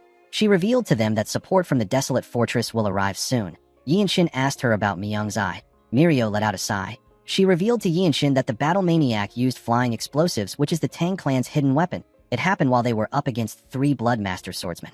Myung could have easily dodged the attack, but there was a civilian house behind him. Myung had no choice but to strike the explosive down with his sword. He laughed nervously as Mirio told them about what happened. While they were talking, someone threw an explosive into their room. The group was shocked to see the explosive. It caused a huge explosion in the inn. Myung quickly picked Wenchang up and carried him out in an instant. He took a look at the inn and said that their squad leader isn't working hard enough. When he turned to the side, he saw Yinshin and Mirio land on the ground together. When Yinshin raised his head up, he saw some men coming towards them with their swords. He saw a man with one arm standing while the others charged at them. Yinshin immediately realized that this man is the battle maniac. Our boy asked his teammates to take care of the others. He said that he will handle the battle maniac. Myung and Wenchang were surprised to hear this. The battle maniac smiled when he saw Yinshin coming close to him. He knew that there is only one person wearing a blue outer robe and white on the inside in the Radiant Demon Squad. He knew that he was looking at the lightning genius. He watched Yinshin as he drew his sword. He believed that our boy had become incredibly arrogant because of his title. He asked Yinshin if he doesn't know that he was the one who took the azure-eyed demonic swordsman's eye. Yinshin asked the battle maniac to tell him the actual reason he came. He asked him if he hasn't already taken the plum blossom pill. The battle maniac took a stance and revealed to Yinshin that he came to take the head of the azure-eyed demonic swordsman. Our boy told him that he can incur the wrath of the Sword Saint and the Radiant Demon Squad leader by being here. The battle maniac raised his amputated arm. He asked Yinshin if he does not understand what a martial artist's hand means to him. He asked him to stop asking stupid questions. He told our boy that he spoke to him because he heard that he showed some promise. He told him that he is no different from the other fools. Yinshin gathered his energy into his sword. He used the Radiant Sword art to attack the battle maniac. The battle maniac dodged the attacks and charged at our boy. He appeared behind him. He attacked our boy with a perfect grasp technique. Yinshin turned around and used his sword to block the attack. He moved back a bit. The battle maniac was shocked to see our boy's footwork. He was certain that this was the footwork of the noble race. He quickly realized that he was wrong. He knew that the martial art of the noble race can't be copied. He realized that Yinshin was using a completely different martial art. Our boy told him that he talks too much. The battle maniac smiled when he heard this. He told Yinshin that he heard that his family is buried on the mountain behind their clan's estate. He asked our boy if he has ever wondered about what happened to his land after he left. With a smile on his face, he asked Yinshin if he expected his hometown to be untouched after he made an enemy out of the Blood Flame cult. He revealed to our boy that they dug up the mountain and burned all the corpses. Yinshin was shocked to hear this. He remembered how the maid used to wake him up for breakfast. He remembered his first brother and his wife. He remembered how his father called him his son with his last breath. Yinshin released his energy when he thought of this. With a cocky smile on his face, the battle maniac asked our boy if he believes that he can beat him. Yinshin wondered about what would make a martial artist feel despair. The first thing would be when their masters, seniors, juniors, or they themselves face death. The second would be when they lose the ability to perform martial arts due to their body. Yinshin wondered about which of this situation would best fit a martial arts-obsessed warrior. Our boy didn't believe that cutting off his limbs would be enough. The battle maniac charged at him while he was thinking. Yinshin put away his sword and used his palm to block the battle maniac's attack. The battle maniac was annoyed to see that Yinshin was using a palm technique against him. He attacked our boy faster. Yinshin was able to block each one of his attacks. Before he could make a huge attack, Yinshin caught his wrist. With a look of anger on his face, the battle maniac asked Yinshin to tell him how he knows his technique. Our boy told him that he made his technique better. The battle maniac was annoyed to hear this. He could not believe that our boy stole his secret martial arts technique in an instant, and he even improved it. Yinshin liked the look on his face. He realized that this was the best way to throw the battle maniac into despair. To martial artists, their martial arts is a life that they built up through countless years of dedication. Yinshin basically denied the battle maniac's entire life work. He even showed him a more superior form of his martial arts. Our boy moved close to the battle maniac and asked him if he would like to learn the improved version. The battle maniac was shocked to hear this. Yinshin smiled and said that he cannot teach him. The battle maniac screamed out in pain. Yinshin released some energy and tightened his grip on his wrist. He broke the battle maniac's wrist. The poor bastard screamed out in pain. Yinshin watched him as he suffered. Myung and Mirio couldn't believe their eyes. They couldn't believe that Yinshin subdued the battle maniac. Our boy drew his sword and moved it close to the battle maniac's neck. The man called him a bastard. Yinshin beheaded him when he heard this. Everyone was shocked to see this. When the battle maniac fell to the ground, a small box with a plum blossom symbol on it fell out of his clothes. In the next scene, we see Yinshin present the battle maniac's head and the plum blossom pill to his captain. Majin picked up the box to look at it. He didn't know what to say to our boy. He simply stared at him in silence. He let out a sigh and revealed to Yinshin that he will soon be able to request for a promotion exam to the blue rank. He said that this is the shortest time it has ever taken for a person to reach this rank. He told Yinshin that he will also be the youngest person to ever take the test. Our boy told his captain that he has heard about the promotion exam. He asked him if he can explain it to him in detail later. He said that they have something more urgent to attend to. Majin agreed with Yinshin. He placed the pill down and revealed to the group that the Manhwa sect was attacked. Everyone was shocked to hear this. In the next scene, we are taken to another room. We see Yinshin and his teammates in the room with the Manhwa sect members. We see Hyun lying on the bed. Cheonju was sitting next to him. When he looked at the boy's body, Yinshin remembered when he asked him to become friends with him. Cheonju revealed to the Radiant Demon Squad that Hyun used every last bit of his energy in order to protect his senior brother. The energy core is an organ that contains a trace amount of innate energy from birth. It can get damaged if completely emptied. Some even call this traces of energy innate core energy. Yinshin found the situation to be odd. He told Cheonju that it is simply a depletion of internal energy. He asked the man if it can't be replenished. Cheonju told him that it can. He explained to our boy that the other disciples who showed similar symptoms have already gotten back on their feet. Yinshin asked him about why Hyun isn't better. the man revealed to him that Hyun can't be treated through ordinary means. This is because he learned the Violet Dawn's sacred art as the sect leader's disciple. The boy can't be treated because the others did not learn the same martial arts as him. Yi and Shin asked him if they can't just use the Plum Blossom Pill. Cheonju said that the energy of the Plum Blossom Pill might be able to substitute for the Violet Dawn's sacred art, but a martial master is needed to absorb and transfer the energy in place of the unconscious Hyun. Cheonju revealed to the group that Hyun only has an hour left to live. He said that they don't have enough time to transfer the energy. The moment he said this, Ma Jin told the man something. He quickly raised his head up when he heard what the captain said. Other people couldn't hear what the captain was saying. Yi and Shin noticed that they were talking. He realized that his captain is using the frequency whispering technique to communicate with Cheonju. While he was looking at them, Cheonju turned to him. He seemed to be shocked about something. He quickly stood up and stretched out his hand to give our boy a pill. He told him that he is counting on him. Yi and Shin asked him if he believes that he can transfer the energy. Ma Jin told him that he does. He asked our boy to swallow the pill and start immediately. He told him that the pill will also strengthen him. While watching Yi and Shin circulate his energy, Ma Jin recalled that our boy had previously absorbed an elixir incredibly fast and perfectly integrated it. Yi and Shin absorbed it before he could help him. With our boy's talent, Ma Jin believes that it will be possible to quickly dissolve the Plum Blossom Pill's energy and transfer it to Hyun within the time limit. After preparing himself, Yi and Shin collected the pill and swallowed it. Hyun sat in front of him in a lotus position. The moment our boy swallowed it, he felt something within. The Plum Blossom Pill is a special elixir tailored to a specific way of manipulating internal energy. For someone like Yi and Shin who hasn't learned the internal arts of the Manhwa sect, it would take a whole year to fully settle the Plum Blossom Pill's true energy in his body. Unless a person undergoes a full year of closed-door training, it will have no real value. This is why the battle maniac didn't use the pill immediately he got it. It would be better for a person to focus on developing their own martial arts with such a large amount of time. Yi and Shin believe that he can absorb this energy and transfer it to Hyun at the same time. His blue circle of comprehension appeared next to his core.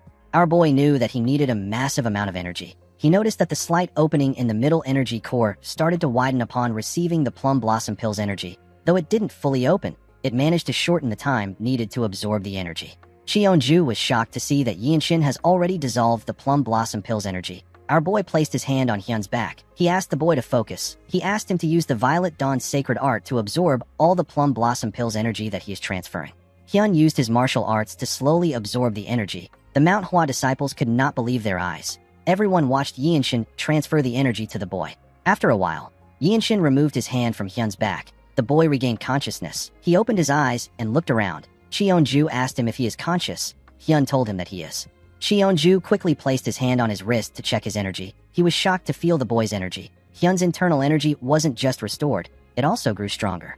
Cheonju could not believe that Yi and Shin completely dissolved the Plum Blossom Pill's energy and infused it into Hyun's body without losing the tiniest amount. The man was shocked to see that Yi and Shin transferred the powerful energy without keeping any for himself. He told our boy that he is a truly noble man. Yi and Shin told him that he simply understood the situation. The man could not believe what he was hearing. He put his hand together and bowed his head to thank Yi and Shin. He told him that he has saved the future of the Mount Hua sect.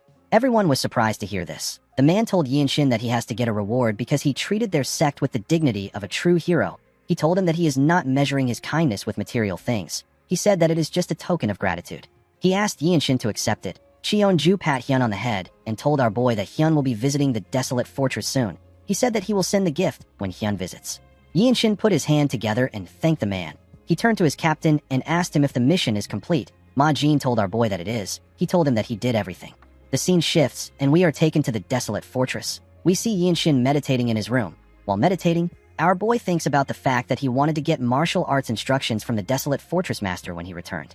However, when Yi and Shin went to meet her, the fortress master told him that she will teach him the type of martial arts that he needs when the time is right.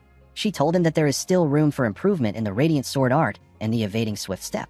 Our boy decided to focus on these two arts. He wondered if there is a way to infuse more force into the flow of the Radiant Sword art. He also thought about how he could take the second step of the Invading Swift Step. Yi and Shin recalled that he also wanted to invent new forms for the Infinite Blossom Fist Strike. Our boy closed his eyes and focused on his energy. After meditating for a while, he let out a sigh. He was not getting any ideas. He realized that inspiration doesn't come immediately. He recalled that Ma Jin said something about the martial transcending ground. The captain explained to him that the Radiant Demon arts of the Radiant Demon Squad and the Heavenly Sword arts of the Heavenly Squad are completely different. He told Yi and Shin that each of the 17 martial groups under the Divine Sword Squad is like an independent sect. The martial transcending ground was established to bring all these groups together to form an ocean. Yinshin picked up his sword. He decided to visit the martial transcending ground. When he stepped out of the room, everyone turned to him. They had all heard about how he achieved a feat too incredible to believe. Someone asked him if it is true that he beheaded the vicious Rakshasa swordsman. They could not believe it, because even a blue-robed warrior of the desolate fortress can hardly deal with an elder of the 13 skies. Another person asked him if it is true that he saved the life of the Manhwa sect leader's disciple. Yinshin did not say anything. He simply walked past them. The martial artist could not believe that our boy has connected with several martial masters from the 9 great sects on just 2 missions. Someone said that he will request for our boy's support if he gets assigned a mission in Shanxi. Yinshin walked up some stairs and looked down to see something. He saw different martial artists fighting each other. This place is the martial transcending ground. It is a dueling arena for all martial artists under the Divine Sword Squad to spar freely. It is where 17 martial styles intersect. Each of these styles is comparable to that of an independent sect. While he was looking at the martial artists, someone asked our boy about who he is. When Yinshin turned to the side, he saw a man in a purple robe. He asked the man if this is the martial transcending ground. The man told him that it is. The man had heard about a young swordsman in a long blue robe. He knew that he was looking at the lightning genius. He put his hand together and introduced himself as the Yuan. He said that he is from the command bureau. Our boy also introduced himself to the man. He walked past him after the introduction. Yuan moved close to Yinshin and told him that he has heard a lot about him. He revealed to our boy that all the news from the desolate fortress funnels from the command bureau. They are the ones who sort and categorize the achievements of the martial artists. Yuan told our boy that his achievements are astonishing. He told him that he wants to share something private with him because he is happy to see him. Yinshin asked him to share it. Yuan revealed to Yinshin that he will be promoted to the blue robe rank even if he completes a simple small mission. Our boy did not expect to hear this. The man congratulated him in advance. He said that he finally feels that his duty managing the martial transcending ground has a meaning today. He pointed at someone and said that the successor of the Ma clan is training today. When Yinshin turned to the side, he saw the successor using his fist to overpower his opponent. The boy was easily pushing his opponent back. Yuan revealed to Yinshin that the boy has earned a lot of praise under the name of the Ma clan. He has been defeating white-robed warriors on the martial transcending ground. This is quite impressive because it hasn't even been a month since he passed the desolate fortress trial. Yuan said that the area around the main fortress has been lively thanks to the boy. Yinshin did not seem to really care. He watched the boy as he gathered his energy and used it to send his opponent flying. Immediately, he took care of his opponent. The boy spotted Yinshin. He walked up to our boy and asked him if he will join him in a sparring match. Yinshin asked the boy about who he is. The boy felt embarrassed. He told Yinshin that they weren't able to exchange names the last time they met. He introduced himself as Ma Sane. Yinshin recalled that Yuan said that Sane has been defeating white-robe warriors. He did not expect the boy to be humble. Sane told our boy that he learned and gained a lot of things from their duel. He asked Yinshin to grant him another opportunity. Our boy recalled that Sane helped him create his energy accumulation discharge. He wondered if this duel will also benefit the Radiant Sword art. While Yinshin was talking, Myung walked up to Sane and asked him if he is a rookie. He asked the boy to spar with him instead. Sane was shocked to see the azure-eyed demonic swordsman. Myung told him that he now has one eye. He asked Yinshin if it is okay for him to duel the boy. Our boy asked him if he visits the martial transcending ground often. Myung stretched his arms and said that he will fall behind if he doesn't come there. He told our boy that this is a sect full of monstrous martial masters. Yinshin asked him if he is doing this because of his eye. Myung told him that he is right. He said that he needs to gradually recover his senses because his vision as a swordsman has been cut in half. He walked forward with Sane. The boy was quite excited. Yuan said that this is strange. He revealed to Yinshin that the azure-eyed demonic swordsman evaluates people based on their aptitude. Yinshin asked him if he is talking about his senior.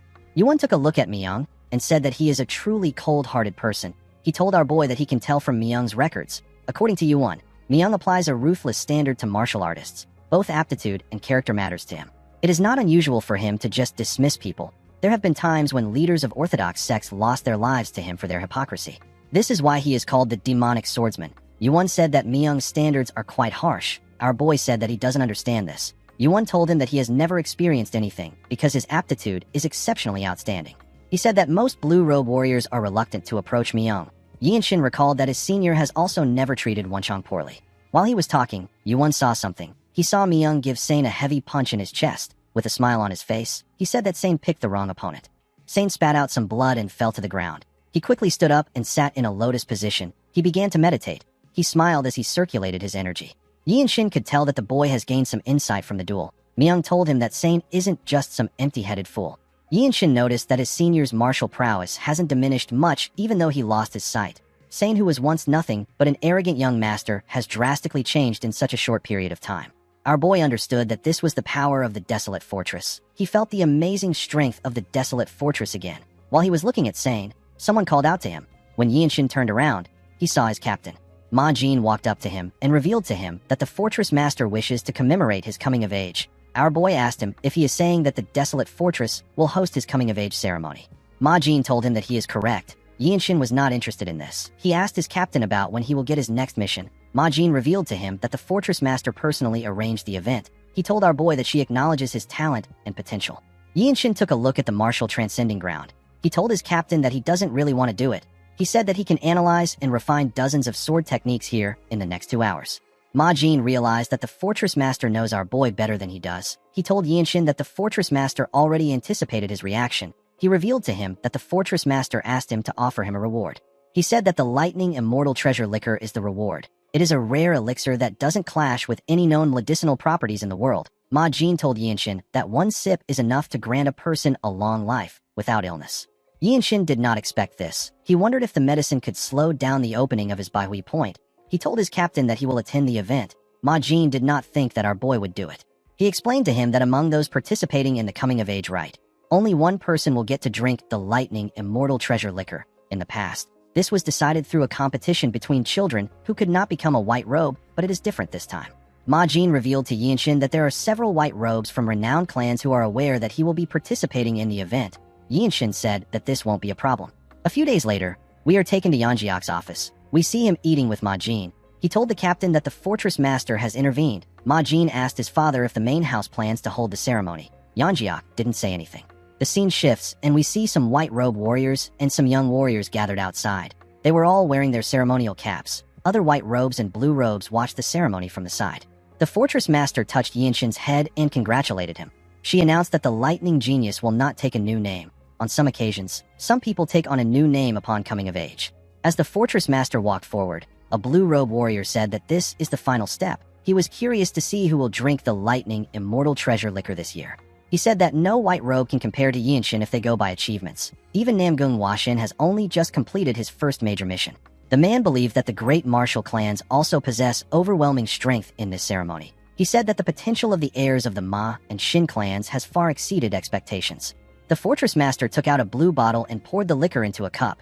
Everyone watched her as she poured the lightning immortal treasure liquor. The fortress master raised her hand and told them that this is a small gift for them. She said that it will belong to whoever takes it first. She released her energy and asked the young warriors to take it if they can.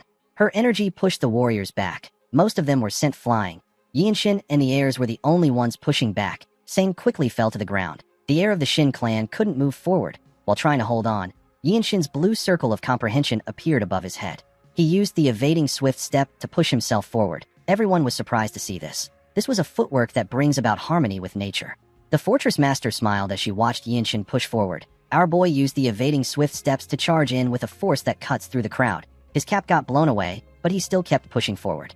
He was able to reach the fortress master. Everyone couldn't believe their eyes. Sane couldn't accept what he was seeing. The fortress master presented the cup to our boy. She asked him to savor it. Yinshin accepted the cup. Before Yinshin could drink the liquor, Sane told him that many warriors dream of standing in the same position as him. He said that the Jianghu is simply not fair. He asked Yinshin if he knows why people establish sects, build clans, and form alliances. He asked him to aim for the position of the Ma clan's patriarch. Yinshin asked him about what he means. Sane asked him to set a date and duel him. He told Yinshin that he wants him to fight him in a fair match for the position of the future patriarch of the Ma clan. He told him that he will take his place if he defeats him. Everyone was shocked to hear this. Most people were not aware of the fact that Yinshin is related to the Ma clan. The fortress master simply stared at Sane. Sane explained to Yinshin that the position of the clan patriarch and the leader of a prestigious martial clan takes precedence over all things. He told him that the position is much more valuable than the lightning immortal treasure liquor. He clenched his fist and told our boy that fighting is the law of the Jianghu. Yinshin wasn't really interested in the boy's offer. He knew that the prestige of a single clan cannot allow him to obtain the fruit of the world tree. Aside from this, Yinshin didn't want to beg others for his life without offering anything in return. He raised the cup and told Sane that he claimed the liquor with his own efforts. He drank the liquor in front of everyone. His grandfather was surprised to see what he did. With a cold gaze in his eyes, Yinshin told the boy that this is the Jianghu. Everyone understood what he meant. They knew that our boy wanted to stand above everyone as a sovereign martial artist of the Jianghu.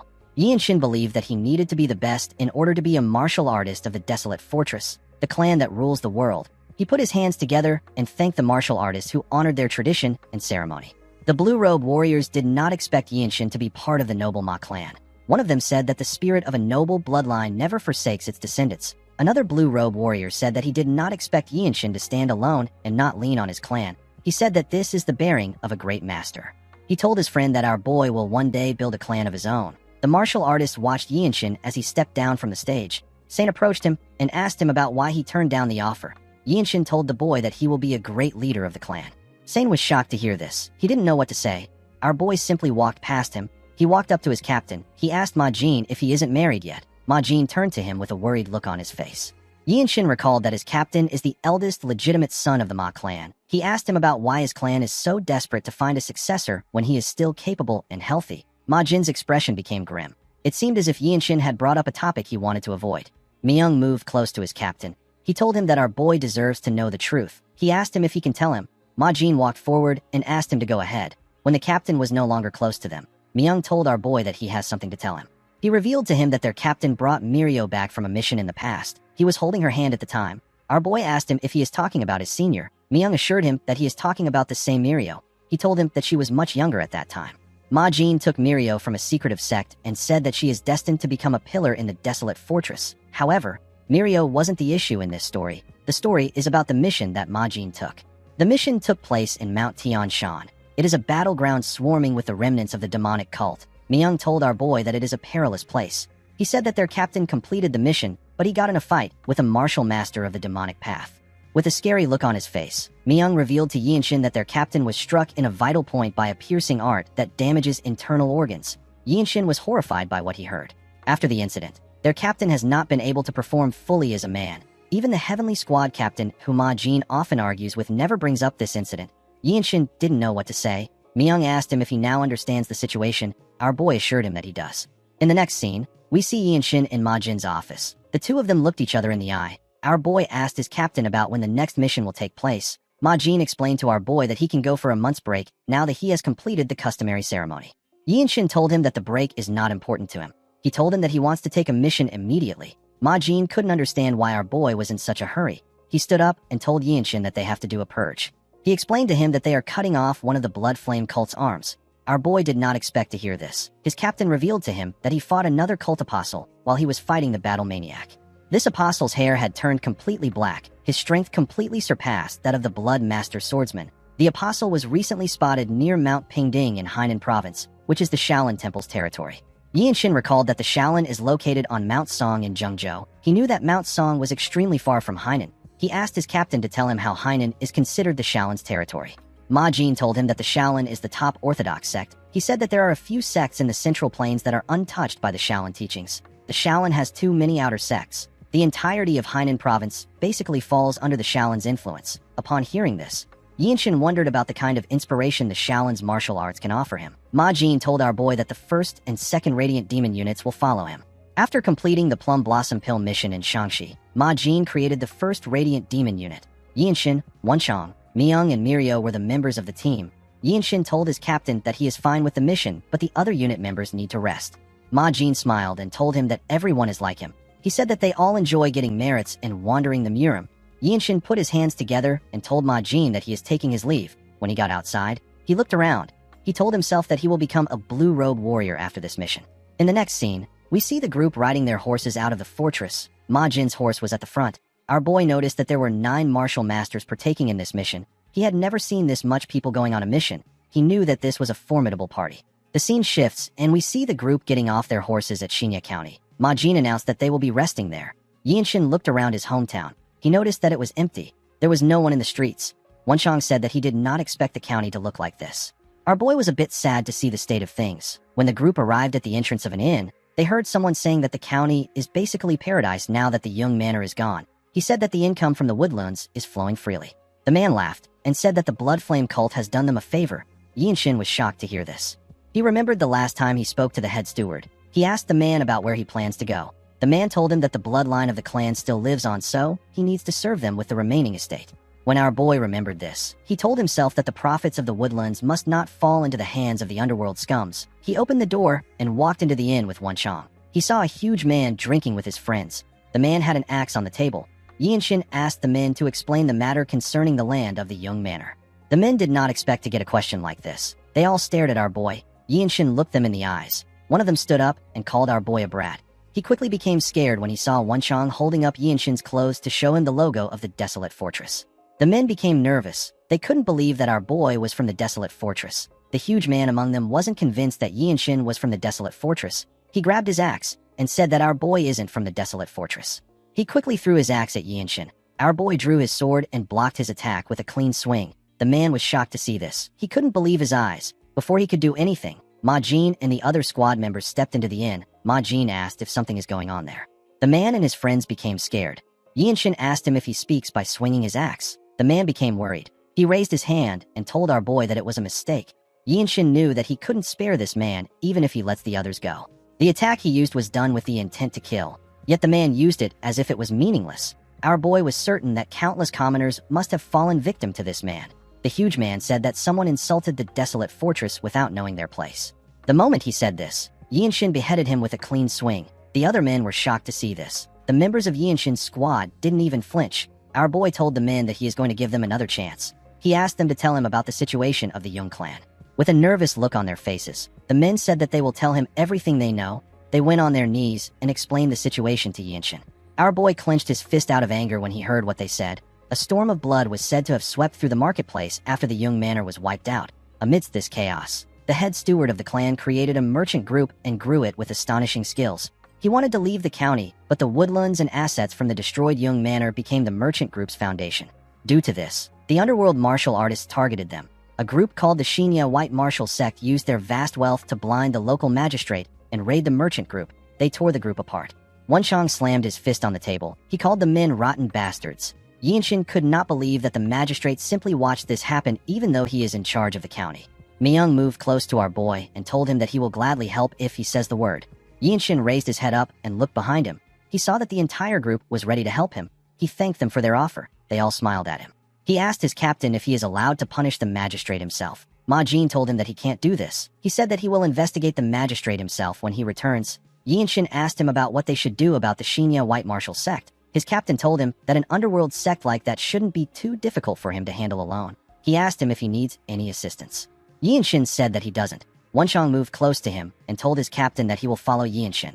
With a smile on his face, he told his captain that they can't allow a young martial artist who isn't of age to act alone. He said that the name of the desolate fortress would be tarnished. Yinshin told Wenchang that this isn't about justice. Wenchang raised his hand and stopped him from saying anything else. He told our boy that he is taking out an underworld gang. He said that this is the work of a righteous warrior. He smiled and said that others are too afraid of getting hurt to even try this. Although Wenchang was acting playful, Yinshin knew that his friend always acts like a true hero. In the next scene, we are taken to the entrance of the Shinya White Martial Sect. Wenchang did not expect the place to be so close by. He wondered if the sect took over a local noble's manor. He drew his sword and used it to tear the doors apart with a destructive attack. He smiled when he stepped in. He saw the sect members standing outside with their weapons. He asked them if they were waiting for them. He asked them if they overheard their conversation at the inn. The sect leader smiled and called the boys fools. He told them that they have no fear. He didn't expect that only 2 of them would come there. He told them that he will turn their corpses into fertilizers for the woodlands. Yinshin ignored the man and drew his sword. He had heard that small and mid-sized sects are often out of touch with recent news. The larger sects are the ones that hesitate to provoke the desolate fortress. The sect leader smiled and ordered his men to kill the boys. His men quickly charged at them. When they got close to Yinshin, they got torn apart before they could even swing their swords.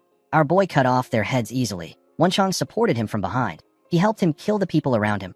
Yinshin glared at the leader after taking care of the people in front of him. The man became scared. Yinshin walked towards him. The sect leader and his subordinate became terrified. The sect leader tried to beg Yinshin. Unfortunately for him, our boy wasn't moved by his plea. He tore his body apart in an instant. The unfortunate bastard wasn't even able to react. His body fell to the ground in an instant. Yinshin raised his sword and carefully swung it to remove the man's blood from it. He covered his body with his energy and turned around. The men became scared. They all knew that they were dead. A while later, we see several dead bodies lying on the ground. Some of the men were heavily injured. While Yinshin and Wenchang were looking around them, someone said that he is already too late. When the boys turned around, They saw an official with 3 men. The 4 men stepped into the building together. The official was shocked to see the bodies on the ground. He wondered about what happened. While he was looking around, he saw Yinshin. He recalled that our boy was a child of the Young Manor. He asked him about what he is doing there. Immediately the man said this. He saw the Desolate Fortress logo on Yinshin's clothes. He could not believe that Yinshin was in the Desolate Fortress. One of the men ran past the official and called out to our boy. Yinshin was surprised to see the head steward. The man couldn't believe that our boy became a martial artist of the Desolate Fortress. He was very proud of him. He told Yinshin that this feels like a dream. Our boy told the steward that he heard that things haven't been going well for him. The man gently rubbed his head and said that things were bad for him because he is weak. Yinshin noticed that the energy emanating from the man's body was much different from before. It was now more refined and grounded. Our boy knew that a change like this is basically impossible without having formal martial arts training. He asked the steward if he joined an orthodox sect. The steward smiled and said that he was able to become an outer disciple of the Shaolin through great luck. Our boy did not expect to hear this. The steward pointed at the old bald man behind him. He introduced him as his master. The old monk introduced himself as Wan Zhang. Yinshin put his hand together and greeted the man. He introduced himself to him. The moment he greeted him, the third man told him that his techniques are astonishing. The man who turns out to be a member of the noble race turned around to see Yinshin. He introduced himself as Gak Yung. Gak Yung is also known as the Little Divine Monk. He is one of the 18 arhats of the Great Shaolin Temple and a master of the Shaolin Fist Strike. Wan Zhang turned to Yinshin and asked him if he had some prior connection to their temple. Our boy told him that this is his first time meeting martial masters of the Shaolin. Wan Zhang told our boy that his physique is really interesting.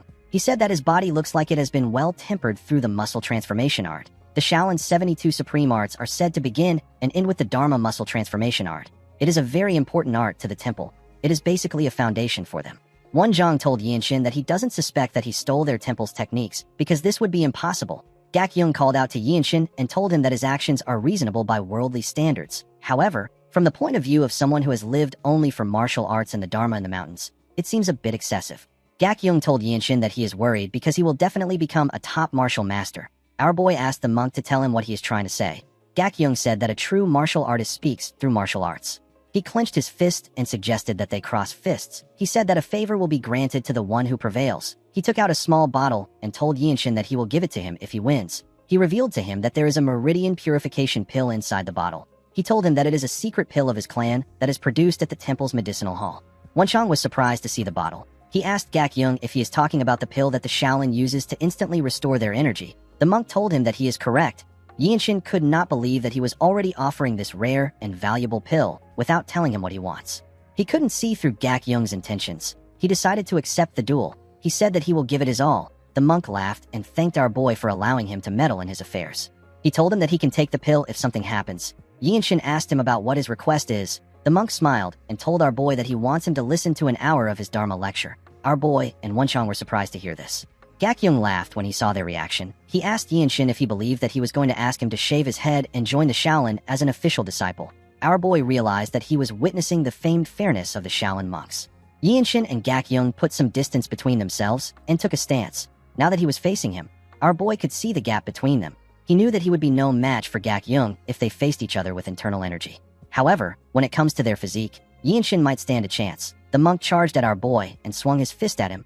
Yinshin blocked his attack and got pushed back a little. Gak Yung turned around and attacked him with a kick. Yinshin blocked his attack. The monk made his fist faster and attacked our boy with more speed. Yinshin matched his pace and blocked his attacks with a single hand. Gak Yung jumped and tried to kick our boy. Yinshin carefully bent his back to dodge the attack. Gak Yung moved back and took a stance. He attacked our boy with the Dragon Fist Strike. He used the technique to hit Yinshin's body with a large amount of force. A bright light got released from the attack. When Gak Yung stepped back, he saw something odd. Our boy was still standing. It was as if he wasn't even hurt. Wan Zhang was impressed by Yinshin. He realized that our boy is standing in the exact same position as when the match began. With a cold gaze in his eyes, Yinshin asked the monk if he is done. Gak Yung did not expect to hear this. Yinshin and Gak Yung carefully looked each other in the eye. Our boy took a step forward and charged at the monk. He easily got close to him and thrust his fist at him. The monk was able to dodge it by moving to the side. He was a bit nervous. He quickly attacked Yinshin with multiple punches. Our boy was not able to dodge them. Fortunately for him, attacks that lack internal energy can't deal significant damage to him thanks to his movement art. Yinshin doesn't need to worry about his opponent's attacks. He can simply focus on attacking. He gently pushed the monk's hand aside and grabbed it. In terms of experience and depth of martial arts, Gakyeong can't compare to Yinshin, but he still found their match to be enjoyable. Our boy clenched his fist. He could feel a new technique coming to him. He attacked Gakyeong with multiple punches. The monk was unable to dodge the attacks. He had to take it head-on. Wonjong was surprised to see our boy's attack. He wondered if he copied the Shaolin's 5 fist strikes. He took a careful look at Yinshin's style. He realized that he was wrong. The styles were only similar. Our boy's own was actually much better. While fighting Gakyeong, Yinshin's eyes had a blue glow in them. It seemed like he was understanding and creating a new martial art. He made his fist strikes faster. Gakyeong was still able to keep up. The old monk noticed that Yinshin's mastery and range of application of energy emission techniques have improved significantly. He couldn't believe that our boy was getting better the more he fought. He realized that Yinshin was in the process of creating an entirely new martial art. Gakyeong took a deep breath and thrust his fist at Yinshin. Our boy easily dodged it. He gave the monk a punch on his shoulder. Wonjong was surprised to see this. He realized that Yinshin's physique has already surpassed that of the little divine monk. Our boy and Gakyeong continued throwing hands at each other at a crazy speed. They eventually blocked each other's fists. The two of them quickly moved back to create some distance between themselves. Gakyeong began to breathe heavily. Yinshin wasn't even tired. The monk smiled and said that one of them will have to take the meridian purification pill if they continue. The two of them put their fist down and stared at each other. Everyone was shocked to see this. They couldn't believe that it was a draw. The official could not believe his eyes. Wonchang told him that those who know Yinshin know the truth. He revealed to him that our boy possesses monstrous strength even among members of the Radiant Demon Squad. The official gently turned to him when he heard this. Wonchang told him that something actually once happened in the desolate fortress. When our boy was taking a bath, the handmaidens who helped manage the bathhouse snuck out. They later returned to secretly spy on him. Wonchang found the women to be bold and fearless. He didn't think that they would do something like that. The official became nervous. Before Wonchang could tell him what happened next, the man turned to the side and said that he is not particularly interested. He ran towards the exit. Wonchang found this odd. Most people are usually interested in hearing the rest. Yinshin put his hand together and thanked the monk for the duel. He told him that he will listen to his doctrine. Gakyeong did not expect to hear this. He laughed and called our boy a sincere person. He told him that he would have loved it if he was his disciple. He knew that he couldn't take our boy because he didn't win the duel. He revealed to Yinshin that he was actually afraid. He didn't expect him to gradually break through his basic techniques. He placed his hand on his chest and said that he lost. He told our boy that he will listen to what he has to say whenever he gets the chance if he listens to his doctrine. Yinshin gently smiled when he heard this. He told the monk that this will be nice. Later in the evening, we see the two of them sitting in a pavilion. Gakyeong began his explanation by talking about the Bodhidharma, the first grandmaster and the founder of Buddhism in the Central Plains. While he was talking, Yinshin realized that Buddhism does not rely on words and letters. It goes beyond its scriptures. A new understanding of the world was opened to our boy. Until now, his mind was being sharpened like a sword from endless bloodshed. Alongside his terminal fate, the will to survive engulfed him. Of course, a person's doctrine does not magically erase the fear of a terminal condition. However, our boy was now able to understand the essence embedded in the martial arts of Buddhism. While Gakyeong was explaining things to Yinshin, Wonjong carefully looked at them. The next day, we see the group walking out of the compound. The old monk said that destroy evil and uphold the righteousness isn't some abstract doctrine. He said that it has real tangible power. He told the group that it is a spiritual force that annihilates the corrupt power amassed by cults like the Blood Flame cult. Gakyeong turned to him when he heard this. Wonjong said that martial arts and spells were originally together. Spells are the mysterious arts of immortals. It was divided from martial art and labeled differently by people. Gakyeong smiled and turned to the old monk. He reminded him that he is creating a martial art meant to kill the Blood Flame cult leader. He reminded him that he is someone who devoted himself to Buddhism. Wonjong was annoyed to hear this. He asked Gakyeong to tell him what is wrong with what he is doing. He said that it must be done for the sake of the people. Gakyeong actually agreed with him. While they were talking, Yinshin sensed something. He saw his captain jump into the compound. Ma Jin landed in front of him. He told our boy that he has been searching for them. He did not expect to see the Shaolin monks with them. He told them that he doesn't have the luxury of greeting them properly because they are currently surrounded.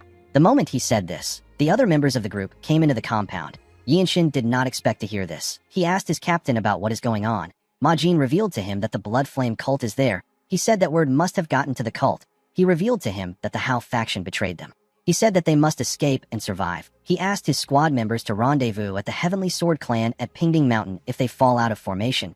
Yinshin could tell from Ma Jin's tone that he wasn't very composed. He couldn't believe that a black robe warrior would be this way. While he was looking at his captain, he sensed something. He quickly turned to the door. The other members turned to the door when they sensed it too. The moment they did this, the door exploded. Everyone quickly got ready. A young woman with black hair stepped into the compound with a dagger in her hand. The woman with red eyes gently greeted them. The woman had an eerie dark energy around her. Yinshin could tell that she was in a different league from the Blood Master swordsman. He recalled that the hair of a blood flame cultist becomes blacker the more they grow stronger. While he was looking at the woman, Ma Jin revealed to his team that she is the seventh apostle. Everyone knew that the seventh apostle is a powerful warrior with exceptional martial prowess and a vicious temperament. The woman turned to Yinshin. She asked him if he is the lightning genius. She described him as the future of the desolate fortress. She gently licked her lips and told Yinshin that his nape looks really pretty. Ma Jin raised his sword in front of our boy when he heard this. He asked the seventh apostle to look at him. The woman gently smiled. Immediately she did this. Members of her cult appeared on the walls. They surrounded the group from every angle. The cultists were quite much. The seventh said that this is where she will kill both the present and the future of the Radiant Demon Squad. The moment she said this, she threw her dagger at Yinshin. Her dagger was quite fast. It went past Ma Jin in an instant. Before it could touch our boy, he grabbed the hilt and pushed the blade back. He made sure that his hand didn't touch the blade itself. The dagger had an ominous energy around it. When Yinshin tightened his grip around the hilt, the energy on the dagger disappeared. It was as if our boy purified it with his energy. Yinshin was surprised to see what he did. He couldn't believe that he just dissolved the blood art of the seventh apostle. He remembered that Gakyung spoke about the 3 poisons being eradicated forever and the 6 roots always remain pure. Wonjong was also surprised to see what Yinshin did. He knew that a person could only purify a dark energy by reading a Shaolin martial incantation. He wondered if Yinshin was reciting a Buddhist scripture or if he was reading a martial incantation when he caught the dagger. He believed that our boy might be creating a Buddhist martial art. Yinshin called out to the apostle. He threw the dagger to her. He told her that her techniques are easy to counter because she is using the martial arts of the Blood Flame cult. The woman smiled when she heard this. She went down to pick up her dagger. She told Yinshin that he is kind of cute. She found it funny that he said her techniques are easy to counter. She could tell that our boy had learned basic Shaolin teachings. She told him that he is just somewhat resistant to her blood arts. She explained to him that he is not good enough to surpass the true difference in martial level. She told him that he is still much weaker than her. The moment she said this, she vanished and reappeared in front of him. She was going to stab him with her dagger. Yinshin wasn't able to react to her speed.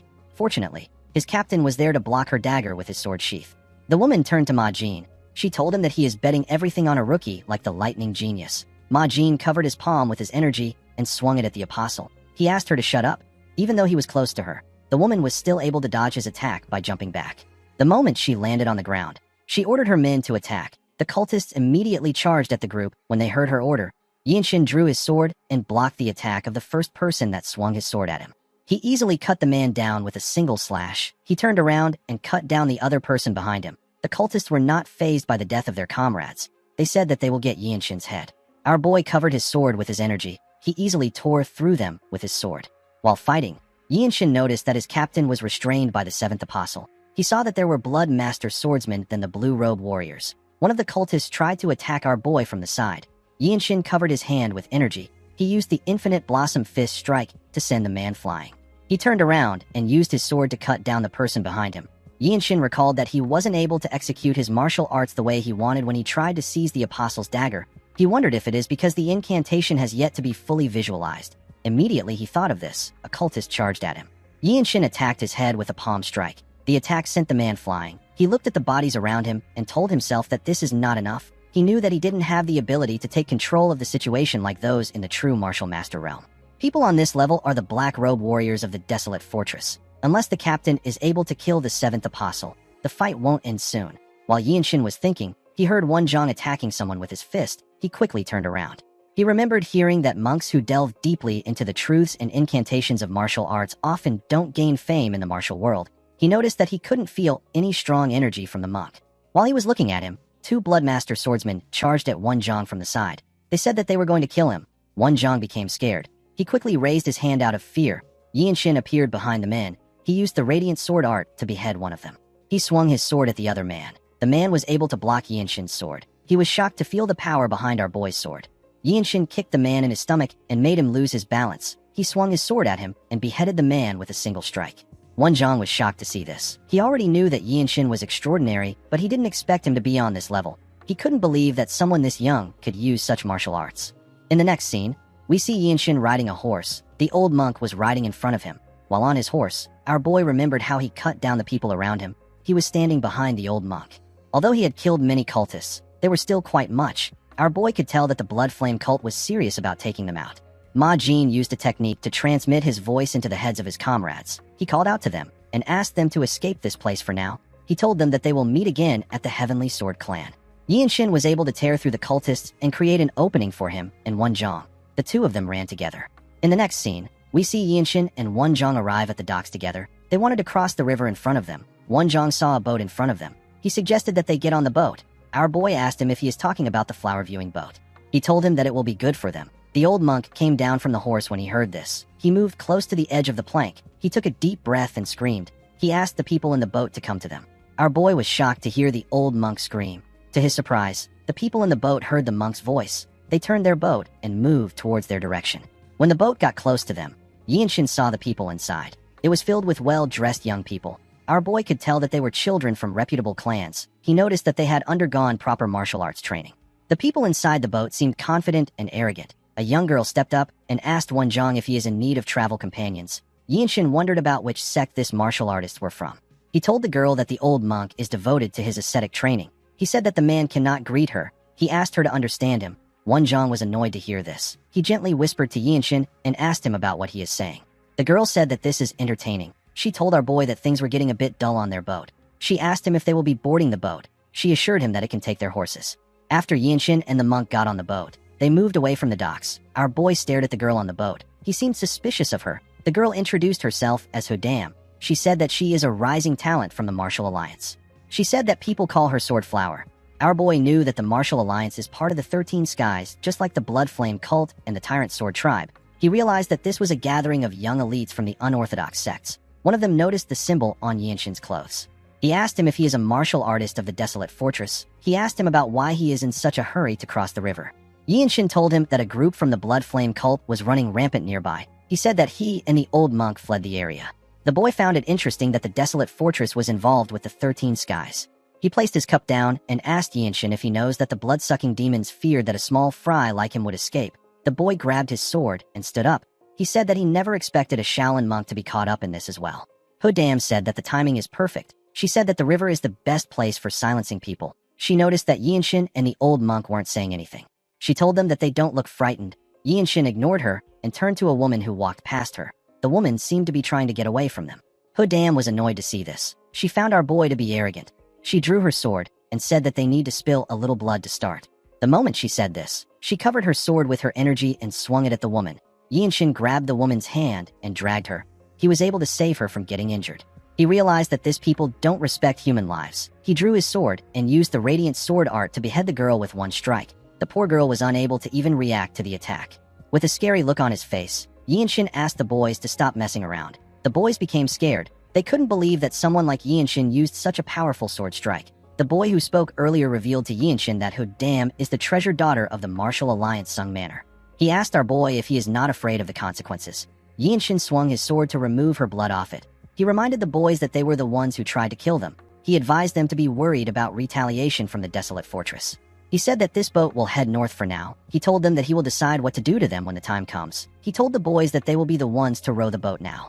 The boy with the headband asked Yinshin if he didn't hear what he said. He said that the girl is the Sword Flower of the Sung Manor. He asked our boy if he doesn't know who she is. Yinshin turned to the idiot and smiled. He realized that he hasn't formally introduced himself to the boys.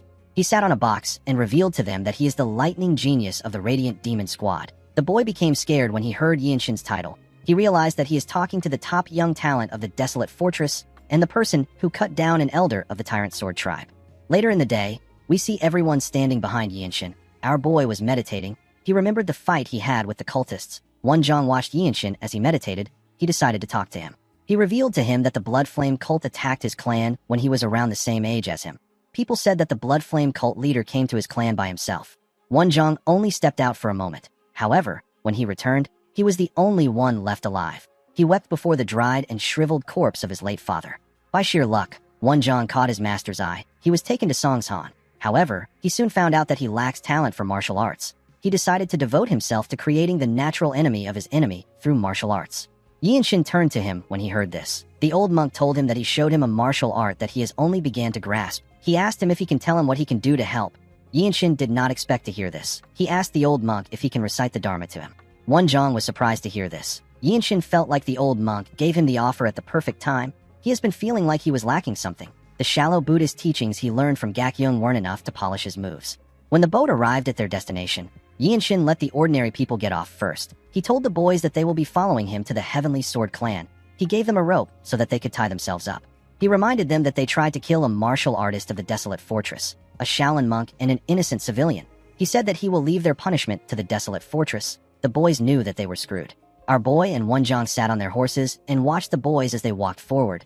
Yinshin knew that he would get a formal merit if he brings this idiots in. While looking around, our boy saw some martial artists in front of them. They were all wearing the same clothes. They stood near a carriage. One of them walked up to the boys. He asked them if they are not from the Martial Alliance. He found it odd that they were tied up. He asked them about what happened. The boy with the headband revealed to him that they committed a crime and got captured by the desolate fortress. The moment the man heard this, he turned to Yinshin. The other men were surprised to see someone from the desolate fortress. They felt like the boys were too young to commit a crime.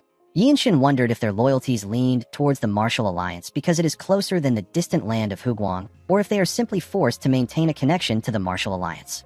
The man glared at Yinshin. Before he could say anything, someone called out to him. The person referred to him as Escort Jiam. He asked him about what is happening. The escort turned to the young man in blue clothes. He referred to him as Young Patriarch. He reminded him that he is a guest there. He asked him about why he isn't seated. The young man sensed a pure and righteous energy from Yinshin. He stared at our boy. He was happy to see him. He asked him if he is the lightning genius. He ran to Yinshin and said that he never expected to meet him there. He said that he knew that a dragon had emerged when he slayed the vicious Rakshasa demon. He told Yinshin that he is certain now that he has seen him in person. He told him that the gleam in his eyes is extraordinary. Yinshin asked the young man if he is the young patriarch of the Heavenly Sword clan. The young man realized that he hasn't introduced himself. He put his hands together and introduced himself as Haiyan Yuryang of the Heavenly Sword clan. Yinshin asked him if there are others from the desolate fortress at his estate right now. Yuryang said that many have arrived. He told him that all that remains is for the Radiant Demon Squad that is currently out on a mission to return. He revealed to him that they are also expecting a monk from the Shaolin. Yinshin thanked him for informing him. He stepped down from his horse and said that he has something to take care of. Yuryang did not expect to hear this. Yinshin took a step forward and appeared behind Escort Jiam. He told the man that his energy felt extremely familiar. The man was shocked to see our boy behind him. Yinshin poured water on the man's face. The escort quickly moved back. He asked our boy to tell him what he is doing. Our boy simply smiled when he heard this. He told the man that he is really terrible at hiding it. The moment he said this, the man's red eyes and black and red hair got revealed. Everyone was shocked to see it. They could not believe that the man was from the Blood Flame cult. While the man was flustered, Yinshin closed the gap between them. He covered his fist with his energy and attacked him on his head. His punch crushed the man's skull. The poor bastard was unable to even react. He fell to the ground. The men there could not believe that our boy took him out in one strike. Yinshin took a deep breath and looked at his hand. He realized that the shockwave released from the attack was something he had never seen before. Although he attacked the man with his physical strength, he did not think that it would be this powerful. He knew that he would soon master this move. The old monk was surprised to see Yinshin's move. He wondered if our boy just invented the technique. He realized that he might be a true grandmaster. Yinshin reminded Wonjong that he said that he wanted to restore the Shaolin art of Bodhisattva Gentle Flowing Strike. He told the monk that he would like to add Gentle Flowing Strike in this new martial arts name. He asked him if he will allow him to do so. Wonjong was shocked to hear this. He stepped down from his horse and moved close to Yinshin. He told him that he will be honored if he uses the name. In the next scene, we are taken to the Heavenly Sword clan. We see a wounded Wonjong telling our boy that he is lucky to be alive. Yinshin didn't know why an injured person was telling him that he is lucky. Wonjong tapped his shoulder and told him that he did well. The others didn't know what to say to him. Ma Jin found it amazing that Yinshin was able to achieve something even though he was on the run. Our boy asked his captain if he took out the seventh apostle. With a nervous look on his face, Ma Jin revealed to Yinshin that the apostle's martial arts is a bad match for him. He said that Myung might have been able to take her out if he was on the same level as him. Myung moved close to his captain and asked him if he is making an excuse. Mirio moved close to our boy and touched his shoulders. She told him that he looks quite healthy. She noticed that his energy was transforming again. She looked into his eyes and told him that people around his age usually focus on building their foundation. She told him that he has been improving too fast. Yinshin looked away from her.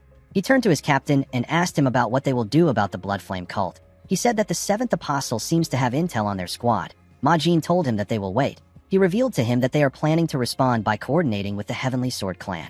He told his squad that the cultists have received orders to eliminate them. Although it seems like a small fight between the Desolate Fortress and the Blood Flame cult, it is actually an all-out war for the Radiant Demon Squad. The captain explained to them that they will use the trap devices in the Heavenly Sword clan, which were brought by the master craftsmen of the Desolate Fortress to assist them in their fight. He said that they will recover their full strength and stand against their enemies. Yinshin remembered hearing about the trap devices. The craftsmen weave things together with bizarre techniques and laws of nature to create an unusual phenomenon. After explaining things to them, Ma Jin told his squad that they will continue their conversation later. He asked them to go inside to get some rest. Our boy decided to use this chance to practice. The scene shifts, and we see Yinshin meditating. While he was meditating, someone knocked on his door. Our boy quickly opened his eyes. The servant informed him that the young patriarch has asked him to come over after breakfast. He said that Yuriang also asked him to deliver a letter. The man placed the letter and some clothes on the table and left. When our boy opened the letter, he saw that Yuriang was asking him to come to the pavilion after breakfast. He wrote that his sister will be with him. He asked Yinshin to be mindful of his manners. He also asked him to wear the clothes he provided. The moment he read this, our boy remembered that Yuriang asked him for his age after he killed his escort. Our boy found this odd. He told the man that he is 16. Yuriang was happy to hear this. He said that this is the right age. He told Yinshin that he would like to introduce him to his younger sister if he doesn't already have a marriage arrangement. He said that his sister is a very kind and lovely girl. Yinshin was shocked to hear this. In the present, our boy stared at the letter. He knew that having a child and living with someone for 100 years were things that he could only dream of. Such things were not possible for someone like him who was destined to die early. While Yinshin was looking at the letter, he heard a loud sound in the compound. Someone screamed and called out to the Radiant Demon Squad. Yinshin and the other members of the squad heard this person's voice. They all knew that this was their captain's emergency call. Our boy grabbed his sword and ran out of the room. He realized that they were being ambushed. When he got outside, he saw his captain and some guards. He also saw a building on fire. Ma Jin revealed to him that there was an explosion at the south gate. He said that he believes that their trap formation has been completely obliterated by the explosion. Yinshin could not believe that the cultists made use of bombs without permission from the Imperial Palace. Myung said that he had heard rumors that the Tang clan created bombs, but he did not think that they were true. He wondered if the Tang clan was mad enough to create something like that. The moment he said this, the gates in front of them blew up. Everyone was shocked to see this. When the smoke cleared up, the seventh apostle and her subordinates walked into the compound. She smiled and said that the Tang clan has been really helpful. She said that the Tang clan is supposed to be part of the Orthodox sects. Ma Jin said that she is trying to sow distrust among the sects. He asked her not to worry about it. He told her that the desolate fortress is already watching all the sects. The woman smirked when she heard this. She told the captain that the martial sects, the noble houses, and the desolate fortress are all hypocrites who hold the world in their hands and refuse to let it go. Ma Jin drew his sword when he heard this. The apostle glared at him and said that her cult will cleanse this world. She told Ma Jin that she will usher the birth of a blood-soaked world even if she loses her life. The moment she said this, the two groups charged at each other. Ma Jin and the apostle released their energies and swung their blades at each other. The Radiant Demon Squad and the martial artists of the Heavenly Sword Clan swung their blades at the cultists. Mirio attacked and cut down the cultist that was fighting Wenchang. Yinshin quickly drew his sword. He saw that a martial artist of the Heavenly Sword Clan was fighting a cultist. He assisted the man by cutting the cultist's hand.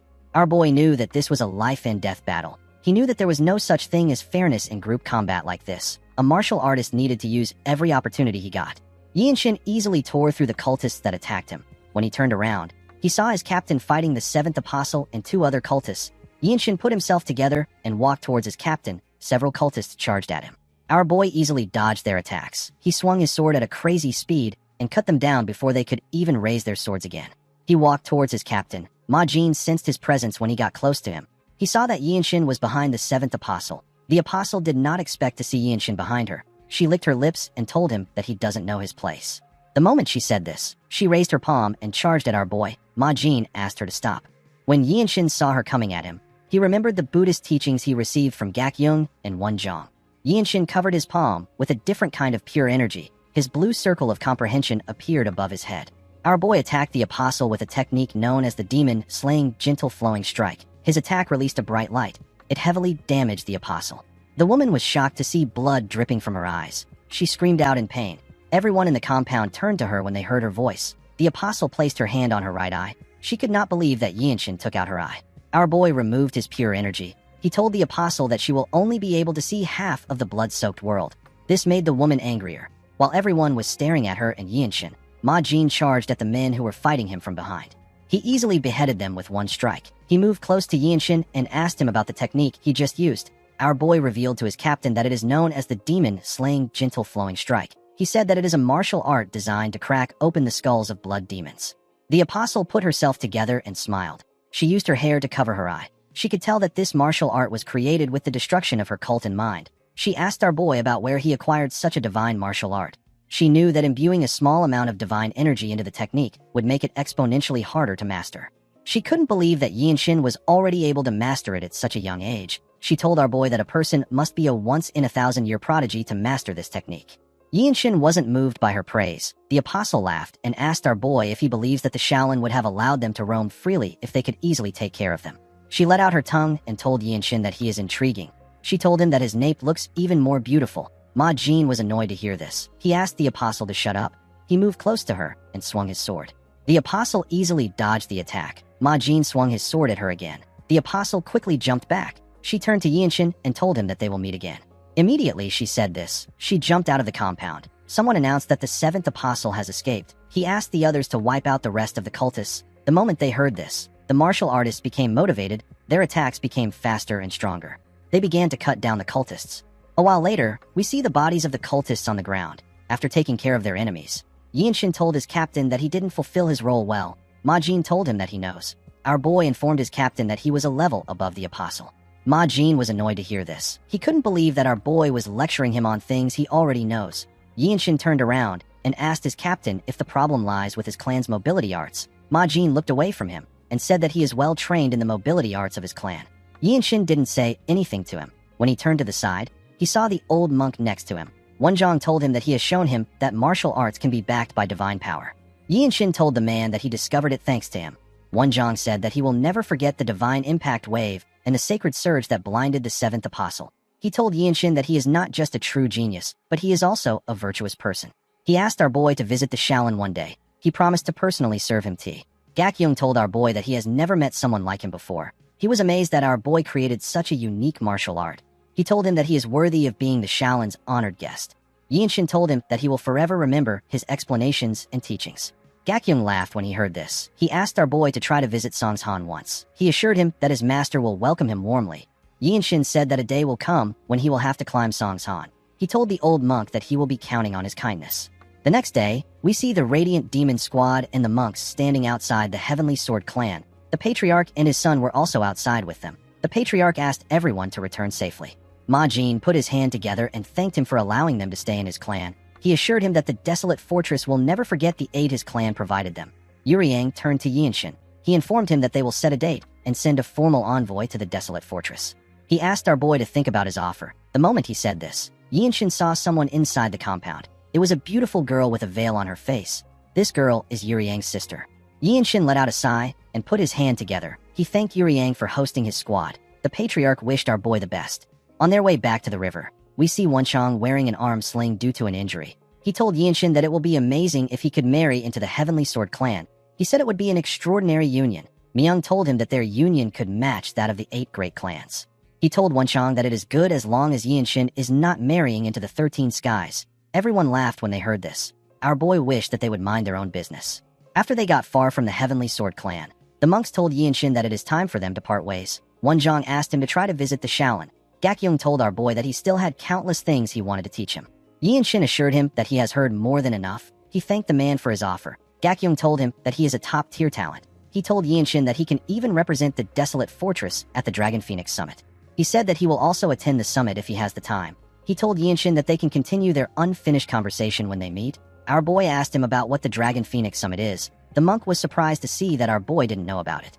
He explained to him that it is a gathering to allow rising stars of orthodox sects and respected clans to interact. Countless promising young martial artists gather to test their skills and build connections. In the next scene, we see the group arrive at the desolate fortress. The moment they stepped into the fortress, Yinshin realized that this was his first failed mission. He used to believe that he could reach his goal faster than anyone with enough effort and perseverance. However, he now understood that just being good is not enough. The Jianghu is not something that can be understood. While Yinshin was thinking, he saw someone in front of him. This person is Du Yuan. The man informed him that he has been waiting for him. He said that the martial artists of the fortress are more eager to see him because they heard about a white-robed warrior that took the eye of an apostle. Yuan informed him that they heard about how they survived an ambush from the Blood Flame cult and how they defeated a cultist squad capable of facing a black-robed warrior. The man revealed to Yinshin that a list was released for the Blue Robe promotion exam on the day they fought the cultists. Our boy was surprised to hear this. Yuan told the group that they will be going to a place where all white robes with sufficient merits may challenge each other. He said that the members of the Radiant Demon Squad were ordered to come to the place immediately they entered Xianyang. Mirio asked him if they are not allowed to rest. Yuan revealed to her that it was the fortress master that gave the order. Yinshin told Mirio that he is fine. He was actually relieved that the fortress master allowed him to participate immediately he came back. When Yinshin arrived at the center, he saw several blue-robe warriors standing. The warriors released their energies and pushed it on our boy. Yinshin gently smiled. He knew that they were trying to pressure him. He realized that this is how the desolate fortress treats its people. Due to the presence of many experienced seniors, our boy said that the future of the desolate fortress is bright. He covered himself in his energy and walked towards them. The warriors were shocked to see this. Yinshin could feel it. He could feel that he had entered the domain of blue-robe warriors. In the next scene, we see the fortress master arrive at the center. As she walked to the stage, she turned to see the white-robe warriors. She saw that Yinshin was among them. She announced to the warriors that she will test them to see if they are worthy of the blue robe. The warriors began to cheer when they heard this. In the next scene, we see Yinshin sitting in front of a table. He had a paper in front of him. The other white robes also sat down in front of a table. The captain of the Annihilation Squad, whose name is Mook Shingun, stood in front of the warriors. He explained to them that there are two parts to this exam. The warriors' discernment and combat abilities will be tested. The other categories are substituted by records of merits. Due to the unique origins of the desolate fortress, the exam resembles a traditional civil service exam. Several rocks were placed on the stage. Shingun asked the warriors to identify the martial arts techniques that left the damage marks on each item. Our boy was surprised to hear this. He remembered Myung telling him that it would be easy. A while later, we see Yinshin finish the exam. He went to meet his squad members. Myung revealed to him that he has to get more than 10 questions out of the 20 questions if he wants to pass. Our boy was annoyed to hear this. He didn't know what to do.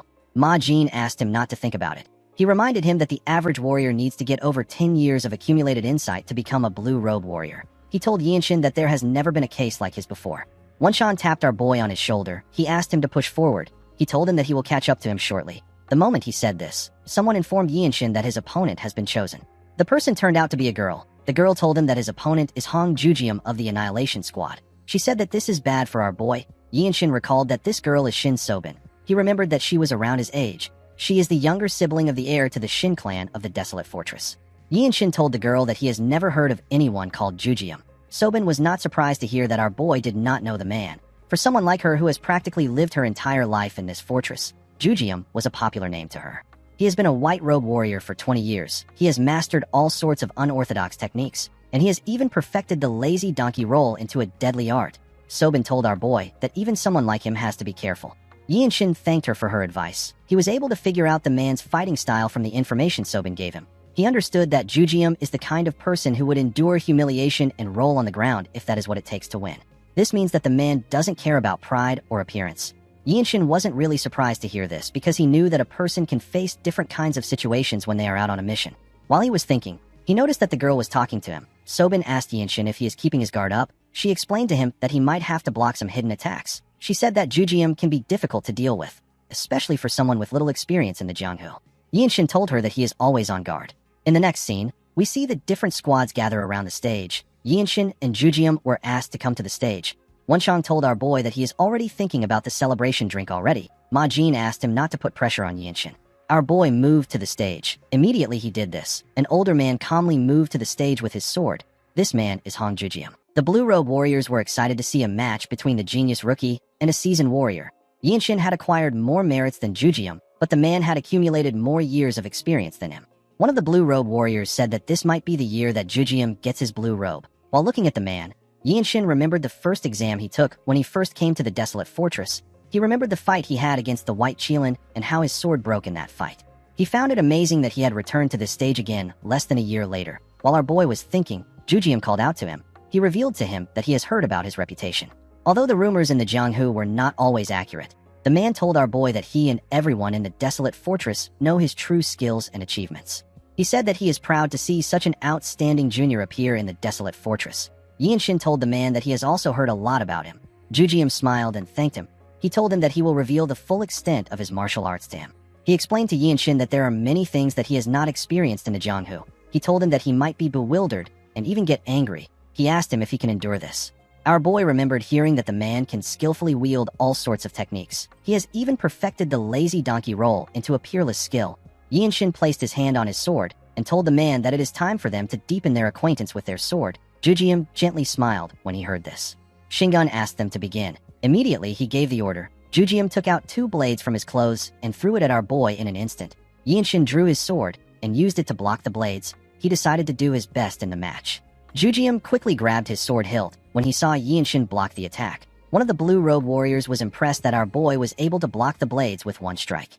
He noticed that Yinshin perfectly traced the path of the radiant demon arts when he drew his sword. The man could tell that our boy was already in the realm of true masters. Yinshin gathered his energy and activated a movement art known as the limit releasing technique. His body instantly got covered in his energy. He charged at Jujium at a crazy speed and appeared behind him before he could even draw his sword. The man looked like he was moving in slow motion to Yinshin. The man was shocked to see our boy behind him. Shingun was surprised to see the technique Yinshin used. He knew that the footwork he just saw was beyond the limits of martial arts. Our boy covered his sword with his energy and used the radiant sword art to attack the man. Everyone was surprised to see this. Our boy used his attack to push the man's hand away and send his sword flying. He quickly pointed his blade at Jujium's neck before he could do anything. Jujium was shocked to see that Yinshin got him. The warriors around the stage were also shocked to see that Yinshin won so quickly. Ma Jin and his team were not shocked by this, because they already knew that Yinshin was built different. Shingun realized that Yinshin was born with a natural talent for martial arts. He knew that no martial artist of equal rank could face our boy. He wondered if Yinshin is a fortune to the desolate fortress. The man envied Ma Jin for acquiring such a talented warrior. While thinking, the man saw that our boy was looking at him. He quickly realized that he made a mistake. He announced that Yinshin has won his duel. He told him that there will not be any other duels for him in this test. He told our boy that he got a full mark in this promotion test. Yinshin thanked the man for the marks. Shingun turned to Jujium and asked him to prepare for his second match. The man told him that he understands.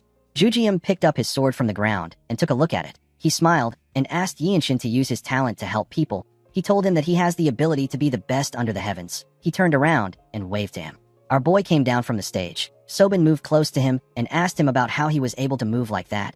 She asked him about the kind of footwork he used and the sword technique he used to knock Jujium's sword out of his hand.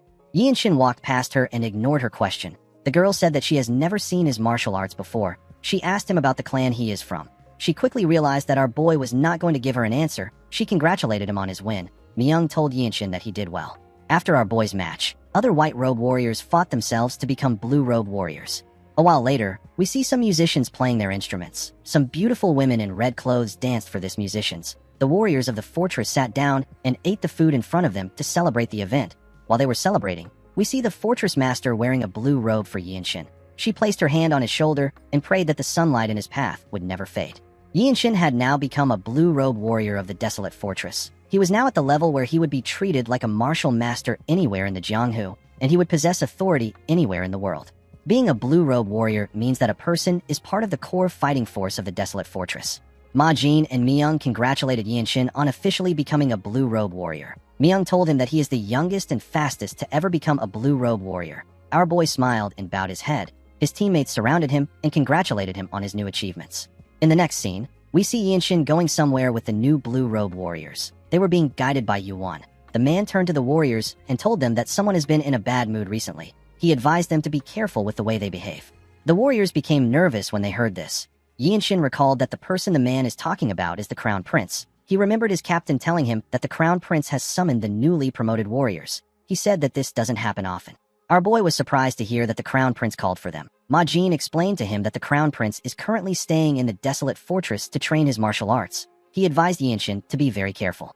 Our boy didn't know why he said this. His captain revealed to him that he heard rumors that the prince's mood has been bad lately. He said that it is because the fortress master has shown too much interest in our boy recently. As he walked towards the prince's room, Yinshin wondered about what his captain meant. He quickly realized that the situation was not good for him. He knew that the prince's envy could lead him to death in this martial world. In the next scene, we see Yinshin and the other warriors bowing their heads to a man from the noble race. The man sat on a throne that had a dragon design.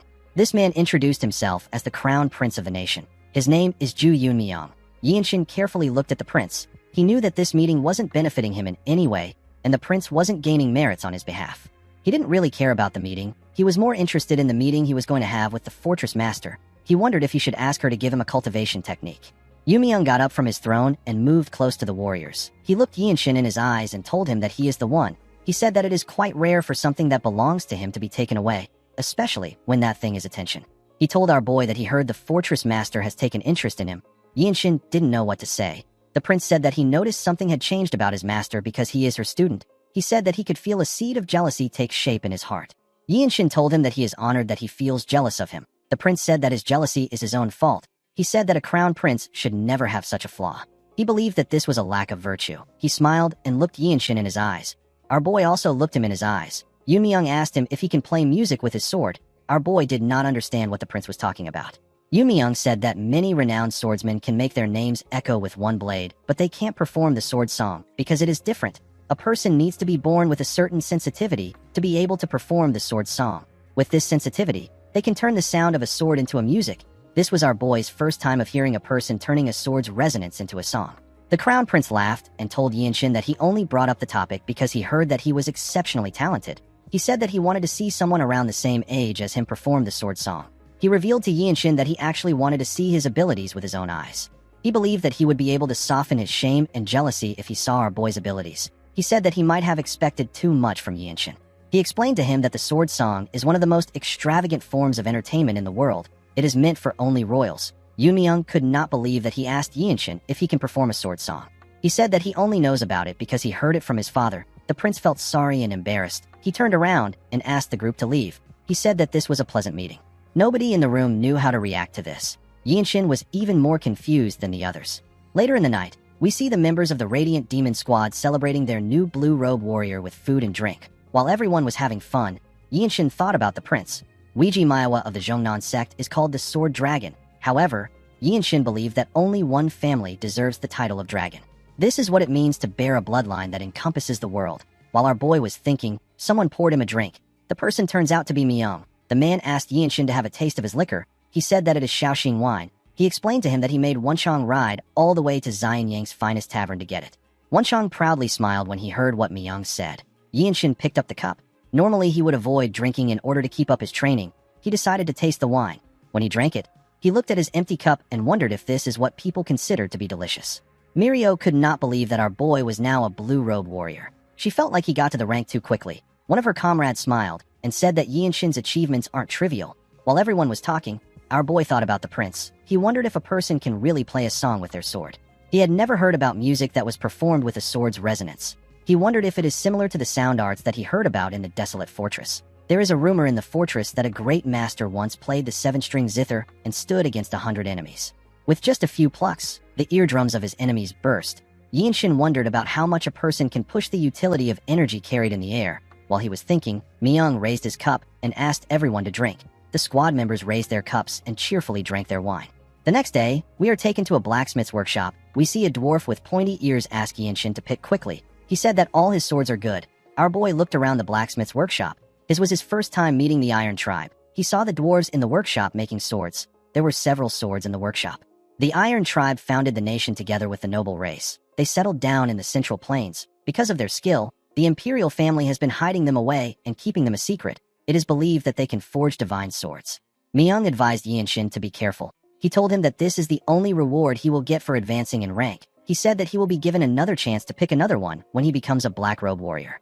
The blacksmith asked Myung if Yinshin is really a blue robe warrior. He said that he has never seen a blue robe as young as our boy. He believed that he would have heard about him even though their clan stays away from worldly affairs.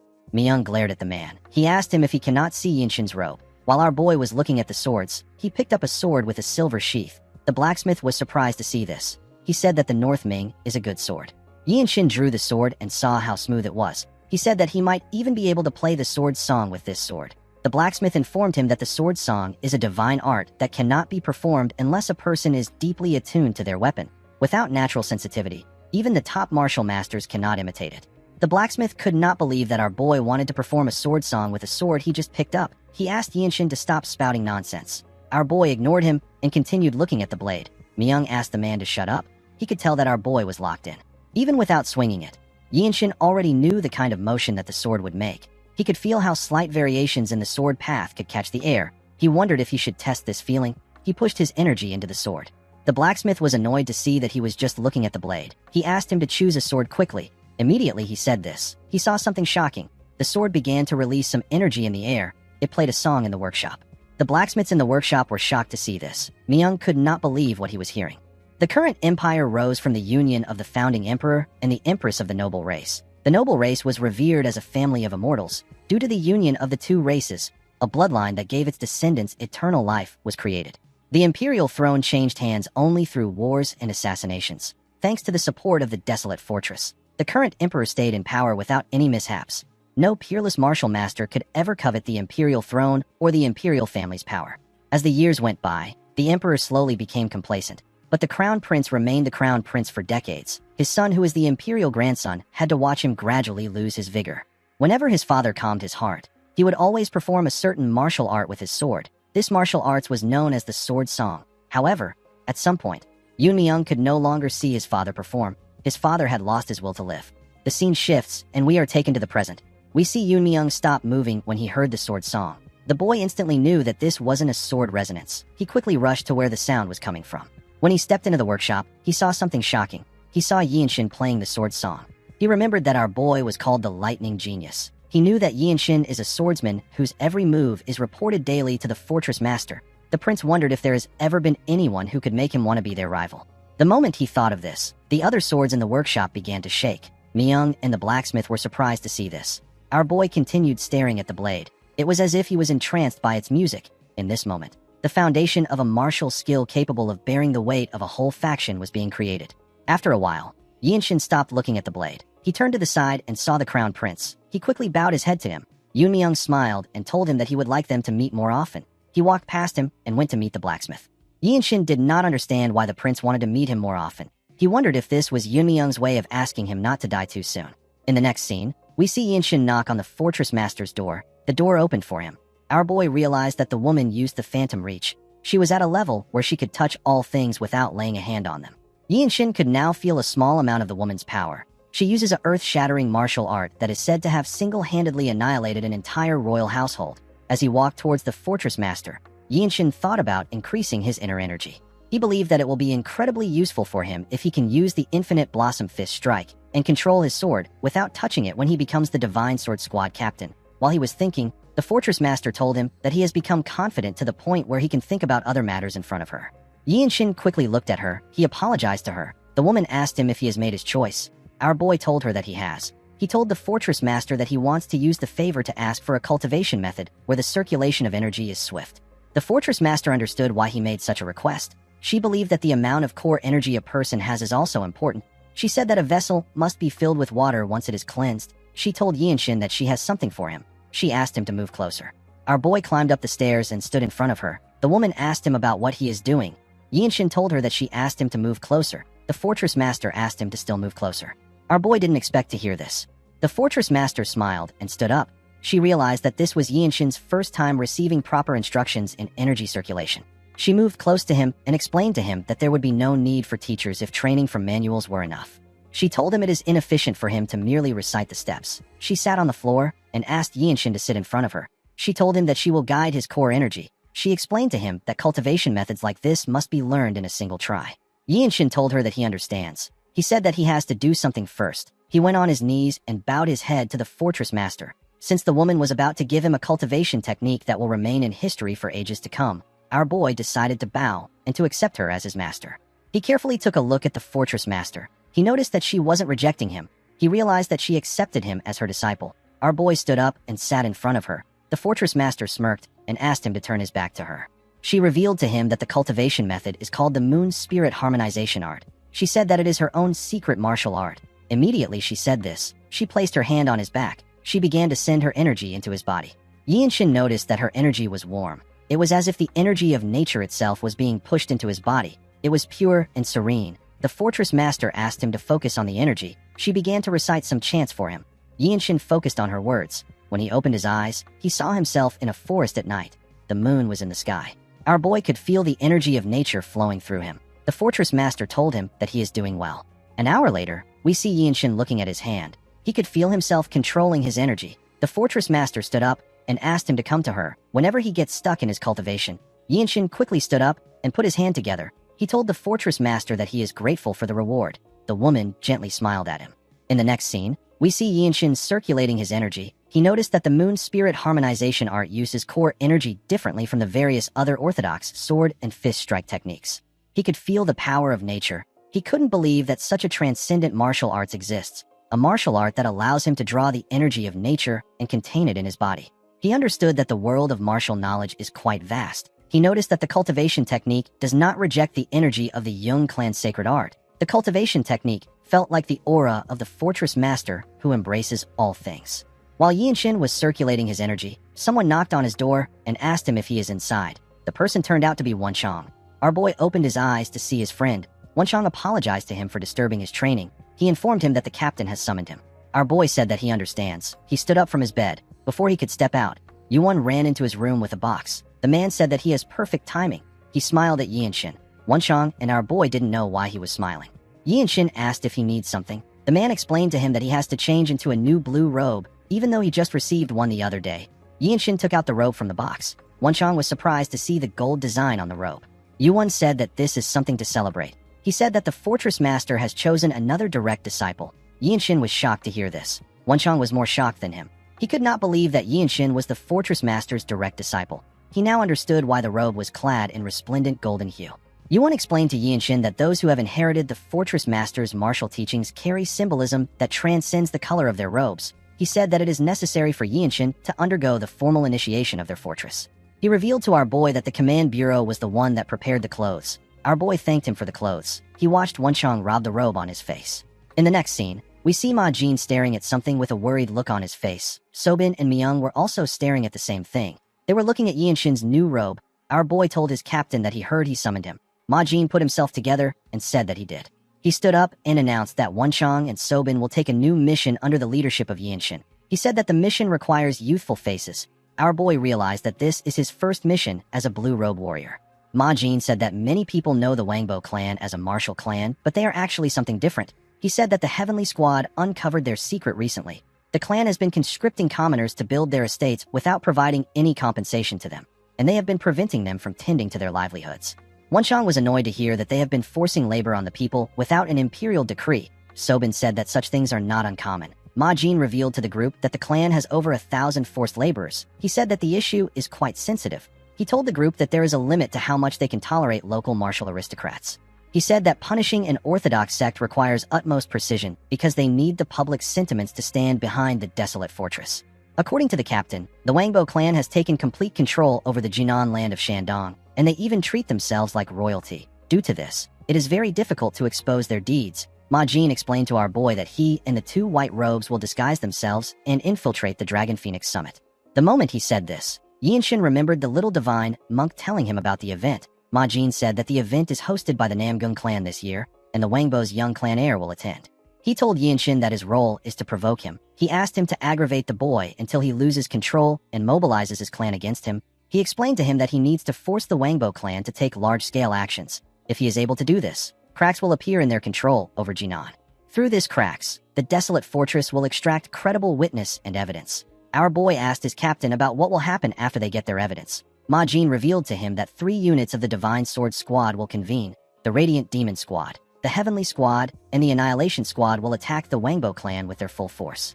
Everyone was surprised to hear this. Yinshin knew that the 3 units would be invincible if they fought together. He realized that the desolate fortress plans to wipe out one of the 8 great Orthodox clans. He asked his captain if he can kill the Wangbo clan heir if his behavior becomes intolerable. Ma Jin smiled and told him that this decision can be taken at his own discretion.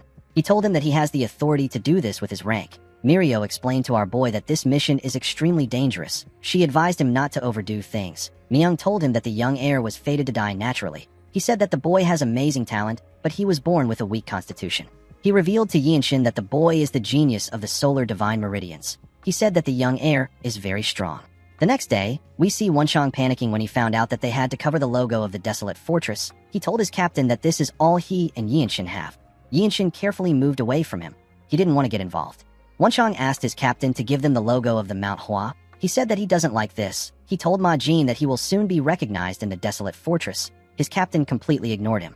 Sobin felt nervous when she saw how Wenchang was acting. She said that she doesn't know if this covert operation will go smoothly. Yinshin told the girl that she worries too much. He told her that Wenchang is not as simple as he appears to be.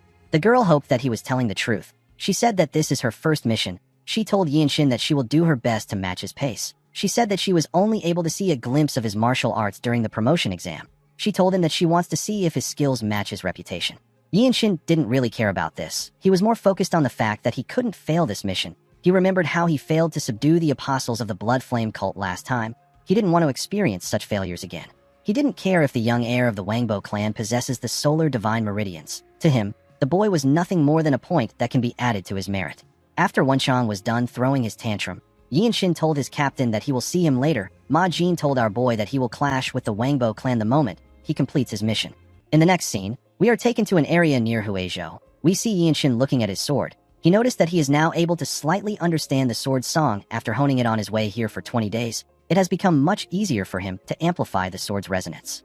While sitting in a lotus position, Yinshin used his limit-releasing technique to release his qi.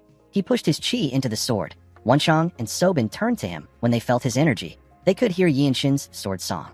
Our boy noticed that he could now control the pitch of the sword song. He realized that he will be able to create a sound art if he joins the resonating music with a dispersing inner energy. Sobin noticed that there were other people around them. She told Yinshin that his sword song really draws attention. Yinshin saw that the people in the area were looking at them. He apologized to his teammates and put his sword away. Wenchang told him that it was pleasant to the hear. While eating a snack, the man said that the sword song carries a refined taste. The moment he said this, two people wearing the same attire asked the group if they are attending the Dragon Phoenix Summit. One of them told our boy that his conduct is arrogant beyond measure. The boy and the girl walked up to the group. The boy asked Yinshin if he is trying to flaunt his shallow martial skill by ringing out his sword resonance in broad daylight without even fighting. Yinshin carefully looked at the boy and girl. He took a look at their swords and attires. He saw their subordinates behind them. He could tell that these people were from a great martial clan of the Orthodox world. Wenchang didn't understand why the boy and girl were spouting nonsense. Before he could say anything, Yinshin stood up. Our boy put his hand together and bowed his head to the boy. He told him that he was reckless. He said that his words have struck him deep in his heart. The boy did not expect to hear this. Wenchang and Sobin were surprised to see Yinshin apologizing. The boy liked the fact that Yinshin admitted his mistake. He said that it is nice to see someone admitting their mistake. The girl next to him said that our boy must have been startled because they revealed their irritation with killing intent. The young master asked Yinshin for his name and sect. Yinshin carefully looked at him. He realized that the Jianghu has people like the Sword Dragon who are humble and arrogant young masters of prestigious sects. The boy did not understand why Yinshin was staring at him. He got angry and asked him about why he is thinking so hard. He asked Yinshin to speak openly. Our boy introduced himself as Gu Gua of the Truth-Seeking sect. The young lady said that she has never heard of his sect. She told Yinshin that he is just a nobody without any roots. The young master revealed to him that they are bloodline heirs of one of the great Orthodox clans. With a smile on his face, he asked Yinshin if he has heard about the Wangbo clan. Our boy and his teammates couldn't believe that their target came to them. The two heirs confidently smiled at them. The young master placed his hand on his sword and said that he knows all the sects that are allowed to attend the Dragon Phoenix Summit. He told Yinshin that he cannot let him pass if his sect lies between the orthodox and unorthodox sects. The young lady raised her sword and smiled. She told Yinshin that he must be corrected because he wasted his ability to wield the realm of sword resonance. Yinshin couldn't believe that he was meeting someone from the Wangbo clan in a place like this. He thought that their mission would take a really long time. He realized that it might end quickly. He recalled that his task is to provoke the young lord of the Wangbo clan into reacting and forcing him to mobilize his clan's power. Yinshin knew that he needed to secure proper justification before acting. He asked the heirs if they are really bringing up their roots. He placed his hand on his face to show his disappointment. He told them that their clan's name might be highly renowned, but it still doesn't change the fact that their conduct is rude even after hearing his sect's name. The young master was surprised to hear this. With a serious look on his face, Yinshin asked him if this is the etiquette of the Jianghu. He told the young master that his insult has tainted the honor of his sect. The young master was shocked to hear this. Yinshin reminded him that he greeted him with courtesy and admitted his fault, and he even revealed his name and the name of his sect. He placed his hand on his sword hilt and told the boy that he insulted him by bringing up the Wangbo clan and calling his roots shallow. He challenged the young master to a duel. Wenchang smiled when he heard this. He understood our boy's intention. Sobin seemed a bit confused. The martial artists of the Wangbo clan were surprised to hear what Yinshin said. The young master smiled and told our boy that his words are as smooth as the flowing water. He accepted his challenge and told him that he has always disliked the idea of inviting sects that stay between the orthodox and the unorthodox to the Dragon Phoenix Summit. The young master said that he will share his nickname with our boy before they start the duel. Yinshin told him that he is not interested in hearing it. He raised his finger and asked the boy to come at him. The young master was annoyed to hear this. Yinshin knew that this situation is different from the time he beheaded someone from the Martial Alliance's rising generation. This place is the orthodox territory. Our boy can't kill him here, even if he wants to. The young master grit his teeth out of anger. He couldn't believe that Yinshin was not interested in his nickname. He called him a rootless wretch. He believed that our boy was arrogant. Yinshin glared at him and advised him to know his place. He said that his nickname is small under heaven. He told the boy that he is insignificant. This made the young master angrier. He told Yinshin that he is insane. He released his energy and walked towards our boy. Although his steps looked random, Yinshin could sense a structure within them. He noticed that the rhythm of advanced footwork is hidden in each stride. He smiled when he saw this. He liked his current situation. He wanted to compare his skill with the martial arts of the Wangbo clan, which is one of the 8 great clans. The young master gathered his energy and drew his sword. He thrust it at Yinshin. Our boy blocked his blade with his fist. The blade didn't even scratch him. The young master was shocked to see this. Yinshin gathered his energy in his palm and activated the infinite blossom fist strike. He used his palm to hit the boy's elbow. The young master grit his teeth to endure the pain. Before he could put his arm down, our boy appeared in front of him. He gave him a heavy punch in his chest. The attack sent the idiot flying. He screamed out in pain as he fell to the ground. Sobin was surprised to see what Yinshin did. Wenchang was not really surprised. The young lady couldn't believe that her brother was on the ground. The martial artists of their clan were quite shocked to see what happened to the idiot. Yinshin wasn't impressed with the boy's skill. He put away his energy. He told the martial artist that the Wangbo clan's martial arts may seem deep, but it is nothing special. The young lady couldn't comprehend what was happening. She didn't understand how her brother lost to a rootless man. Yinshin didn't care about what she said. He told her that he didn't kill the boy. He said that their clan should have some strange medicines that they can use to treat him. The young lady was annoyed to hear this. She told Yinshin that she will remember this. She said that her name is Wangbo Myungren. She helped her brother up and promised to never forget what the truth-seeking sect has done. Yinshin told her that there is no need for her to drag things out. He told her that he still has enough strength to accept her strikes. Myungren did not expect to hear this. Our boy asked her if she wants to continue the duel. The young lady became nervous. He said that a martial clan would never just send the young ones out. He asked her if there are elders with them. The martial artists of the Wangbo clan quickly placed their hands on their swords and stepped forward. Before Yinshin could do anything, Sobin called out to him. The girl asked him if he isn't going overboard with his provocations. She suggested that they survey the nearby terrain. She told him that the situation will turn into a pursuit if the Wangbo clan swarms in. Yinshin did not understand what the girl meant by provocations. To him, he has not even started provoking them yet. He wondered about what he should do. He recalled that they are disguised as the truth-seeking sect, a sect living in the Jianghu for profit and fame.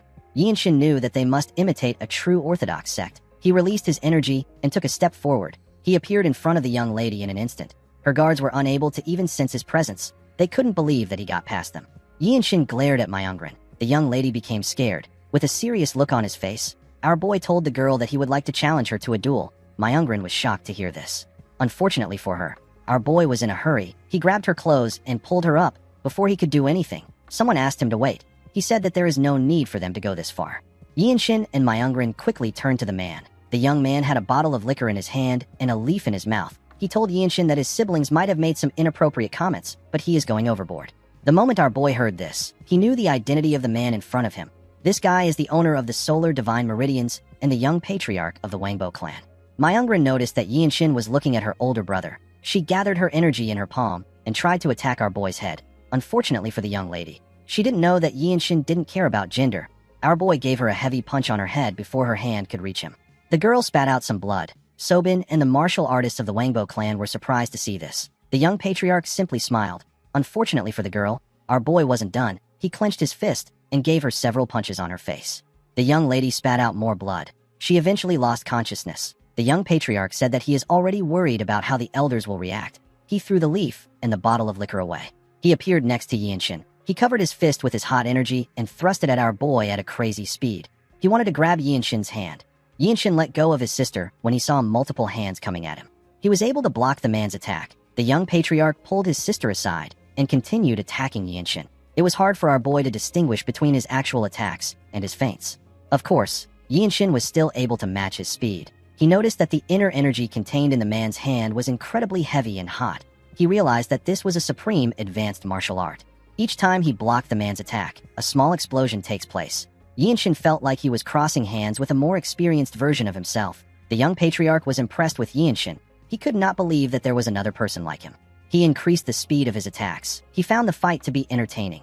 Yinshin noticed he was getting pushed back by the man's strength. He decided to change his attacks. He gathered his energy in his palm and activated the infinite blossom fist strike. He used a technique known as vortex to attack the young patriarch.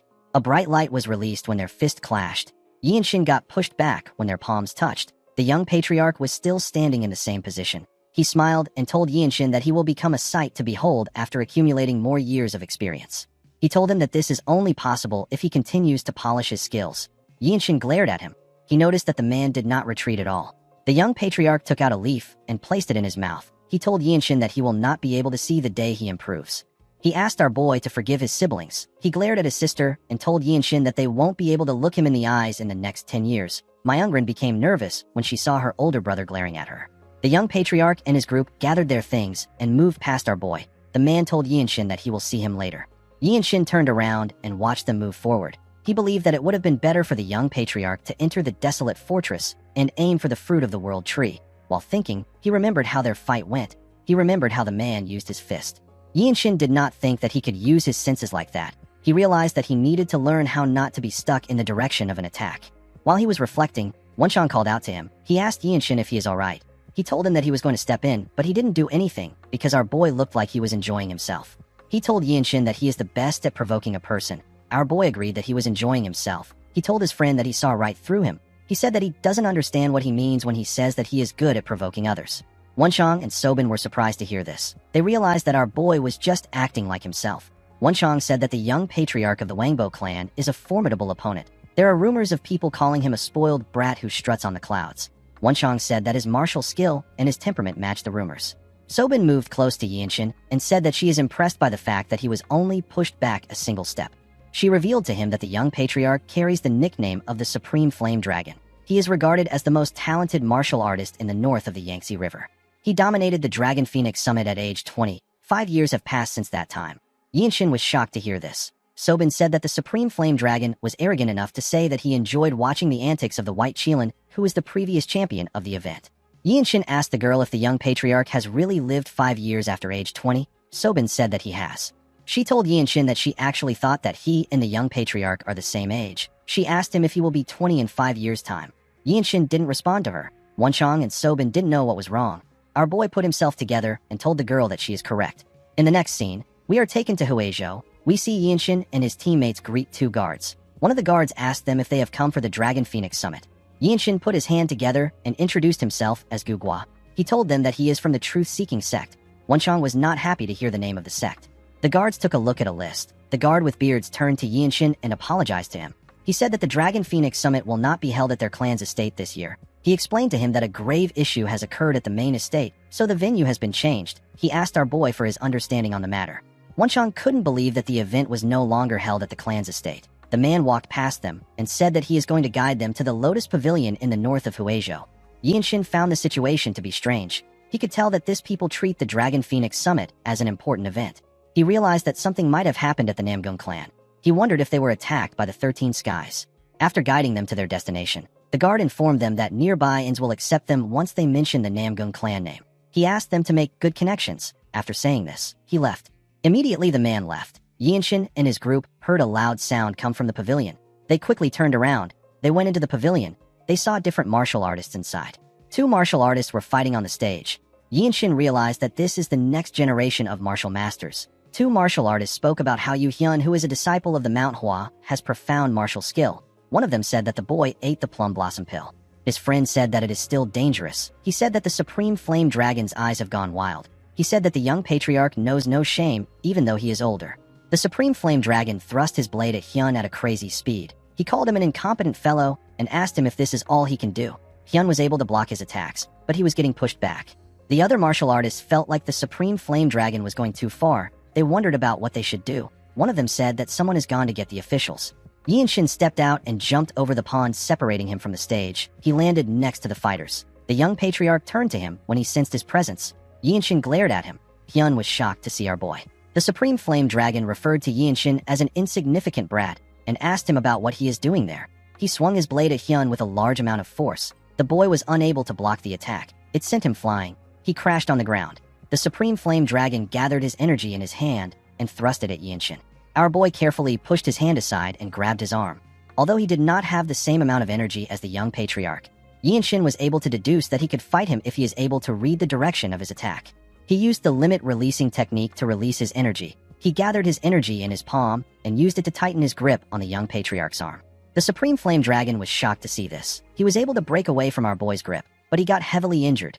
Yinshin told the man that he is not like him. He looked at his palm and told the young patriarch that he is a little slow-witted. A young martial artist wondered about what was happening. His friend told him that the Supreme Flame Dragon's pressure points have been blocked. The man said that he has never seen a technique like the one Yinshin used. He told his friend that our boy's grasp technique and pressure points blocking was perfect. The man felt like he was looking at an elder of a noble clan. He wondered about the sect Yinshin came from and how he was able to do this to the Supreme Flame Dragon in their brief clash. The young patriarch took a look at his hand. He couldn't believe that Yinshin actually told him that he is slow-witted. Yinshin took a look at his hand and told the man that he is nothing special if he can't sense this. The moment he said this, Yinshin took a look at the young patriarch's hand. He remembered hearing that the energy of heat can easily disperse the inner energy of others when it enters the body. This means that the Supreme Flame Dragon will be able to release his acupoints if he circulates his energy and breathes. Immediately, our boy thought of this. The Supreme Flame Dragon circulated his energy and released fire from his hand. Yinshin found this fascinating. He wondered about how it was possible to use core energy to evoke the property of flame. The Supreme Flame Dragon turned to Yinshin after he was done circulating his energy and told him that he doesn't seem interested in him. His complexion looked bad. He asked our boy if he is really from the truth-seeking sect. He told our boy that he could sense his potential from their brief exchange. He put his sword away and told Yinshin that someone like him will be able to leave a name behind for a long time. He told our boy that people will still talk about him even decades after his death. Yinshin asked him if there is anything wrong with this. The young patriarch glared at him when he heard this. He asked Yinshin if he knows the feeling of his own feet moving towards the abyss on their own.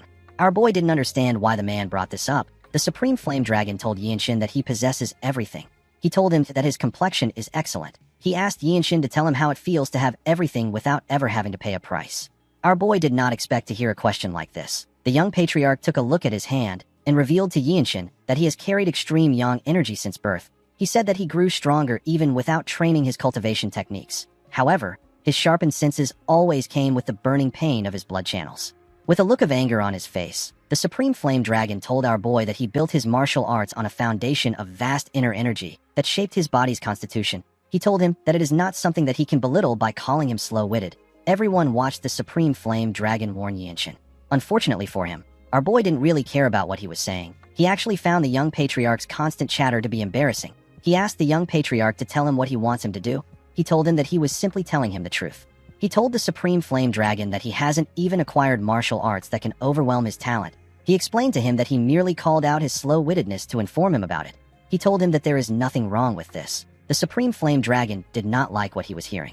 Our boy explained to him that he is the only one who knows his suffering. No one else can understand. The Supreme Flame Dragon was shocked to hear this. He told Yinshin that he has never heard this before. He said that everyone always told him that they understand. He said that even Hyun told him the same thing. The young patriarch found it interesting that someone who understands his attack trajectory didn't understand him. He said that the elders of his clan always kept him bound under their choking expectations. He took a look at Yinshin and smiled. Our boy was shocked to see this. He noticed that the man's complexion improved when he smiled. He realized that this was bad. He saw that the Supreme Flame Dragon's anger was dissipating. He put himself together and told the young patriarch that he would sever ties with his clan and join the desolate fortress if he was in the same situation as him. He told him that the fruit of the world tree heals all diseases. He told him that the fruit should also help him take care of the solar divine meridians. He asked the young patriarch not to talk about life without making this level of effort. He said that it doesn't make sense. He told the man that it won't matter if he lives for a few more years. He told him that it is already too late for him. The Supreme Flame Dragon glared at Yinshin. Everyone focused their attention on him. To Yinshin's surprise, the young patriarch began to laugh. Our boy didn't understand why he was doing this. The young patriarch asked Yinshin if he is worried about him. He asked him if he was so sad that a potential companion to discuss martial arts with would disappear. Yinshin was shocked to hear this. He didn't know why the young patriarch was spouting nonsense. He told the man that this is why he called him slow-witted. The Supreme Flame Dragon laughed harder when he heard this. Yinshin couldn't understand the man's thoughts. He wondered if his prolonged suffering has driven him mad. This was an unexpected obstacle for Yinshin. He realized that he made a mistake by approaching the Supreme Flame Dragon with provocations that would work on ordinary people. His goal was to provoke the young patriarch into charging at him first. But now, no provocation would work on the Supreme Flame Dragon. Yinshin decided to wait and try again later. He turned to his comrades and nodded at them. Wonchang and Sobin were visibly frustrated. They didn't understand why the young patriarch was happy now. Yinshin walked past the Supreme Flame Dragon. He wanted to leave the stage. The Supreme Flame Dragon didn't understand why he was leaving. He asked Yinshin about where he is going. He asked him to spar with him. He told him that he wants to fight with him. He promised Yinshin that he will treat him to a special aged Shaoxing wine. Our boy told him that his insignificant talent will spoil its taste. He said that he doesn't like to sit with trivial people. The young patriarch laughed when he heard this. Yinshin became convinced that he had gone mad. The moment he thought of this, he saw someone in front of him. The person turned out to be Hyun. The boy waved his hand at Yinshin and thanked him for his help. He referred to him as Gugwa. Our boy was amazed to see that Hyun understood the situation. The boy told Yinshin that he has grown stronger than he can imagine. He told him that his cultivation level feels completely different.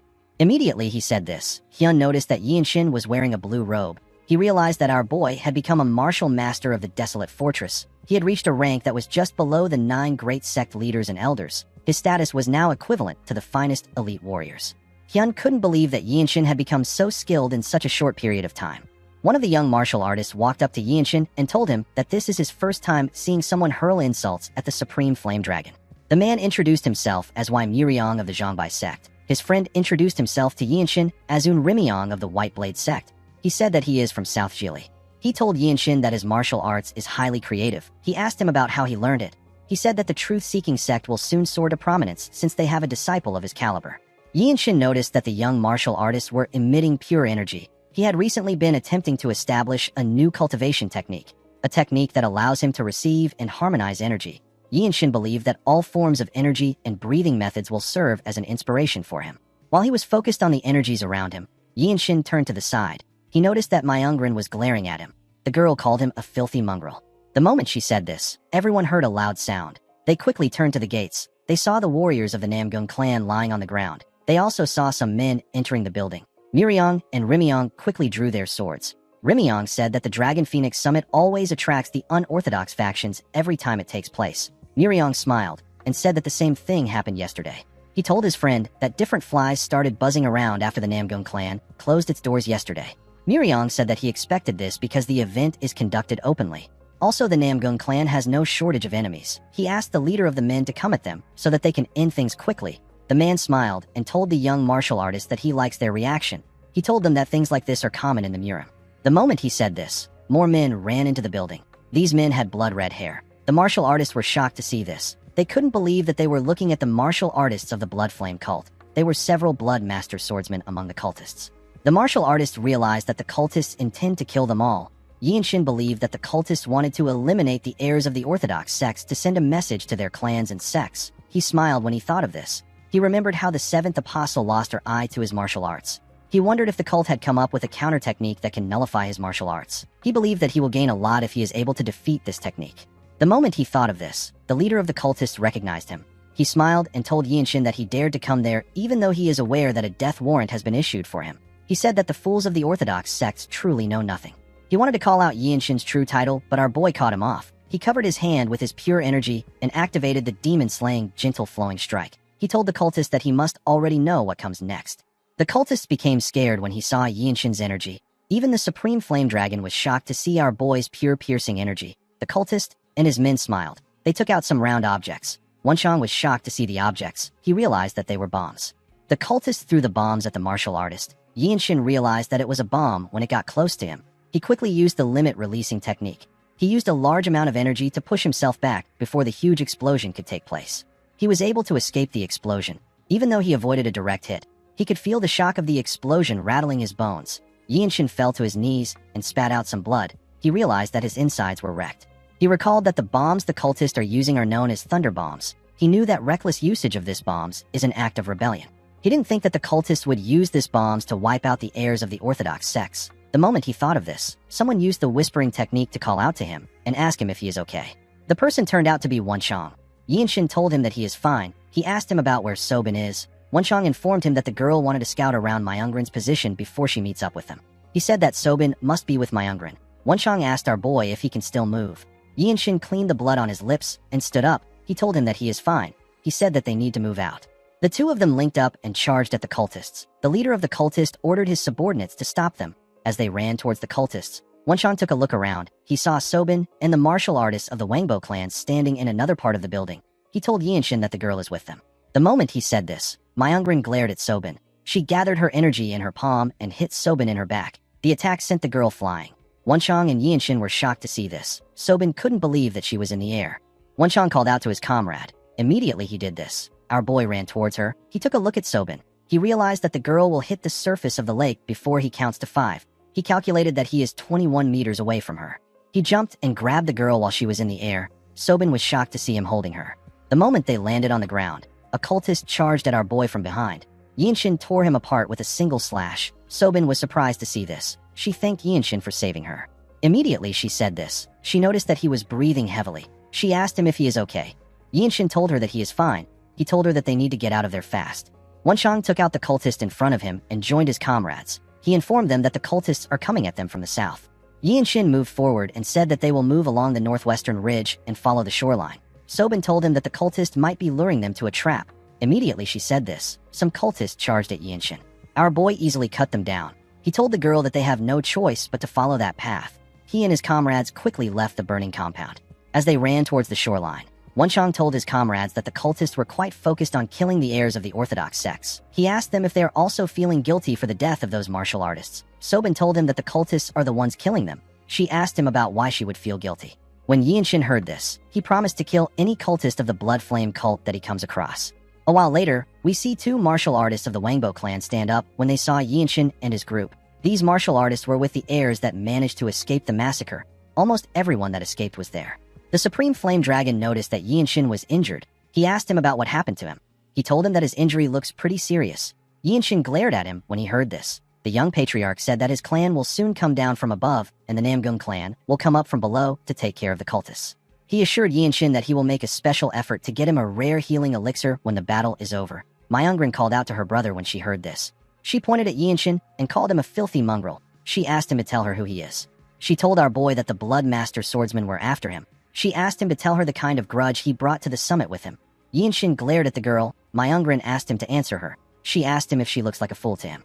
Yinshin looked around. He realized that all the children of the great clans were there. The heirs of the mid-tier sects were either killed or scattered. Myungrin asked him not to say another word. She asked him to not bluff with her. She told Yinshin that she can see right through his injury. She asked him if he can still flaunt his little martial prowess in his pathetic state. Sobin and Wenshang wanted to interfere when they heard this. Yinshin raised his hand to ask them to stop. He turned to Myungrin and asked her if she tried to use his junior sister as bait at the Lotus Pavilion.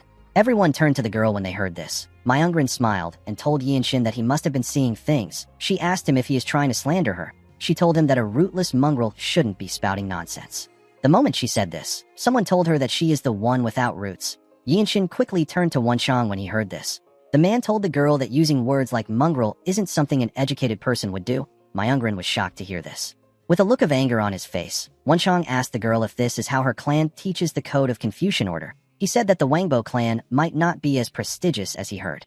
Myungrin was annoyed to hear this. She called him a bastard. Wenshang walked forward and told the girl that her words are truly classless. He told her that there are two witnesses to her atrocity, and yet she still denies it.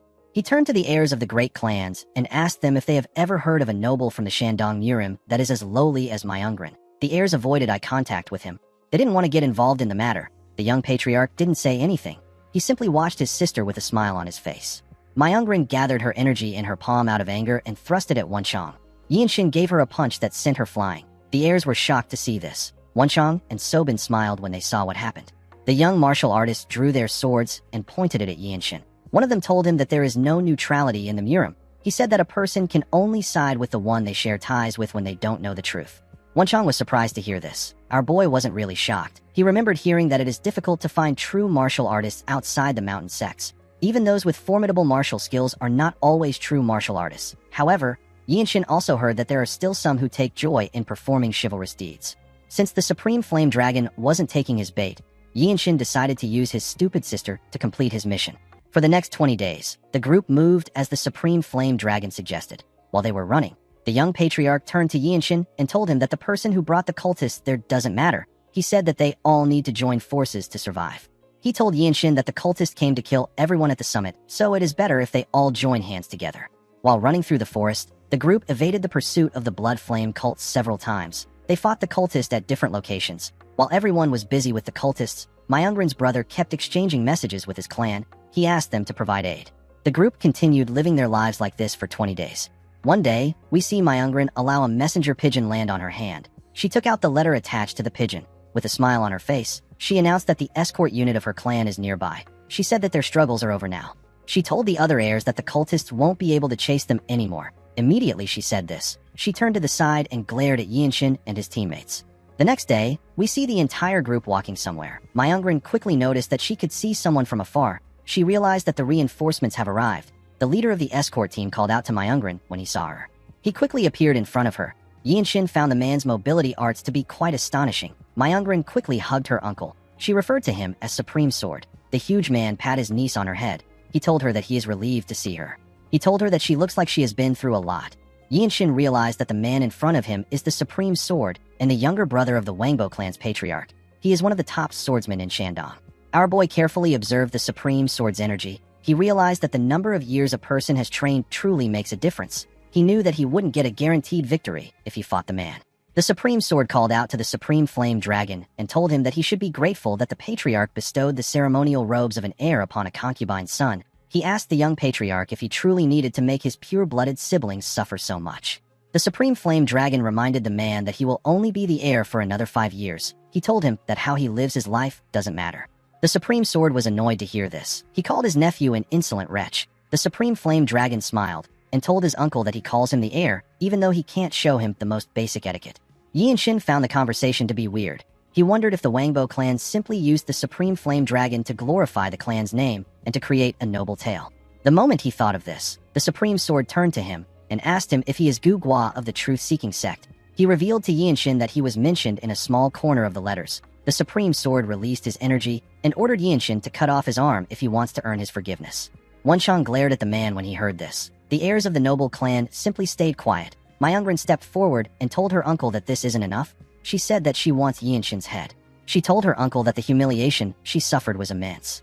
The Supreme Sword pat his niece on her shoulder and told her that she will get what she wants. Myungrin told Yinshin that she will give him time to recover his strength. She asked him if he wants to start the fight right away. The Supreme Flame Dragon ordered his sister to stop this nonsense. Her subordinates quickly moved in front of him before he could interfere. Yinshin carefully looked around. He thought about the explosive that he faced when he was at the summit. The explosive was truly powerful. It was so overwhelming that it left our boy feeling powerless. However, if it was truly an invincible weapon, none of the martial sects would have managed to flourish as they have. Yinshin knew that the Desolate Fortress Master, Ma Jin and Chung Myung wouldn't have simply lost to this weapon. He realized that he can probably deflect the bomb too with a smooth sword technique. The moment he thought of this, Myungrin asked him if he wants them to start the fight first. She asked our boy if this is all the guts he has.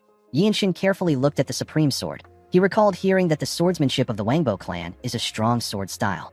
Myungrin noticed that he was looking at her uncle. She asked Yinshin if something is wrong. She asked him about why his sharp tongue has suddenly fallen silent. With a smile on her face, she told our boy that she is giving him the honor of being questioned by the most reputable clan in Shandong. Her uncle smiled and asked her to stop. He said that Yinshin is just a worm from some no-name sect. He released his energy and asked his niece not to waste her strength on a rootless bastard. Yinshin could tell that the man didn't care about him and his teammates. He wondered about how much the man was underestimating him. The second young master and the warriors of the Wangbo clan were excited to see the Supreme Sword fight Yinshin. The Supreme Flame Dragon did not like this situation. Wenshang and Sobin had their guards up. With a crazy smile on her face, Myungrin asked Yinshin if he is prepared to undergo her clan's interrogation. Our boy placed his hand on his sword when he saw the Supreme Sword move closer to him. Before the Supreme Sword could do anything, someone landed behind Yinshin. This huge man in a black robe had a scar on his face. Myungrin and her brother did not recognize the person. Sobin was surprised to see the person. She called out to her captain. 2 other captains landed next to Ma Jin. They all stood behind Yinshin. The Supreme Sword was shocked to see the men. He saw more warriors come out of hiding. The warriors of the Wangbo clan were shocked to see the warriors of the Desolate Fortress. Myung turned to Yinshin and called out to him. He threw an elixir at him. Our boy was able to catch the elixir. He saw that it was the Shaolin Temple's Meridian Purification Pill. Yinshin's favorite hype man moved close to him and placed his hand on his shoulder. He smiled at our boy and tore the clothes that were hiding the symbol of the Desolate Fortress. The heirs of the noble clans were shocked to see the golden logo on Yinshin's clothes. One of them said that our boy is a direct disciple of the Desolate Fortress Master. Myungrin was shocked to hear this. Our boy put the pill away and told his superiors that they can begin now. The heirs didn't understand what was happening. They remembered that Yinshin said that he is from a small sect. They realized that the men wearing the black robes were captains from the Desolate Fortress. They wondered why 3 captains were there. The warriors of the Wangbo clan and the heirs were quite scared. The Supreme Flame Dragon couldn't believe that Yinshin was a blue-robed warrior of the Desolate Fortress. Since someone as young as Yinshin was a blue-robe warrior, one of the heirs realized who he was. He said that our boy is the lightning genius. Myungrin was shocked to hear this. Everyone knew the lightning genius as the rising martial artist of the desolate fortress who severed the heads of blood master swordsmen and even cut down the vicious Rakshasa swordsman when he was a white robe. Myungrin nervously asked our boy if he is really the lightning genius. Yinshin asked her if his name has already reached Shandong. The girl asked him about why he didn't just share his identity with her. She told him that she would have treated him with utmost respect. Yinshin asked her about what she means. He told her that everyone knows that the desolate fortress is shunned and despised by the Murim. The members of the Radiant Demon Squad smiled when they heard this. Myungrin asked him about why he hid his identity. Yinshin told her that there is no reason why a martial artist of the desolate fortress would hide their identity unless it is for a mission. Myungrin was surprised to hear this. One of the heirs quickly went on his knees and bowed his head to Yinshin. He said that he has failed to recognize a royal descendant. His friend asked him about what he means. The boy told him that all the direct disciples of the desolate fortress master are of royal lineage. He said that this is always the case. His friend told him that Yinshin is not of the noble race. The boy asked him if it is possible for a commoner to have been taught by the fortress master. The second young master and his sister were shocked to hear this. Ma Jin turned to Yinshin and told him that he did not predict the use of the bombs. He asked our boy if his injuries are manageable. Yinshin told him that they are. He asked his captain if he knows what happened to Yu Hyun. Ma Jin revealed to him that the Namgung clan immediately took measures to protect Hyun. He said that Hyun has already destroyed a few branches of the Blood Flame cult along with the Plum Blossom Sword Masters. He told Yinshin that the Manhwa sect has left Huizhou since. Due to how Ma Jin spoke to our boy, the Supreme Sword said that Yinshin is not of royal blood. Immediately he said this. Ma Jin glared at him with a terrifying look in his eyes. The Supreme Sword became scared. He quickly put his hand together and bowed his head to Ma Jin and Yinshin.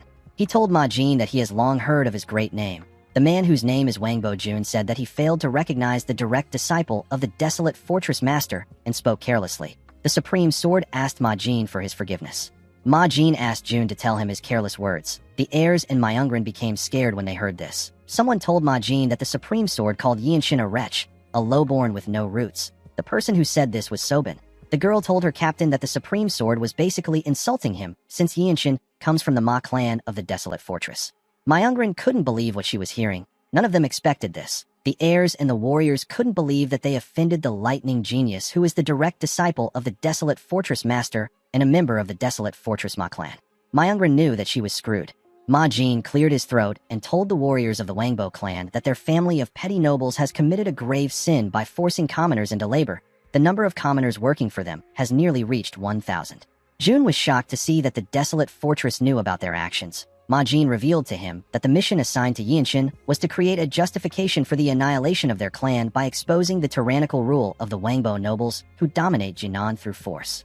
He told the Supreme Sword that they made sure to secure the justification for the extermination of their clan. Jun nervously asked Ma Jin about what he means. Yinshin turned around and bowed his head. He told the captains that he would like to announce the start of the battle with their permission. Chulmik and Ma Jin turned to Shingun when they heard this. Shingun stroked his beard and told Yinshin that he saw his skills during the promotion exam. He told him that he left quite an impression. The moment he said this, Yinshin could feel the incredible amount of energy the captain was exuding. He realized that this man is not like the fortress master who completely controls her energy. While he was thinking, Shingun granted him his permission. Yinshin thanked him for this. He turned around and swallowed the elixir. The moment he did this, his body released some energy. Our boy could feel a refreshing current of energy rising from all the meridians in his body. The energy was healing his wounds. He didn't expect this to be the effects of the Shaolin Temple's Meridian Purification Pill. The pill doesn't even require energy circulation to be activated. Yinshin walked past the Supreme Sword. The man was shocked to see this. Even the Supreme Flame Dragon expected him to attack his uncle. Our boy originally wanted to take the head of the strongest, but it wouldn't make sense for him to cross swords with the Supreme Sword in front of the captains. If he were to do something like that, he would earn the disrespect of the captains. Yinshin decided to face the most annoying person there. He told Myungrin that they need to settle their grudge. The girl nervously asked him about what he means. Yinshin told her that she can respond however she likes. He told her that he will simply speak his truth. He reminded her that her uncle asked him to offer his arm, and she asked him to offer his head. He told her that she did another stupid thing like this at the Dragon Phoenix Summit. He told Myungrin that Sobin could have died. He said that she would have definitely died if he hadn't intervened. Myungrin couldn't say anything. Everyone was focused on her. The girl put herself together and told Yinshin that she acknowledges the famed reputation of the blue robe martial artists. She told him that she understands his arrogance since he is the direct disciple of the desolate fortress master. She placed her hand on her chest and told our boy that she cannot stand and allow him to fabricate such lies. She said that she has nothing to hide. She told him that she has never acted in an unorthodox way. Yinshin was not surprised to see that she would deny her actions. He told Myungrin that it doesn't even matter. The girl did not understand what he meant. Yinshin revealed to her that his final mission is the annihilation of the Wangbo clan. He told her that nothing will change no matter what she says. Myungrin was shocked to hear this. Yinshin drew his sword and used the swift sword style to behead Myungrin with a single strike. The last thing Myungrin saw as her head fell to the ground was Yinshin's face. After taking care of the girl, our boy put his sword away. The Supreme Flame Dragon and the warriors of his clan were shocked to see what happened. The warriors of the desolate fortress weren't even bothered. The Supreme Sword was shocked to see what happened to his niece. He called out to her and ran towards Yinshin. Before he could get far, Shingun appeared above him. He slammed Jun's head to the ground. The Supreme Sword couldn't even move his body. The warriors of the Wangbo clan and the second son charged at Yinshin. Before the poor bastards could reach Yinshin, Ma Jin and Chulmik appeared above them. They tore the warriors apart with a single swing of their swords. Even the second son lost his life. When the Supreme Sword raised his head up, he saw the captains tearing his clansmen apart. He quickly placed his hand on his sword. With a horrifying look on his face, Ma Jin asked him if he has lost his mind. He charged at the man and appeared next to him. He swung his sword at Jun's head. He cut off the man's head before he could even draw his sword. The last thing the Supreme Sword saw was Ma Jin's terrifying face. The Supreme Flame Dragon and his clansmen were shocked to see this. Even Yinshin was shocked to see how his captain took out the man. He was scared to feel the murderous energy around his captain. The warriors of the Wangbo clan realized that the desolate fortress was serious about exterminating them. One of them asked the others to run so that they can report the situation to the clan. Immediately he said this, Ma Jin appeared next to him. He beheaded the man and his comrades with a single swing. Chulmik and Shingun began to suppress the other warriors. It didn't even seem like they were struggling. Yinshin, Wenchang, and Sobin were shocked to see how their captains fought. One of the blue-robe warriors said that the captains won't allow them to fight unless the scale of the battle is enormous. He said that their captains will probably be the only ones to earn merit for this. The man told his friend that he is envious of Yinshin because he has already done something significant. While they were talking, someone asked the warriors of the desolate fortress to arrest him. The person turned out to be the young patriarch. The Supreme Flame Dragon introduced himself as the infamous degenerate young master of the Wangbo clan. The moment he said this, he noticed that one of the blue-robe martial artists took the bag containing his medicine. The Supreme Flame Dragon asked the man to return his poppy. He did this to make them arrest him. They made him kneel before them. Myung found it odd that the Supreme Flame Dragon wasn't even resisting. The young patriarch smiled and said that the desolate fortress would wipe out his entire clan if they knew everything. He smiled at Yinshin and told him that he never expected him to be a blue-robe warrior. Yinshin could tell that this guy wasn't really bothered even though his half-sister just got beheaded and his clansmen are dying. He believed that the Supreme Flame Dragon was completely out of his mind. He wondered if he was like this because the solar divine meridians are tearing apart his blood vessels. He wondered if the pain was truly beyond one's imagination. The Supreme Flame Dragon asked Yinshin about the type of sword technique he used to behead his sister. He said that he has never seen or heard of such a technique. With a crazy look in his eyes, he asked Yinshin to tell him the cultivation method he learned. Our boy reminded him that he just sent his sister to the afterlife. The Supreme Flame Dragon told him that fools don't matter to him. He said that his sister has always lived in a completely different world from him. He revealed to Yinshin that Myungrin never saw herself as his sister, and he also never looked at her like that. He said that there is no point in worrying about his clan when it is about to collapse. With a smile on his face, the young patriarch told our boy that he wants to know about his martial arts. Yinshin realized that this guy was obsessed with martial arts and pain. He turned around and walked away. He thought about creating a sword technique that can deflect the bombs and a circulation technique with fast energy circulation. He also thought about creating a sword style that is useful against multiple opponents. A while later, we see the heirs of the other clans tied up. Most of the martial artists of the Wangbo clan were dead. One of the blue-robe martial artists pat Sobin on the head and told her that she worked hard. He said that he will be able to finish an old mission thanks to her. The girl gently blushed when she heard this. While she was talking to her seniors, Yinshin was talking to Myungrin and Mirio. Mirio told our boy that a blue-robe warrior should be able to handle fire pellets. She explained to him that he can use the techniques of the Harmony Realm to wrap his sword or fist with an inner energy barrier. This will allow a person to deflect the fire pellets. She told Yinshin that she can demonstrate it to him once the situation is resolved. She told him that he can learn from her until he masters it. Yinshin looked at his palm and said that he is reminded of something. He revealed to his seniors that there are few applied techniques that he is curious about. He said that he feels as if he is about to understand these techniques. He told his seniors that he would like them to take a look at these techniques. Myung and Mirio couldn't believe that our boy was learning more techniques. Wenchang walked up to him and told him that he is envious. He said that it feels as if it was just yesterday when they fought together at the desolate fortress. Now, our boy is his superior. Yinshin turned to him and told him that he has something to say as a blue-robe martial artist. He told Wenchang that he didn't have to help him tear the clothes that hid his symbol. He told his friend that he didn't say anything to him because he didn't want him to feel awkward. Yinshin said that he actually felt a bit embarrassed. He told Wenchang that he will do it himself next time. Wenchang was shocked to hear this. He couldn't believe that Yinshin would say this to him. He asked our boy if he has to take away one of the few joys of his life. Yinshin didn't know what to say to him. A while later, we see the martial artist of the Desolate Fortress looking shocked after hearing the Supreme Flame Dragon say that he wants to join the Desolate Fortress. They all turned to him. The Supreme Flame Dragon smiled at them. He seemed to be quite serious with his request. He said that he will devote himself to the fortress like a loyal dog. He asked the captains to allow him stay by Yinshin's side. Wenchang asked him about why he is spouting such nonsense. The young patriarch smiled and looked at our boy. Shingun reminded the man that he is their prisoner. He raised his finger and fired a small amount of energy at the young patriarch. The energy entered the Supreme Flame Dragon's chest and caused him a large amount of pain. He coughed out heavily. Yinshin carefully observed the technique the captain used. Shingun attacked the man to make him know his place. Wenchang revealed to our boy that Shingun just used the 7-step injury acupressure strike. It is an exclusive secret art of the Annihilation Squad captain. While the Supreme Flame Dragon was trying to catch his breath, Shingun informed him that he is aware that he learned the fiery Yang divine art. He revealed to him that his core energy contains wood energy just like that of the noble race. He asked the Supreme Flame Dragon if he has heard that wood fuels fire. The Supreme Flame Dragon became nervous when he heard this. He put himself together and smiled. He said that he has long heard of the Annihilation Squad captain's 7-step injury acupressure strike. The Supreme Flame Dragon understood that Shingun's wood energy will multiply and ignite in him if he tries to circulate his energy. Due to this, the young patriarch can't forcefully try to open his meridians. Since the Supreme Flame Dragon understood his situation, Shingun asked him to be silent. He told him that his opinion is worthless there. The Supreme Flame Dragon laughed when he heard this. He raised his head and glared at Shingun. He called him a bastard. With a serious look on his face, he asked the captain if he is seriously telling him that he will burn to death.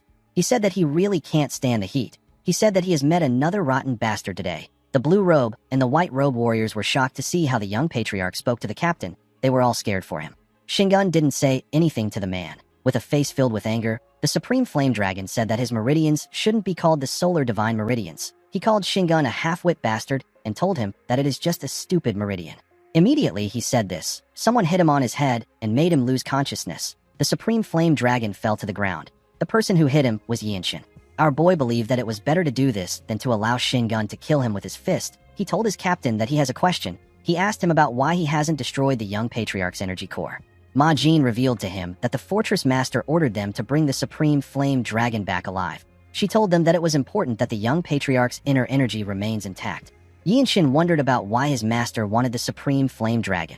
Some minutes later, we see the captains standing in front of their subordinates. Shingun announced to them that they need to eliminate the branch clans first. He explained to the warriors that the strength of a martial clan is not just their martial force. Their network across the Jianghu is also quite powerful. Shingun explained to the group that they need to destroy the contacts who would bring other sects or clans into the fight. After this, the main force will advance to the Wangbo main house. Ma Jin told him that all they need to do is to block Jinan. He asked Shingun about how he wants to distribute their forces. The Annihilation Squad captain revealed to him that the Wangbo clan has 9 branch clans which are split from the main house. He said that they will assign only blue robe warriors to each branch. Immediately he said this, someone demanded for a solo mission. Everyone quickly turned to the person. The person turned out to be Yinshin. Our boy got up from the ground. He knew that the other warriors will think that he is acting out of greed and trying to monopolize the mission's merits. The only ones who look favorably upon him are the Radiant Demon Squad. Even though his image might get ruined, Yinshin knew that he had to do this. He wanted to accumulate every bit of merit he could get. When Yinshin got up, Shingun asked him if he really wants a solo mission. Our boy placed his hand on his sword and revealed to the Annihilation Squad captain that he wishes to test the new wide-area martial arts he recently learned in real combat. He assured the captain that he will complete the mission. Shingun was annoyed to hear this. He released his energy and asked Yinshin if he knows the reason why he even bothered to listen to him. He told him that he is only listening to him because he has risen to the rank of a blue robe. Ma Jin and the other blue robe warriors nervously stared at Shingun. They could tell that he was angry. Yinshin didn't even flinch. With a scary look in his eyes, Shingun told Yinshin that he actually thought well of him. He said that very few martial artists introduce great insight into fighting. The Annihilation Squad captain told our boy that he saw the qualities of a future captain in him. He said that he never expected to be disappointed like this. Yinshin apologized to Shingun. The captain asked our boy to prove himself through his strength. Yinshin turned around and faced his fellow warriors. He raised his sword and begged them to protect their ears with inner energy. Everyone quickly did as he asked them to. Our boy placed his hand on his sword hilt and closed his eyes. His blue circle of comprehension appeared above his head. He opened his eyes and drew his sword. His sword released a bright light as he slowly drew it. When he completely took out his sword, it released a unique sound into the air. The white-robed martial artist began to fall to the ground. Everyone was shocked to see this. They all turned to Yinshin. Even the captains didn't expect this. Everyone focused on Yinshin's sword. After showing his technique, Yinshin decided to put his sword away. The blue-robed warriors realized that our boy used sound arts. One of them wondered about how Yinshin was able to use sound arts. He noticed that our boy manipulated his core energy with an amazing precision. He said that he has never heard of such a martial art. He did not expect Yinshin's sound art to pierce through the defensive energy of the white-robed warriors. The reason why the attack only made them faint is because they are white-robed warriors of the desolate fortress. If it was any other martial artists, they would have died. The blue-robed warrior told his friend that Yinshin's skill is truly overwhelming. It will be even more dangerous in a group battle where there are no martial masters at the same level as Yinshin. The only problem with the skill is that it harms allies as well. The blue-robed warriors now understood why our boy requested for a solo mission. While the blue-robed warriors were talking, Yinshin struggled to catch his breath. Shingun told him that the skill will consume a lot of mental energy. He told him that this is natural since he was able to control his core energy so delicately. He explained to Yinshin that it won't be practical for him to suddenly use this skill in the chaos of battle. He told him that it is best to unleash it at the beginning of the fight. It will also be quite effective in crushing the enemy's morale. Yinshin told the captain that he will keep this in mind. Chulmik said that they still can't send Yinshin out alone. He reminded the captains that the mission is quite important. Shingun knew that he was right. He told our boy that he will assign 2 people to him. He said that their target will be the Wangbo Jinan branch. He asked the group if there are any volunteers who want to join Yinshin. Everyone raised their hands. The captains were not surprised by this. A sword-based sound art is something that is uncommon among martial artists. Most martial artists would want to witness such an unknown martial art in real combat. Shingun turned to Ma Jin and said that Ma Jin is the best person to choose the warriors. Ma Jin believed that it would be wise for him to send people who already fight well together on the mission. He assigned the Zen Sword Demon and the Azurite Demonic Swordsman to our boy's team. Shingun agreed with his decision. He turned to Yinshin and advised him to use his strength to prove that his actions were not arrogant, so that no one can accuse him of being rash. Yinshin put his hand together and bowed his head. He thanked the captain for his consideration. A while later, we see Yinshin, Ma Jin, Mirio, and Myung in the woods. Ma Jin pulled Yinshin aside and asked him if he created the sound art himself. Our boy told him that he did. Ma Jin asked him about why he didn't mention this earlier. Yinshin asked him if he knows of a martial artist that openly reveals all his personal martial arts. He told his captain that people would study his techniques, and he would die a pointless death if he did something like this. Ma Jin realized that our boy was right. Yinshin asked him if this is the reason he wanted to speak in private. The captain said that it isn't. He revealed to Yinshin that the command bureau sent word to him. He said that the bureau informed him that people are going around investigating his movements.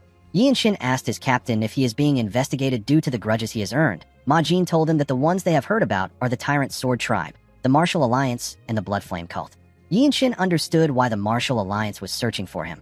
He recalled that he killed one of their rising disciples. His captain revealed to him that the girl was betrothed to someone. He told him that he has to be wary of her family, and he has to be wary of her lover. He said that the most troublesome group is the Blood Flame Cult. Until now, there has never been a martial art similar to Yinshin's demon-slaying gentle flowing strike. It is only natural that our boy became the cult's target. Ma Jin explained to Yinshin that he could have encountered one of the 7 apostles at the Dragon Phoenix Summit. Yinshin agreed with him. He knew that he was not yet ready to face an apostle. The captain told him that dangers like this are unavoidable in the Jianghu. He advised our boy to keep his guard up now that he has entered the Jianghu.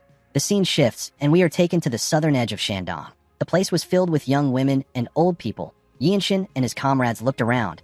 Our boy said that there are no adult men in sight. He said that they must have been taken away for forced labor. Mirio told him that the Heavenly Squad and the Command Bureau confirmed this multiple times. She said that there is no possibility of error. Myung explained to Yinshin that the Imperial Army would have taken the Wangbo clan out if they weren't a Murim clan. However, if the army marches here, the common people would also suffer. Yinshin stood up and grabbed his sword. He said that they need to visit the Wangbo branch clan and question them. Mirio and Myung grabbed their swords and stood up when they heard this. They ran towards the clan building. When they arrived at the entrance, Yinshin used a technique of the Infinite Blossom Fist strike known as Formidable Wall. He covered his fist with his energy and swung it at the gate. He destroyed the gate with a single strike. He went inside with his comrades. They saw a pavilion when they got inside. As they walked towards the pavilion, they looked at the paved ground and stone sculptures in the compound. When Yinshin and his comrades got close to the pavilion, a man said that another batch of Jinan's heroes have appeared. When someone poured him a drink, the man said that he doesn't get it. He said that he cannot understand what gives the lowlifes the confidence to challenge the Wangbo clan. He said that it would be better to run away from Shandong and go somewhere like the desolate fortress. The man who was speaking was a member of the noble race. The man was surrounded by women who were serving him. Yinshin glared at the man and the women. The symbol of the desolate fortress was in gold on both sides of his shoulder, and yet these drunken fools couldn't even recognize who they were looking at. Our boy asked the man if he is Ji Hyan, the magistrate of Pinyin County. The man smiled and told Yinshin that he should have recognized him immediately. He said that he is well known around there. Yinshin told him that he knows his first wife is the head of the Wangbo Pinyin branch. He asked Ji Hyan to go get his wife. Ji Hyan told our boy that he lacks courtesy. He asked him if he has never learned Confucian teachings. He asked him if his parents taught him to behave like this. Yinshin reminded the man that he is having a love affair with someone from a Murim clan. He told him that this is not how a gentleman conducts himself. He asked Ji Hyan to tell him the kind of respect he expects from him. Ji Hyan smiled when he heard this question. A woman in red clothes stepped out and introduced herself as the lawful wife of Jiam Rang. Her name is Wangbo Mimi. She is also known as the artisan swordsmaiden. Mimi explained to Yinshin that he was originally supposed to lose an arm, but now he will lose his head for his rude behavior. The moment she said this, several martial artists of the Wangbo clan came out of hiding. They surrounded our boy and his comrades. Yinshin and his teammates looked around to see the martial artists. Mimi reminded our boy that he will be losing his head. Yinshin told her that she talks about arms and heads the same way Myungren does. The woman smiled and asked him if he has heard about Myungren. She believed that this was natural since Myungren was skilled enough to attend the Dragon Phoenix Summit. She asked Yinshin if he thinks that she will overlook his actions just because he acts as if he knows someone from the direct line. She told him that this won't happen. Our boy revealed to her that he came from the marketplace. He told her that her clan truly forced the common people into labor for their private use. He told Mimi that her clan used its authority over the Murim to affect the livelihood of the citizens. He asked Mimi if she doesn't find this shameful as someone of the Jianghu. The magistrate and everyone in the pavilion laughed when they heard this. Even the martial artists were laughing. Mimi smiled and told Yinshin that he has listened to too many rumors about the Jianghu.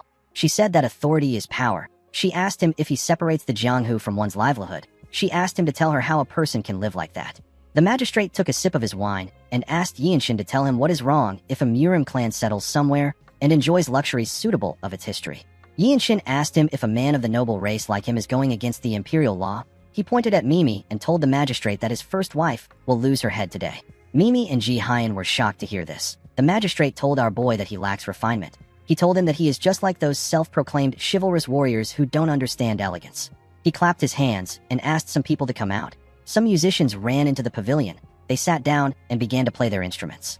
The magistrate raised his cup and said that this is good. His wives laughed when they saw this. Mimi refilled his cup while the other women stared at Yinshin and his teammates. They were eager to see the fight. Yinshin realized that this people saw the swordplay of martial artists as an entertainment. He remembered hearing people say that the highest level of pleasure sought by certain officials is watching a murder take place. Due to how the scene was, Yinshin could tell that this wasn't the first or second time something like this was happening. He said that he can't listen to this music anymore. He told his teammates that they really need to reconsider calling these people a member of the 8 great clans. He said that they are no different from unorthodox riffraffs.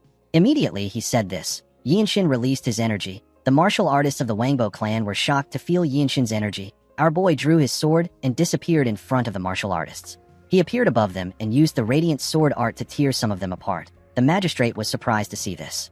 Yinshin turned and pointed his sword at Ji Hyan. He told him that the radiant demon squad of the desolate fortress will punish him. The man and his wife were shocked to hear this. The martial artists of the Wangbo clan were also shocked to hear this. Ji Hyan quickly stood up and announced that he has committed a grave offense. He begged Yinshin and his teammates to forget everything he just said. He reminded them that he is a person of the noble race. He said that he could never disrupt the imperial order. The moment he said this, Ji Hyan noticed the golden-colored symbol on Yinshin's clothes. He saw that Myung and Mirio were blue-robe warriors.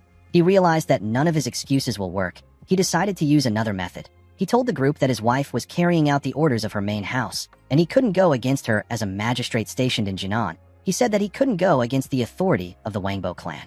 Mirio asked him if this is what he calls an explanation. She asked him if he is not even ashamed of trying to take back what he said. Ji Hyan begged them to be lenient. He reminded them that they are not allowed to kill imperial officials.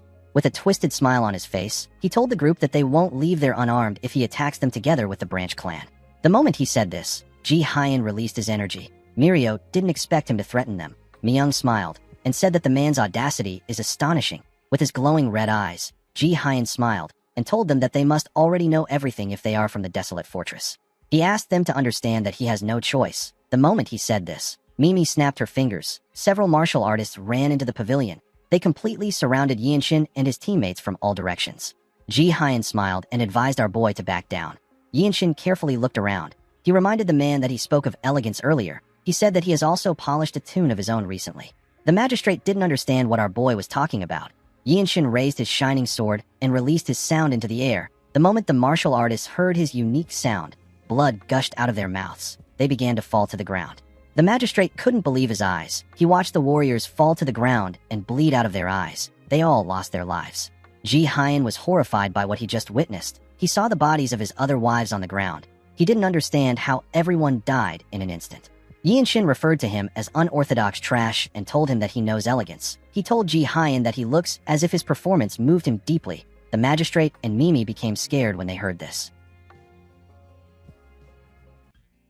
Guys, we have come to the end of our video. If you guys want more of this recap, let me know in the comments section. Don't forget to like and smash that subscribe button for more recaps. See you guys later.